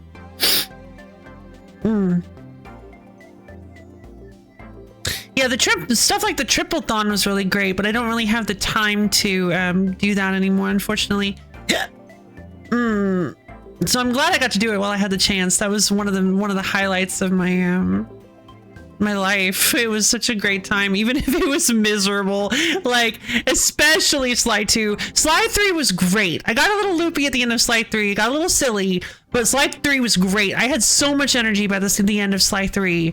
Even if I was loopy. But Slide 2, I felt by the end of it, I felt like I was just like, somebody had just pulled my batteries out, which I don't have because I'm 100% a human girl, real human. I don't run on batteries. Remember when I played Dark Souls with only shields? Oh, that's fun. Made it past O and S and then kind of lost interest, but really that was always going to be the fair enough. I remember I'd love to get Sekiro on Steam so that I could continue my Chivalry run. My Chivalry run was, it's so funny. It's the first time I've ever done a challenge run in a Souls game, and I decided to put the most challenges I could. Because you know me, I go big or go home. For a Chivalry run of Sekiro, you are restricted from doing just a few things.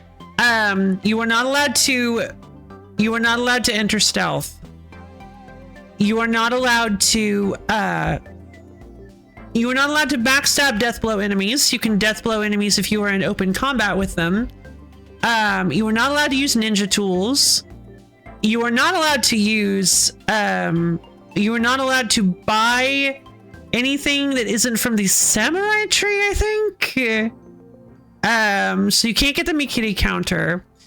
If an enemy sees you, you have to fight them. You cannot run from them. And what was the last thing? I think that was it. I think it was everything. You can use parries. I mean, obviously, you can use parries, but you can't. But yeah, I think that was all the rules, but it was intense. I got stuck in the bowl. I couldn't even make it into the castle.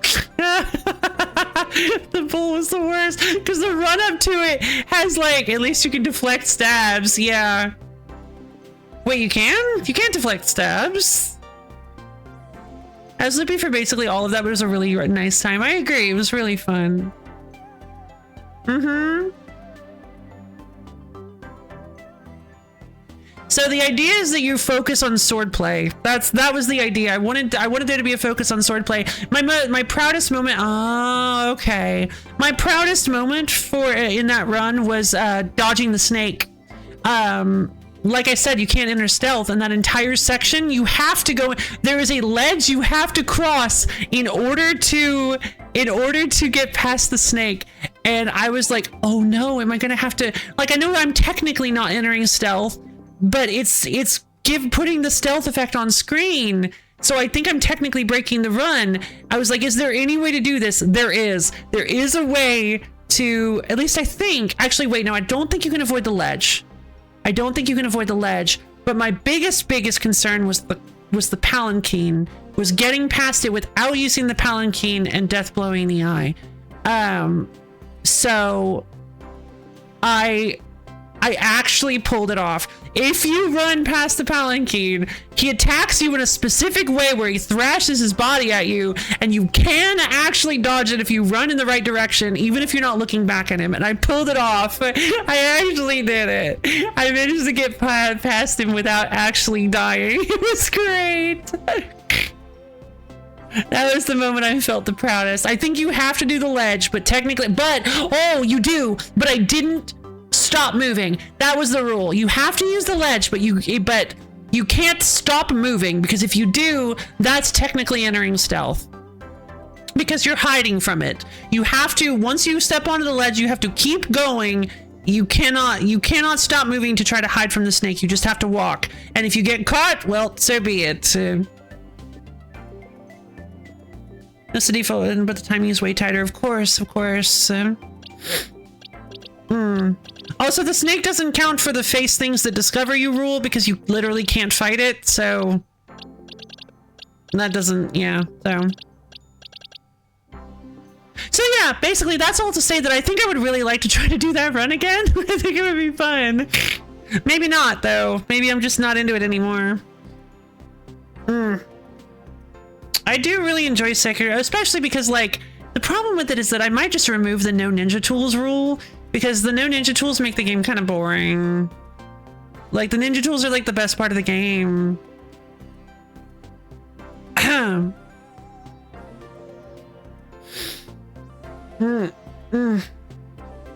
Also, I haven't played the game proper in, like, well, since it came out, really. So it would be really fun to actually just play Sekiro again. But anyway, also killing the shield guys without the axe is just a bit. Yeah, it's true. It's true. I hadn't thought of that. Oh no, you're right. Yeah. God. I hadn't even gotten that far yet. Because technically, like, the first time you see them, I think, is in the area where you get the axe. And so you don't, yeah, ugh. Yeah, that would be awful.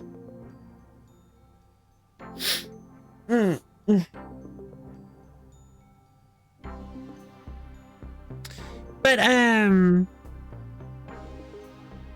maybe I limit it to, like, maybe it's like selective limitation, like you can't use the firecracker since that's considered foul play. I don't remember all the tools that you get, but the shuriken is just a ranged weapon. There's nothing wrong with using a ranged weapon in melee, I guess. But the axe is a melee weapon. That definitely doesn't matter. Like, it's basically just a heavy sidearm. The axe might be the only one that I actually would allow, but the axe is still pretty fun. So yeah, probably not the poison knife, because again, poison is kind of not chivalric, or I mean, this is a very like pop culture definition of chivalry that we're going with. Love sign off. May you have a mega evolved Zimu Gigantamax Terrestrialized Day. Oh, that's cute. I love that. But Sekiro does have some built-in challenge mechanics. Oh yeah, but axe and spear should be. Oh, the spear, right? God, I don't think I've ever even used the spear. Yeah, the axe and spear make total sense. That's a really good point.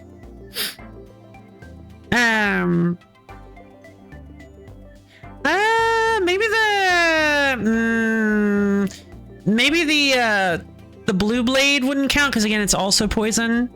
It's just a sidearm. It's just a secondary weapon, but I think, but it's also very poisonous, right? I think that's like the main use for it. So I don't think I'd want to count. I want to use that. Can't remember all of them. The shield, perhaps. Shield makes sense. The hat shields, that makes total sense. Nothing wrong with using a shield in combat. Thank God, because there are some segments of the game that would be so insufferable without the shield. There's the demon bell that makes extra enemies spawn, and once you're on NG plus or with a mod, you can give Kuro back. Oh yeah, Kuro back a charm it gives you, and if you do, you take chip damage if you block, not deflect. You don't even need to be NG plus. You just need to have beaten the game once. I think. I'm pretty sure I started a new game after beating the game once, and I was still able to give the charm back.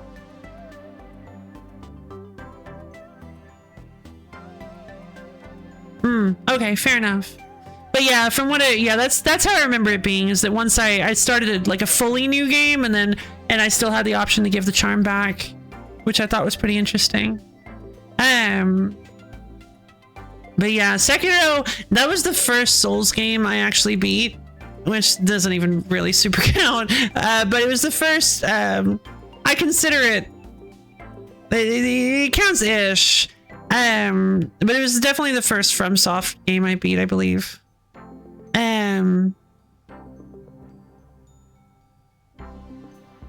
If we're talking about like actually Soulsborne games, like Souls games, Bloodborne was the first one I beat. And then I believe I beat Dark Souls 3 a little while after. But I've never beaten Dark Souls 1. I have played like 20 minutes of Dark Souls 2. I guess I've even played only like 30 minutes of Dark Souls 1. That's a really good point. Actually, for a while, I guess I had actually played more Dark Souls 2 than Dark Souls 1. That's funny. I played a lot of FromSoft games, and Sekiro is my favorite. It's really good. It's really fun. It was one that I really wanted to kind of hyper focus and obsess on, but it just never clicked. It was one that I really wanted to just like go. Sometimes when I really like something, I'll be like, let's just like go nuts with it and like do challenge runs and all sorts of stuff, and I just don't have the steam for that. It's just a thing. Just not one of my skills. But anyway. Oh god, 9 hours. Okay. Ooh, you pose. Okay, I have to stop. We have to log off. We have to leave. I have to get off. This has been a great stream, everybody. Like, obviously they're chasing different design goals, but going from Sekiro's super precise, well-designed combat system to Elden Ring with all its RPG stuff, various weapons, and questionable balance felt rough. Yeah, that's fair.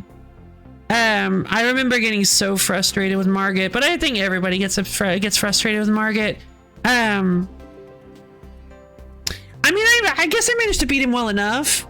I believe I defeated Godric second try, maybe even first. So unfortunately, that gave me a really unrealistic expectation of how good I was at fighting Godric.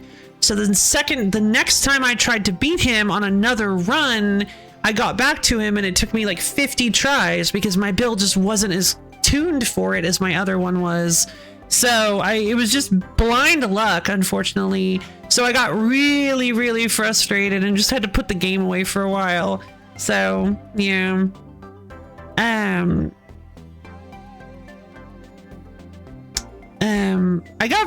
I actually ended up getting really far with that run, and I decided that I basically wanted to use walkthrough stuff. I had played a really fair portion of the game blind. I got to the plateau blind, and that was having done practically everything I could, but I just had to look up because I could not figure out where to go next.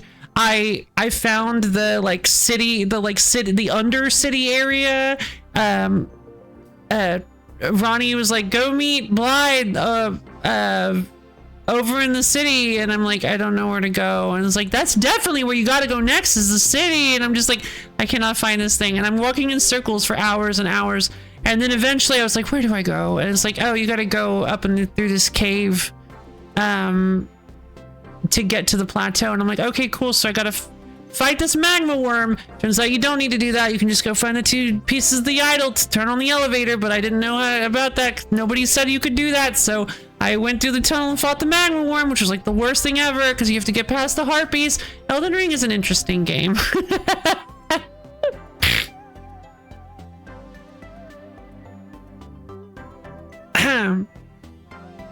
It kind of has like a very RuneScape-esque design philosophy where there are just like 50 billion things that you can do at any given time, and like there are like just a million different ways to approach each potential problem. There's so many secrets and so many tiny weird things that you can do, stuff that can straight up just warp you to a late game area. It's just like, it's kind of nuts. It's the kind of game design I really enjoy. Just secrets-based gaming that is completely inscrutable with like weird, that just like sets you free in a world with weird interactions and people to talk to. And if you bring the squarble fruit to Camdor McCall during the one day of the week that he's in his palace instead of like at his summer home, and then you also use the bow emote in front of him, you'll give him the squamble and he'll allow you to teleport to the treasure room. It's like, oh cool, this is completely inscrutable and I have no idea how anybody found this. And I mean, I know how people found it, is they data mined. That's honestly one of the things that that kind of make me a little bit sad about modern gaming. I'm glad that we can get information about games, but I always really enjoyed stuff. I really enjoyed the ability to have for developers to put stuff in that would never be found for like decades. But now with how easily accessible the code is for games, it's just kind of like, that kind of stuff just doesn't exist anymore. We're just not in that era of gaming anymore. And I accept that. I just don't have to be happy about it. I mean, I like exploration, but the full open world games always just feel so diluted. Oh yeah, fair enough.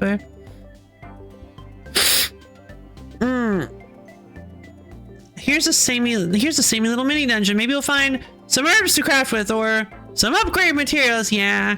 I mean, see, that's, well, but at the same time, those mini dungeons are never really very long. I'm just devil's advocate. Those little mini crypts are never very long, and they always position their traps in like a really creative way. They have those bleed enemies hanging on the walls. Sometimes they have a little pressure plate. I feel like it's very creative in the way that they reorder stuff so that you are actually often caught by surprise. Even if you're ready for it, it may have been so long since you found one that you forgot exactly how they work, so it'll still catch you. And like sometimes there's like sometimes there are some hidden walls. There was one where I could not find exactly where I was supposed to go, and there was a hidden wall like underneath the staircase, and this one was designed completely differently from the other ones. So I don't fully agree, because I actually do kind of like those little crypt dungeons. I find them to actually be rather interesting in the way that they're created. But I get it. I get where you're coming from. And if you have no interest in the summoning mechanic, in the summoning bell, then like, yeah, the plants that you get, the bell flowers that you get from those crypts are completely useless to you. Also, I think most of the time you get summons as a reward for completing those things. So yeah, it's just kind of a pointless area for you if you don't actually want to use the summoning mechanic. And I totally get that. All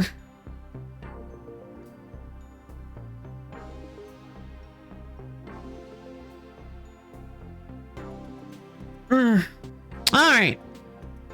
Yeah, when dataminating because of the status quo for a subset of players, it was the nasty surprise for some devs. Edmund McMillan put a secret character into Binding of Isaac that was projected to take months of community's work to solve one day. Ugh, that stinks. became the yeah, okay. I was thinking it becomes the status quo. Yeah, it became the status quo for a subset of players. It was a nasty surprise. Yeah, and it just kind of hurts my heart a little bit because when it comes to gaming, secrets are my favorite thing. Like big secret things. When I first started to make an RPG Maker game, one of the first things I did was put a really powerful amulet in a barrel in the first room that you wake up in. You wake up in like the hold of a ship and go out on the deck of the ship, and are met with a cutscene that then leads to whatever the rest of the game was. I didn't get very far on it, but one thing I really wanted to do was I wanted to have a secret, like powerful accessory that not everybody would find hidden away in a little barrel. And I mean, RPG Maker is a bad example because those are ridiculously easy to figure everything out about. Like, you can literally just plug it into the program and just be like, okay, cool. He also did a massive AR, but he was spiteful with his updates in response to that getting data mined. He was livid, so he knew if things went fair enough. I mean, yeah, that's one way to respond to it for sure.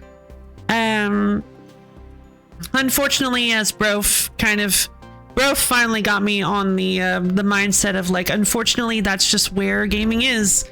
I mean, it's just the tides of time. You can't really fight against them. It's against some things. Sometimes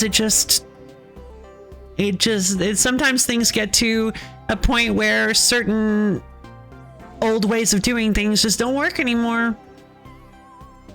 He took the nerf hammer to his game because he couldn't find the needs of the data miners. Oh, that's sad. But yeah. Like, I'd love it if we could. I'd love to be able to like, basically it would have to come down to the honor system. You would basically have to present the game with, hey, this game is very reliant on secrets. I created these secrets in such a way that they can be found by everyone, and a big portion of this game is finding those secrets, and it's the sense of accomplishment that you get from finding them. So I would really appreciate if you guys didn't just data mine the game and find the secrets and spoil it for everybody. I understand there's going to be a subset of players who are going to do that anyway, because that's just how some people are. But if you'd like to really engage with this game as it was intended to be played, I would really like it if you guys would simply try to find the secrets on your own rather than simply effectively look up the walkthrough. They're the ones who spoil it for them. Yeah, true. Yeah, and basically I'd be like, avoid the Steam discussion page at all costs because people are just going to be talking about the secrets. Please avoid it. Just don't do it. But games like Animal Well and Blueprints are all about the experience is what you make it. Yeah, exactly. It's a very good point. I didn't realize Blueprints was like that. Also, it only took me like 2 months to make the connection between Blueprints and Blueprints. I was talking with Brof, and all of a sudden I'm just like, oh, Blueprints! Brof's like, yeah? I'm like, Blueprints as in like the thing! As in like the blueprints! And Brof's like, yeah, that's the... That's what they were going for. You did it. But thank you.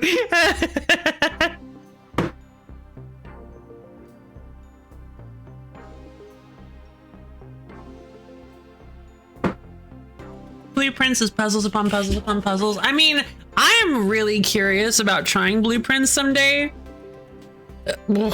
I'd love to try to get a hold of it somehow. But all right, I have streamed. Yep, I've definitely. I hope I haven't used up all my time. That's fine. If I did, we can always do it later. All right. I think I'm gonna have to let you guys go. This has been a really fun conversation, though. I love talking on the Sundays, or just talking in general. I love doing these like long just chatting end segments.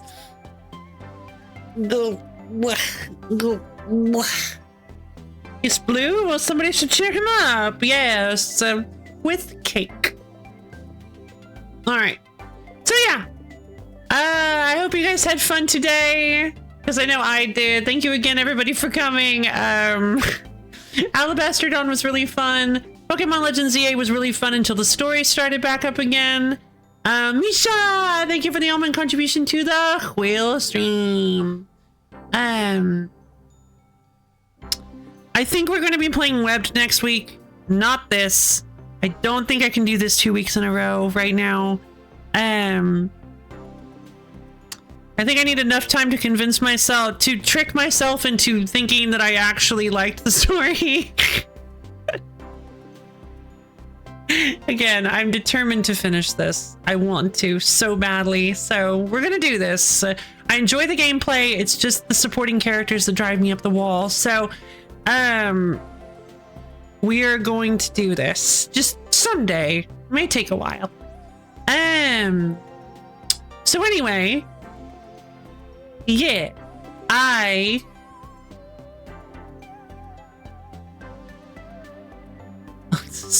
yeah, God, it's so true. It's just the unsupporting characters that drive me up the wall.